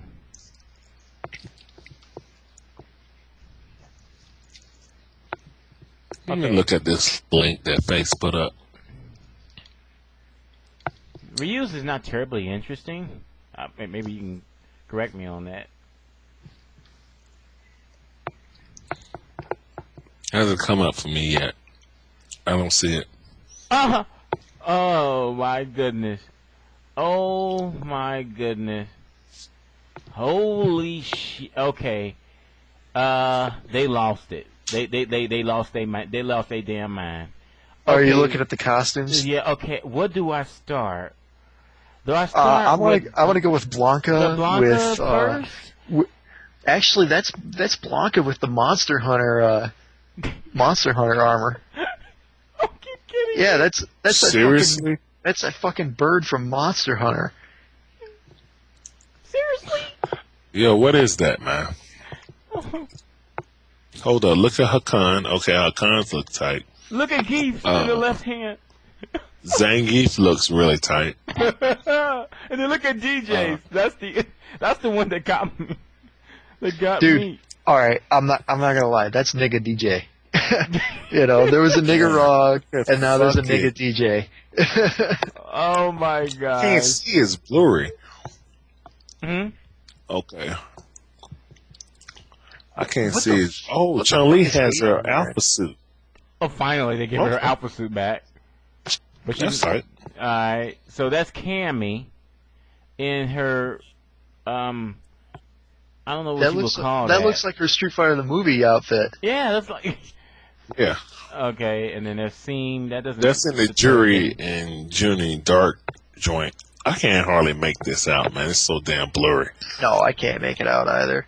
What Okay, the fuck is Rufus Ve- wearing? Is that Vegas like doesn't look is that very a much different. biker outfit? Yeah, it looks like a biker outfit. Leather jacket, leather pants. What the fuck is Hakan wearing? I don't know.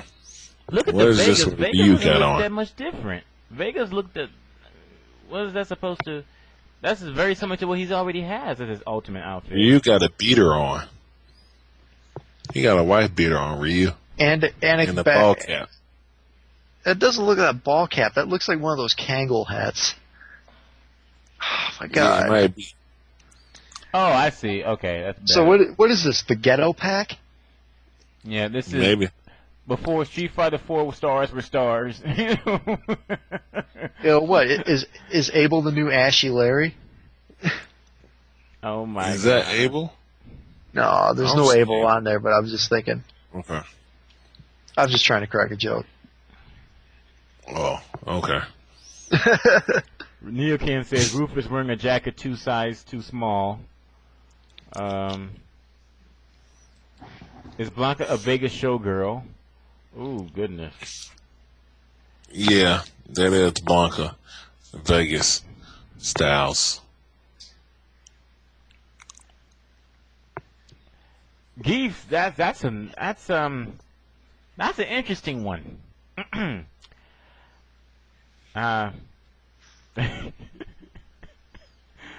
You know what? I wouldn't be surprised if people start playing Blanca just because of that damn outfit. I'm gonna use that outfit just to mess with people. Hopefully, give it bigger range on his Blanca ball. How can you even focus on the fight when you got that thing poking out his back? Exactly. That's what I hope it does. I hope the wings flutter when he does the ball. Oh, that would be wrong. Oh my God, would be wrong. That's what I'm saying, man. That's just a silly costume. That's like way too much. But if it gave him more hit range on his ball, I'll use it every time. Come on, let's let these outfits do something, damn it. Nah, because then they get weird with it, Rufus' pants start I coming don't off in see. the middle of the fight. I mean, that won't be good, Oh, no. I mean, I'm just saying, I don't see anything out here that I would want to get, personally. Yeah. I don't know what they were thinking with DJs, man. That's straight up just trolling right there. I can't hardly see it, but yeah. That's like something to get the NAACP involved in. Let's see. Oh, there you go. Nah. There you go. They live. I mean, they might as well put the headquarters in Seattle. People get beaten down up there, man. That's true, because every time I turn around, they always in the news. Yeah, always beating somebody down up in Seattle. What's up with y'all cops down there? Y'all in New LA? Man, I don't know what's going on. I mean, you know what? I think it goes back to what's his face, Chris Rock. Then black people need to watch that video, How Not to Get Your Behind Beat by the Police. When you get stopped, yes sir, no sir.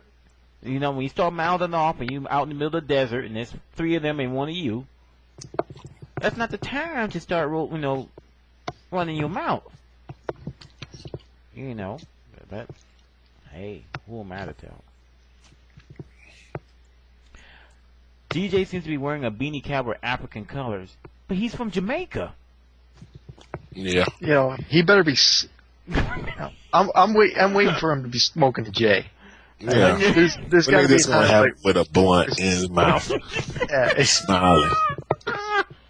It's just like having Balrog with a Lucy in his mouth or something like that, just kind of sticking out the side.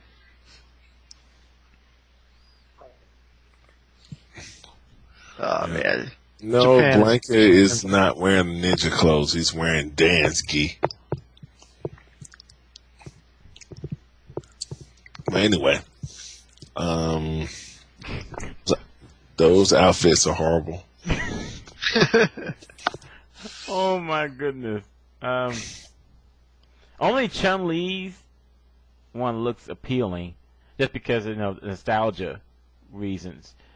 And Blanca, I'm just going to see how that's going to turn out. We'll just see how it will turn out. And the other ones are nothing really special. I mean, except Geef. Geef looks a little bit odd, and I'll be filing a lawsuit against Capcom on DJs. And Vega, he doesn't look terribly different than his current alternate outfit. And so, Arabian Geef, how that? Yeah. Arabian. Yeah. Oh, sorry. Hey, Rufus, Biker Rufus. That's pretty tight. I mean, that's what he have. Isn't that what he have on in his ending? Yeah. I'm just glad they didn't do like a shirtless version of him. That'd been really a sore. That's what they should have did, yo. They should have did a shirtless version of Rufus. That would have been tight. That would be wrong. No, man, that would be tight. Shirtless Rufus. Come on, let's sign a petition. Come on. It'd be it'd be way too much work to have like boob physics for Rufus. That would just be like weird and disgusting. You know what? It would be a troll of epic proportions, because not only would be shirtless, but they'll probably make his nipples pink and something like that, and it'd be really, really, really bad. Dude, he's just spinning around. I mean, imagine you just gotta. No, to see the crack. No, man, that ain't even. Yeah, Ultra too. No, man. Oh man. Shirtless Rufus. Ultra 2. No, that wouldn't be good at all. I just want Rufus to say, "Get in my belly." That would be just. Oh, so we're waiting for like Scottish fat bastard style. Yeah, Rufus. Yeah, that's what they should do with a kilt on.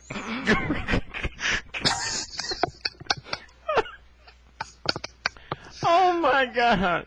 Yeah, that's what they should Shirtless with a kilt on. That would be just about And then and his winning sequence is him playing those damn bagpipes. Or get in my belly. I'm bigger than you. I'm higher in the food chain. Yeah, I can see that. Yeah. Or just straight out to Star Fort and. I ate the baby. That should be one of his win quotes. I ate the baby. I want my baby. How about Terrible. you keep your money and I get your baby? Terrible. Yeah. Y'all think they have Tekken Ball in Street Fighter versus as one of the little mini games in Tekken versus Street Fighter? Tekken Ball. I didn't know that. As long as they don't have Tekken Force mode anymore, I'll be happy. Tekken Force mode was cool in 3, not so cool in 6. Yeah, not so cool. Wait a minute. You're right. Well, for Cammy, is that like Batwoman outfit? What is she wearing? I'm like, look at her hair. It's too dark for me to look at. It looks like a military outfit where she's wearing a hat. Yeah, it looks like the little hat, like Jury and Junie have. Oh, Junie and Julie. Oh yeah. Yeah, it looks straight up. It looks like Catwoman outfit. It should be kind of tight, actually. Catwoman, okay. I can't tell, man. I can't think I'll tell. They ran out of ideas without seeing.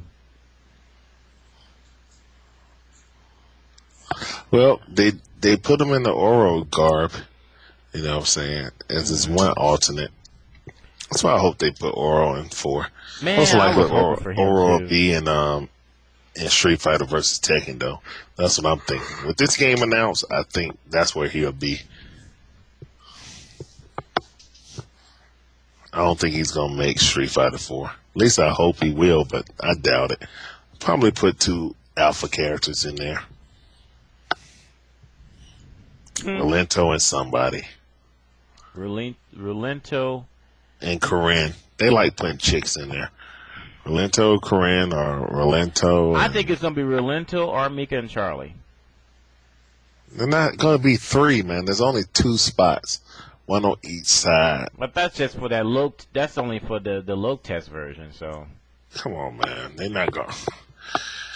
The arcade version is going to be out soon. If they tested it already. You really think they're going to put more than just 2 new characters in there? Yep. And what, they're going to charge you, what, $10 per character? You mean when it comes out for console? Yeah. I think they're gonna do packs and not individual. Well, maybe they may do. It's not gonna be a damn pack. It's gonna be you buy a character.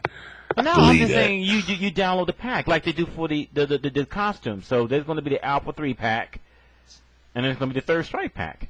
Why won't it be $10? I mean, It's too much work. Yeah, I mean the Alpha 3 and the Third Strike pack, very easy.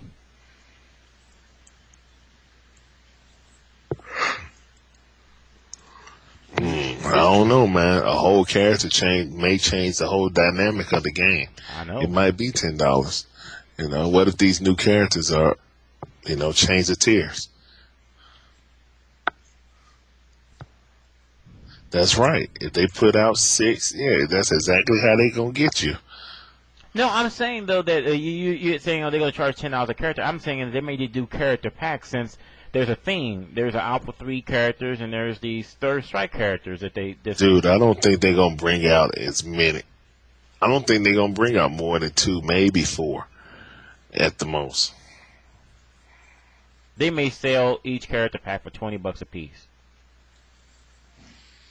And $20 Character packs, dude. They gonna do it. It's gonna be like all of them at once, It's way too much. or it's gonna be money. individual character. I think they'll do Okay, fuck it, $4 a character. packs. Okay. Way too much fucking money. You know we'll still pay for it. $4 a character. Oh, you didn't download? Oh, your tournament is bogus without those characters. That's how hear it Capcom already. wins. That's how they win. They're like, yeah, we'll make. This is some bullshit. Yeah, I can know. Yo, you're not gonna allow such and such character in there? Oh, your tournament ain't shit without Rolento in there, or blah blah blah. Yeah. Or Shit. You know what I would do? Just to be an asshole, I would get Roleno and then ban him. No, don't do that. Oh man, don't do Rolando that. is banned. Then they're gonna call you eyeball too. You know what I'm saying? Don't do that now. Let him cry. I deal with that shit in the Marvel 3 forums as it is. I don't give a fuck anymore. I can see you. I would like you on the loudspeaker, Larry. You know, like, just want to let you guys know, Walento is banned from the Super Street Fighter 4 tournament. You don't like it? There's a door right there.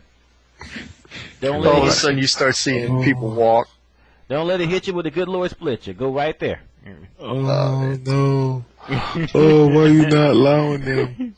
It'll be not just fair. It'll be so much anger and rage. It'll be like a grand set of boos compared to the cheers that we got at. Larry be handing out them CDs. Here's the CD suggestions. Timberlake's newest album called "Cry Me a River." Here you go. I would love to have Walento in there. I don't think he'll be that good without a guard meter, but hey, whatever. I still like to see him. You can count stun. It's not going to be that bad. Man, stun is real low. Like block stun. At least block stun is. Not like block stun. I'm talking. Oh, okay. Stun. I'm sorry. Yeah, stun. Busy. Yeah. Forte players got to count that. I mean, if you could, guard meter would be really nice and convenient, but step your Oki up, man. Yeah, that's why get that. Start thinking. Once you start realizing how much you can do for guard meter, whatnot, get that dizzy rolling. Problem solved. I'm sorry, man. I'm still fuming over DJ's alternate, man. This is some BS right here, man. Man, come on, man. Man, I'm glad I can't see it well. I'm not even trying to zoom in on it or nothing because I don't want to get upset over a new alternate costume. Oh man, you mean there's nothing wrong with it? Say it says a white guy. What's up? All right, man. Why don't they just put the blunt in his mouth? That's what I'm saying. Just have it hang out the side of his mouth. Yeah, that's what you need to do. Just have it like that. A little bit of smoke trail rolling off it. I'm sorry. I'm sorry, man. But I'm still filing a lawsuit. I'm like that, man. Come on, man. Look at that, man. No, seriously, think about it. As you're doing a focus attack, he takes a big inhale, and then when he exerts it, a big puff of smoke comes out. It looks like he has a beard, too. Look at the he's got a beard. He's straight up looking you are trying to analyze alternate costume on a blurry ass fucking pic. I know. Seriously? I know. Come on, son. I know. I need help. My mom told me that when I was basically after I was born. But still, okay. All right, it's a Rasta hat. Okay. I whatever that is. It's a kufi, man. That's what they call a fucking kufi. Okay. I can't debate this. I'm too white for this conversation, so. I love it. Rasta smoke for spiritual reasons. I'm sorry. I'm not laughing. I'm not laughing at all. I don't know, man. It sounds like you're laughing. I'm not laughing at all. I know I'm not laughing about that. No, there was just something else. Something fun. Yeah. Okay. I am not laughing. Okay. I'll look on Wikipedia later. I'm not arguing that. You acting like I think that's total bullshit or something. Bunk can laugh about that, but be straight faced about mid-cal. What about mid-cal? What's really going on? Mid-cal is going to be the basis of a new empire of Street Fighter players. Empire? Mm-hmm. Triforce? No. I don't wear gloves. You guys weren't around when I was pasting all those Magic the Gathering cards on a while ago, did you? No, I don't know if I still have it is not the same empire. I'm not going to promise anybody. If anything, you'll be paying me $50 an hour. All right. No. So you live in San Jose. So that's mid-cal.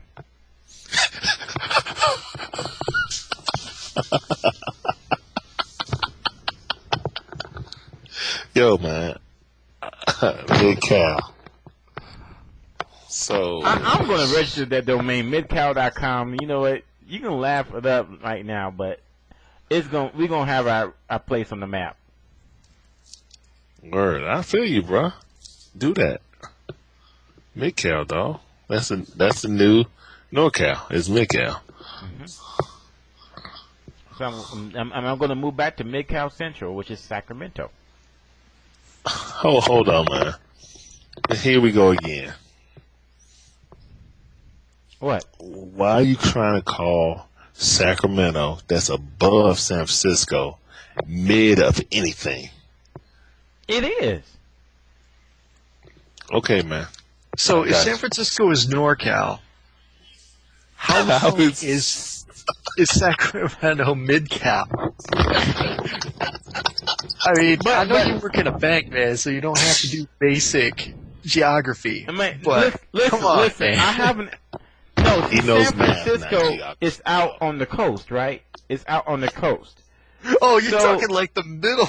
No. So it's North Coast, not NorCal, but it's North Coast. But Hold on. So you're saying that? All right, what's a city that's on the fucking back half of fucking California? So what is that? Back cap? Back cap? Ass cow. Talking about, dog. no, San Francisco is northern coast. I mean, even Bank of America before is northern coast. Northern coast, Dude, but it's SoCal is because it's in the southern part of California, I know, not SoCal, because like Death Valley, California. That's SoCal. On this show. Death Valley is SoCal. All right. So, but like Los Angeles, San Jose, Santa Barbara, that's all mid-cal. Hold on, LA is mid-cal? Yes. Hold on, let me go ask some of my folks that live in LA. Somebody get Gilly. Is LA mid-cal?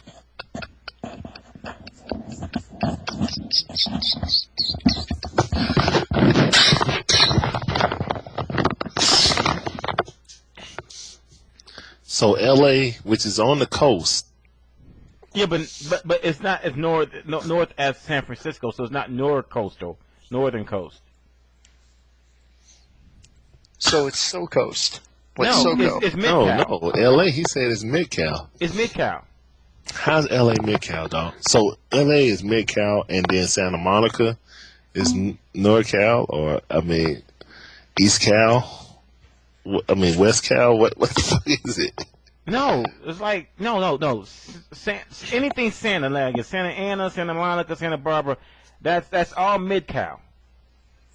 Santa Monica is mid-cal. I'm gonna go get something to eat. You guys sort this shit out. This is too fucking stupid for me.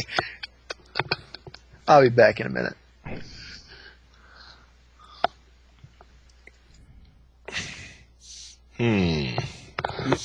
Bunk, you lost me, man. You almost had a good point, but then you just lost it. No, okay. So Middletown, California. Now this Middletown, yeah, that's mid-cal. Yeah, see, location in Lake County, California. Yeah.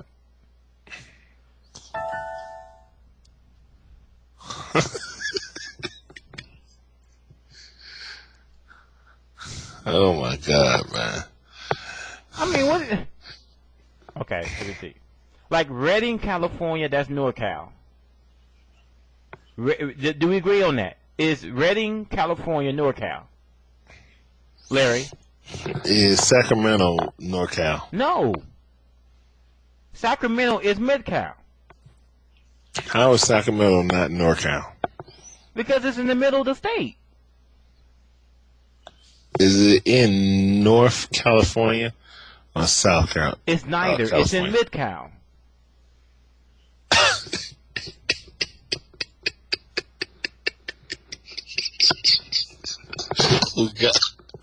So the redwood forests are in Mid-Cal, right? Because it's all the middle of California. That's what you're trying to say? See, Visor's right. See, South is Sacramento. Sacramento is That's Northern Mid-Cal. California. Read the fucking beginning of it. Northern California is the northern portion of the U.S. state of California. This region contains the cities of the Redwood Forests, the Northern California coast, the Big Sur coastline, the Sierra Nevada, including Yosemite Valley and Lake Tahoe and Mount Shasta. Okay. You said L.A. was NorCal. No, That's I what didn't. you fucking said. No, I did not. I did Yes, not say that. yes, you I did fucking not did. say that. Is this recorded? Yes, this is recorded, and I Play didn't it want to back. play that You back. said I did not you say said L.A. NorCal was fucking no. You said Mid-Cal was L.A. My bad. You said Mid-Cal. L.A. is Mid-Cal. That's what you fucking said. LA is Mid-Cal. Mid-coast. It's mid-coast because it's on the coast. So It's mid-coast. How yeah. can you be a mid on the coast? Because it's south of San Francisco, which is north coast. You said L.A. was Mid-Cal, dog. You said it. Everybody in the chat heard you. Mid-coast, You people. said it. Mid-coast. What's mid-coast? Mid-coast is L.A. And So what's Santa Monica? Coast? Santa Monica is southern mid-coast. It's southern mid-coast. Yes. But it's on the coast, so how can it be mid? Because it's still in the middle of the state. You know, like middle, halfway, point, all of that. The red equals SoCal. Okay. The red in that picture is Southern California. That is right. That is SoCal right there. I've been gone for 5 minutes and you motherfuckers are still talking about this. So everything that goes north of that. Go to into- the chat and click on the fucking picture. Now SoCal is clearly stated. Red, right. So, SoCal reaches from all the way, pretty much LA, all the way to almost Vegas. So no, they messed up because see because Mid-Cal is not clarified there. Mid-Cal should have been clarified because right when it goes straight up, or you see angle to the left and it goes straight up, they should have made a cut right there through the middle, and that would be Mid-Cal. And as you see, it would be San Francisco and LA would be mid-coast and southern mid-coast. hold on, man. You went from Mid-Cal to mid-coast. There's See, nothing making up new rules. If you call that Mid-Cal, there ain't shit in NorCal. It's like trees. Okay. It's trees and hippies and pot smokers. Is that such a bad thing? There ain't, So hold on. but there ain't shit up there. How do you count that as NorCal? That's like the wasteland. Hold on. How can you not count anything on the coast? No. See, this is where you're fucking up. How can you count anything on a coast, middle, anything? It's either west. No, it's still the middle point. Like if you count from the edge of the top of California down to the edge of Southern California, bordering on Mexico and Arizona. I mean, it's still like the midpoint. If you No, it's not. If you're gonna do the middle of if you're talking about the direct middle or center line of the dang on state, then you're following the San Andreas fucking fault. You're following the fault line, you know what I'm saying? Then it goes all over the place, but hell, it's gonna go up. You know what I'm saying? Is that what you're following? The fault line? Is that what you're trying to say? Mid-Cal is that the picture, fucking fault line? That picture. If you start at the left edge at the topmost part of California, go all the way down. If you go about halfway, you see that would be what San Francisco would be. That would be what LA would be. So that would be so San Francisco would be Man, you have no northern. sense of fucking geography or That'd be anything. northern mid-coast, and then L.A. would be southern mid-coast because it's still in the middle of the coast. This is the gayest fucking conversation has ever been on this fucking show. No, I mean he's trying to explain it, but he's making no sense. Oh, by the way, oops, V Gambit proved that Mid-Cal does exist. Thank you, V Gambit. Thank you, Mid-Cal does exist. It's nothing. Where? True. Where's the fucking Mid-Cal? Where does it exist? The Middle California region, United States Pony Clubs Incorporated. There you go. And then it has it about the Middle California region. And where is it? Where's the pony race? The Middle man? California region, United this States map. Pony Clubs consists of 24 public pony clubs and 4 recognized pony clubs riding centers located from the San Francisco Bay Area to Bakersfield. Mid-Cal is home to approximately 500 active pony club members. See, I told you. Told you. What the fuck is this? I told you. So where do they have the pony? Where do they have the pony money matches then? Yeah, exactly. In Mid-Cal. Hold on, Mid-Cal dog. Hold started that on. So you got from Black Oaks to Bear Look Creek. at that. No. Hold on a second. Look, right now. yeah, it says Mid-Cal region, and then below it says Camino Real region, and then it says Sierra Pacific region. There's no NorCal and SoCal region. So how the fuck is that an actual region? It's just some shit that they made up. That's not a real region. It is an official website. Dude, I can say I'm in Mid-Cal and I live in Georgia. It's a Mid-Cal, dog. I promise you that nobody in San Francisco is saying they live in Mid-Cal besides this pony club. And you, my bad. Let's see here. But no, if there was going to be a Mid-Cal, then I guess here you go. But Sacramento's, so they don't even have a NorCal on this thing. Actually. So, according to the pony, someone's coming on the show. Okay, according to the coming on pony the show clubs, because he's lived they don't in- have a Mid-Cal, a NorCal or a SoCal. All right. Yo, go click on the Dude, maps. it's like my region. My region's called the Midwest. Exactly. But I'm like two states from the East Coast, and like 30 states from the West Coast. I know I'm exaggerating, but still, there's no fucking way I'm Midwest. Where you live?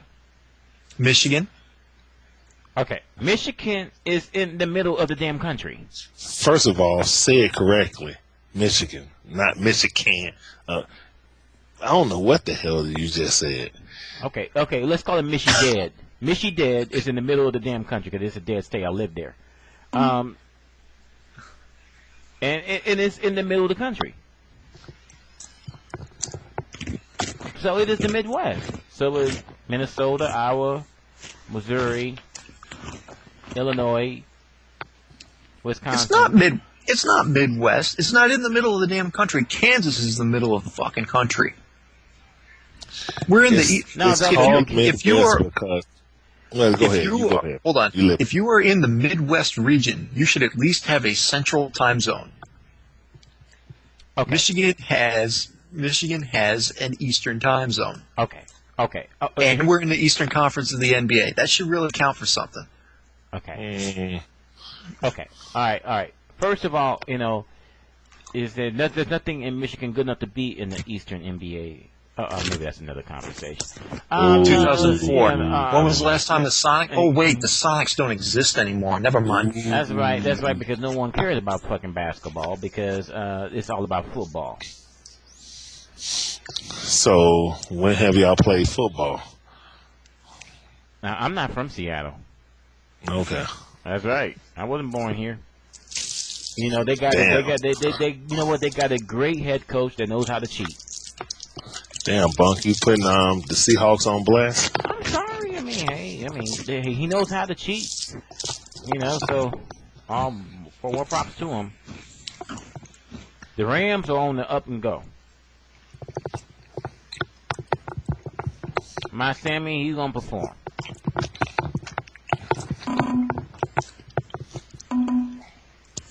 But you gotta admit that the mid-cow does exist. I just want to hear you admit that, Larry. No, mid-cow does not exist. Dude, it only we just exists showed to you pony proof. people. We just showed you proof. This is truly some ignorant bullshit. Yo, We just there is no mid-cow because on their thing, they don't even have a NorCal or a SoCal. okay. Then maybe that there's not very many horse clubs in Northern and Southern California. Well, unicorns, exactly. Unicorns and ponies. That's the only time mid-cow exists. And then Bunk's head. Now, see, you know what? It sounds like that some people are getting salty because we found out that mid-cow really does exist. So like they call this a couch, and I understand what's a couch, but they call this a love seat. So why do I have to fall in love to be able to sit on it? Love see how seat because fucking only people- 2 people can sit in it. That's why it's Or a love seat. one person, because I have a love seat that only fits one. No, that's just a big-ass recliner.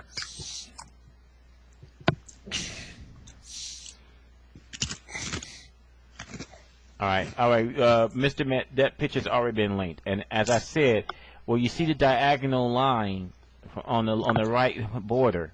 When you see it go up and it becomes a straight line. See right there, that's the cutoff for Mid California, right there. So that means So they goal line, and then just on top of San Francisco is Mid-Cal. Like, so between there is, but see, you didn't say Mid-Cal was that way. The way you were saying Mid-Cal was like a line in between, LA and fucking San Francisco. no, because both of those are on the LA coast. is Southern Mid Coast. I didn't say Mid Cal, I said Mid Coast. What the fuck is a Mid-Coast? I mean, it's the middle part between. It's exactly in the middle between, the upper coast that's bordering Oregon and the southern coast bordering Mexico. So it's LA, you must be talking about San Diego. LA is above San Diego, and it's on. Oh, Jesus. Yeah, I'm saying you're right. See, they're confounded because they realize that I'm right. That Mid-Cal does exist. We found a website that explicitly shows that it says that where Mid-Cal exists, it was exactly what I said it was, and No, you didn't. You said that Mid-Cal was a line between the top of Mid-Cal ran all the way from the top of California all the way to the bottom. No, because then That's what there'd be you no, said. No, because there would be no there'd be no NorCal either. I said Redding. I said, is that Redding is NorCal? Is it not? Is it not? Okay. Redding is NorCal. Yeah. Okay, so that's in the if you look at that diagram of California, that's clearly in the northern part of the state. All right. Yeah. So if you go down to Sacramento and surrounding areas, as you can see, that is right in the middle. So that is Mid-Cal. No, Sacramento is not in Mid-Cal, as it shows on the little thing that that whoever brought that up. Sacramento is in the Sierra Pacific region. There's no NorCal on this now. There is no way that you can say that Sacramento is North California. Look at it, dude. I am looking at it, and it's smack dab in the middle of the dang state. Look at the box. See, you trying to have Mid-Cal both ways. I See, am the way not. you're talking about Mid-Cal is like the middle. Sacramento is in the middle of the state, but it's above San Francisco. And You the gotta way they remember got that. But San Francisco is northern mid coast. You got to remember that they don't go by geographical splitting. They go by population splitting. That's why SoCal is so much further south than quote-unquote Mid-Cal, and there's no actual real NorCal because nobody fucking lives in the trees. That's why they split it up. That's not a valid Okay. argument. That is a Okay. valid point. No, that is valid. Actually, so there is no NorCal. All right. So So you're saying there's no NorCal, it's just MidCal and SoCal, and then call it a day. There's no, I ain't mid-cal, saying that. You're saying it. There's SoCal, I'm just mid-cal, repeating and what trees. you're saying to me. I'm just repeating what you said to me. So there's no No, NorCal. that's what you're saying, dude. If you're going by the damn United States Pony Clubs Inc., they say mid-cal, so there is no NorCal. So Sacramento don't exist now. That's what you're saying. No, that's what you're saying. I'm saying that. Oh, you agreeing with this fucking Pony Club thing? Then yeah. Oh, Bunk does work at a bank. He has to agree with a lot of rich white people all the time, so you never know. Oh my gosh. Oh my gosh. Look at that link. Look at that link. Look at that link that face this posted. What's that say? What's that say? What's that say? What's that say? What's that say? What's that say? What's that say? I'm looking at it now, man. What's that say? I'm looking at it right now. Yeah, but what's that say? What's that say? I'm fucking looking at it. This is some ignorant ass shit. I'm just gonna say. No, man, it's enlightening. Fuck it. Let's do it, man. Let's look. Northern California is the trees. Okay. So look, Northern California is the trees. Central California. So there is no mid-cal. It says Central Cal. What the fuck, man? I mean, it's the same damn thing. No, fuck you. No, it's not. Okay, I understand that you had Southern schooling, so English is not your first language. That. So you know what? Look, 1 through 4 is NorCal. Look at San Francisco. Okay, you San see Francisco is right there in mid. No, look at the fucking color coordinated. Look at it. It is mid coast, and it's right there, as you can see, right there in the middle of the dang coast. Like I said, it was. Bunk. Are you colorblind? No, are you colorblind? I'm seeing. I'm looking at it. 1, 2, 3, 4 is Northern California. This is, as you can see, that San Francisco is NorCal. You see that? It says 1, 2, 3, 4, Northern California. It's northern. See the colors. San Mateo, Santa Clara, Alameda. You see, and the further blow out the argument, you saying that there's no mid, but it says there's Central California. It means the same thing. Middle, Central, same thing. And but the whole point why we had this fucking argument to begin with was because you were saying that San Francisco was mid-cal, and it's proven that it's not. It is northern mid-coast. No, it's not. Ugh. Look. This is Bunk.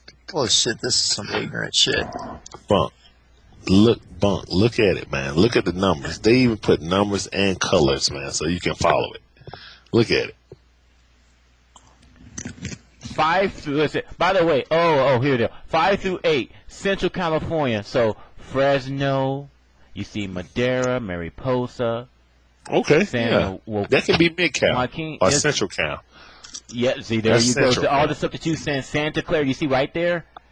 Alameda, Monterey. That's all in the middle of the damn state, right there. Yeah.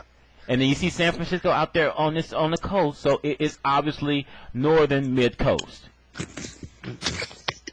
You can't make up new shit. You gotta stick to the official shit. You gotta say NorCal, Central Cal, or Southern Cal. Okay? Yeah, you done fucked up. I have not fucked up. You done goofed.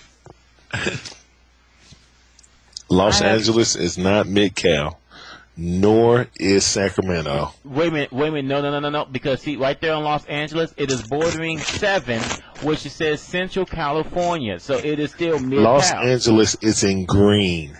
Are you colorblind? It is bordering on 7, which can mean that it can be included on when it says about Central it says California. Los Angeles. There is no county. It just says Los Angeles as 9. Exactly. There is no bordering. It says Los Angeles is 9. Therefore, Los Angeles is Southern California. It's bordering on 7, which is mid-cal. Okay, I'm just going to say this. I'm going to make this as simple and as plain as possible. See that green there? That nice dark forest green? With the 9 on it that says Los Angeles. Los Angeles, you see, a.k.a. that spot, is dark green.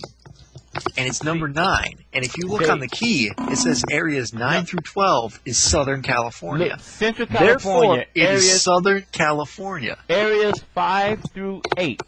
Areas 5 through 8 is Mid-Cal. It's Central Cal. There's no Central Mid-Cal. Cal, whatever you want to There is call no it. Mid-Cal. So, as you can see, Los Angeles borders on 7, which according to the key, 5 through 8 is Mid-Cal. Yeah.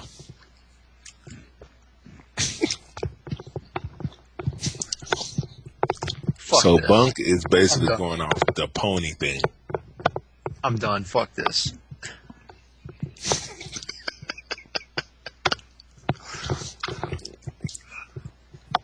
No, man. Okay. I mean, I was just pointing out.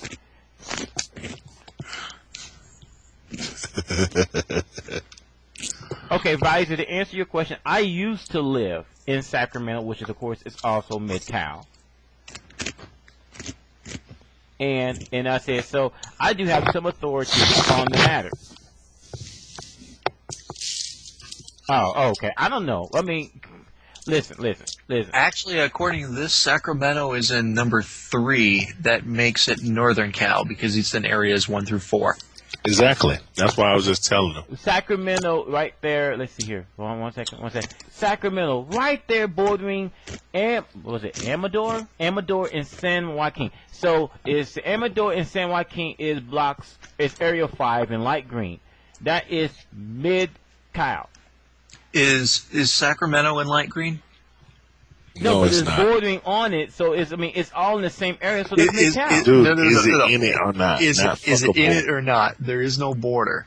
There Is it in or not? Do I Is not it a- see black is it- borders separating hey, these areas? Just because a square is next to a triangle does not mean it's bordering a fucking triangle, making it a triangle. Well, Yeah, you 'cause- can't make a square border a triangle anyway. But I'm saying this on this one. Well, actually, you can. And yes, they be bored. You know what? The bottom, the bottom, the base part of the triangle can border a square. It can border a rectangle, not a square. It could border. No, a rectangle's too long. Well, it may, actually, if you turn it on this side, and it's not too long. Yeah, exactly. All right, this is some Bunk, ignorant there is shit. no Mid-Cal. Would you What are you admit talking that? about, man? The key tells you there is Central California. No, there's no Mid-Cal. There's a Central Cal. Middle, Central. What the hell difference does it make? That's a big difference. Why would it make a big difference? Because if you say middle, you mean the center line of the state. Okay. Okay, as you can see by the graph, that is right there in the middle. 5, No, 6, central 7, and 8. See, right? is the center All of that. something. Middle, fuck it, I'm not even gonna get into it. Either way, it don't matter, man. Okay.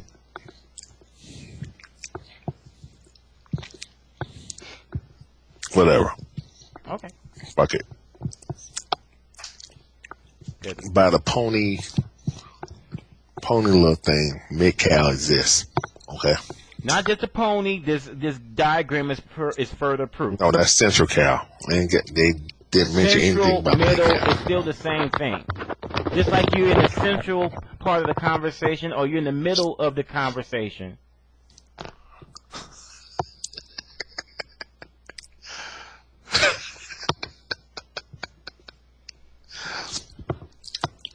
People be wondering what the heck is going on when they get to this part of the podcast. It's all right, man. I mean, no, it's fine. I mean, I've been vindicated, and that's really all How? that matters. I have been vindicated twice. How? So you But think people in Central Cal gonna play Street Fighter vs. Tekken? I don't know. Yeah, you know what? They might. I think that we got a better chance at Marvel. I think that Marvel is going to be the Mid-Cal will take it, and I think that we'll be strong in Super Street Fighter 4 too. What about SoCal? SoCal, I mean, they might. They'll get their licks in on Northern Cal, but not on Mid-Cal. Do anybody even play in Mid-Cal? I did. No, your Mid-Cal was wrong, dude. Like, Fresno. Are there any good players in Fresno? Okay, let's go back to the graph. Where is Fresno? Fresno is in 7. So that is in Central, a.k.a. Mid-Cal, California. Mm-hmm. Okay. No, I'm asking. I mean, do anybody know anybody real good in Fresno? Visor says Visor is a resident of California. He says there are some players in Fresno. Okay, I just asked. Okay. No. All right. Make sure that they say, yo, Mid-Cal represent. They need to get some MC shirts. Well, we'll be down for that. You need to head up that team. You need to sponsor them, Bunk.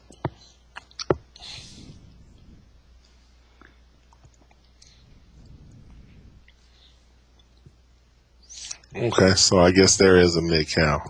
Yeah. I stand down on that. I won't call it Mid-Cal, though. I'll call it Central Cal. Fuck that. Okay, he says some U.S. Americans don't have maps. Apparently, she knows Bunkei. Okay, you know what? You know what? Let me tell you where you can stick that map. Mm-hmm. And it's not in a drawer either. All right. So anyway, I've been vindicated, and apparently Taquito Pose did not see the diagram that clearly shows there is a Mid-Cal. No, man. It's only Mid-Cal for unicorns and ponies. The rest is Central Cal, Sounds like NorCal, and SoCal. Sounds like a man in denial. I'm looking at it. You in denial, man. You in denial, my brother. You mean we need to break you out from under that. I'm looking at it, dog. I know. Just Yeah, they are going to be like, what the hell are they talking about? They're going to laugh. They're going to get a little good laugh out of it, though. no. I mean, I'm glad that we had a good geography lessons with the West Coast. I mean, I think it's important to know where you are and where you come from, and I just feel that this conversation has always been at my expense, and now the tables have been turned, and I've been vindicated not once but twice. No, you haven't, because you still said San Francisco was mid-coast. No, yes, Mid-Cal. mid-coast. I said it was northern mid-coast. It's not, no, it's not. On this diagram, and this show need to be linked with this part, with this dang going link, so people can see it. San Francisco is nowhere near no mid or nothing. Northern is northern mid-coast. And Sacramento is not mid nothing either. Sacramento is Mid-Cal, Central California.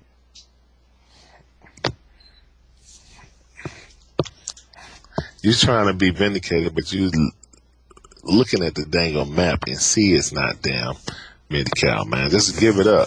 I'm not giving anything up. Why am I going to give anything up when I've been vindicated twice? How you been vindicated? I was vindicated by the website first. Then I was vindicated again by the diagram. And for the third time, I wanted to reiterate that San Francisco is northern mid-coast. What's this link? Let's look at this link. Okay.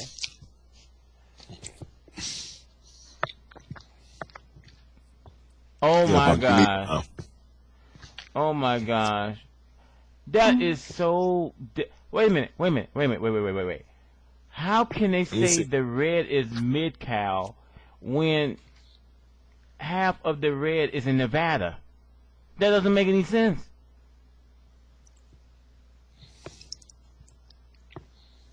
Someone got the geography seriously screwed up. Oh, that's just V Gaming trolling. He been on work on Photoshop. No, I mean trolling. You trolling, dog. That was a good one.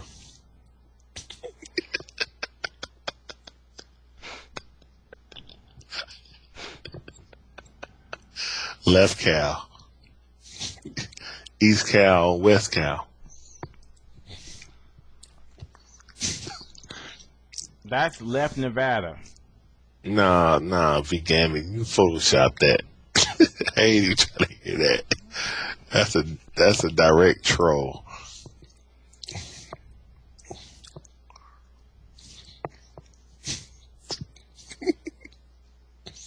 See what you started, Ben? You see what you started? No, what do you mean you? Did Who was the first person to mention Mid-Cal? You did it. No, you did, motherfucker. What are you trying to? Don't be trying to. You the one that mentioned that. You did this shit, man. It's your fault. Oh no, not. We was having a healthy conversation about, Street Fighter versus Tekken. You can't even say that with a straight face, man. You know you started that. Then y'all start talking about movies. Burnout right. In that map, the one thing they did get right is that Los Angeles there is in southern mid coast. Dude, no, stop, please. No mas.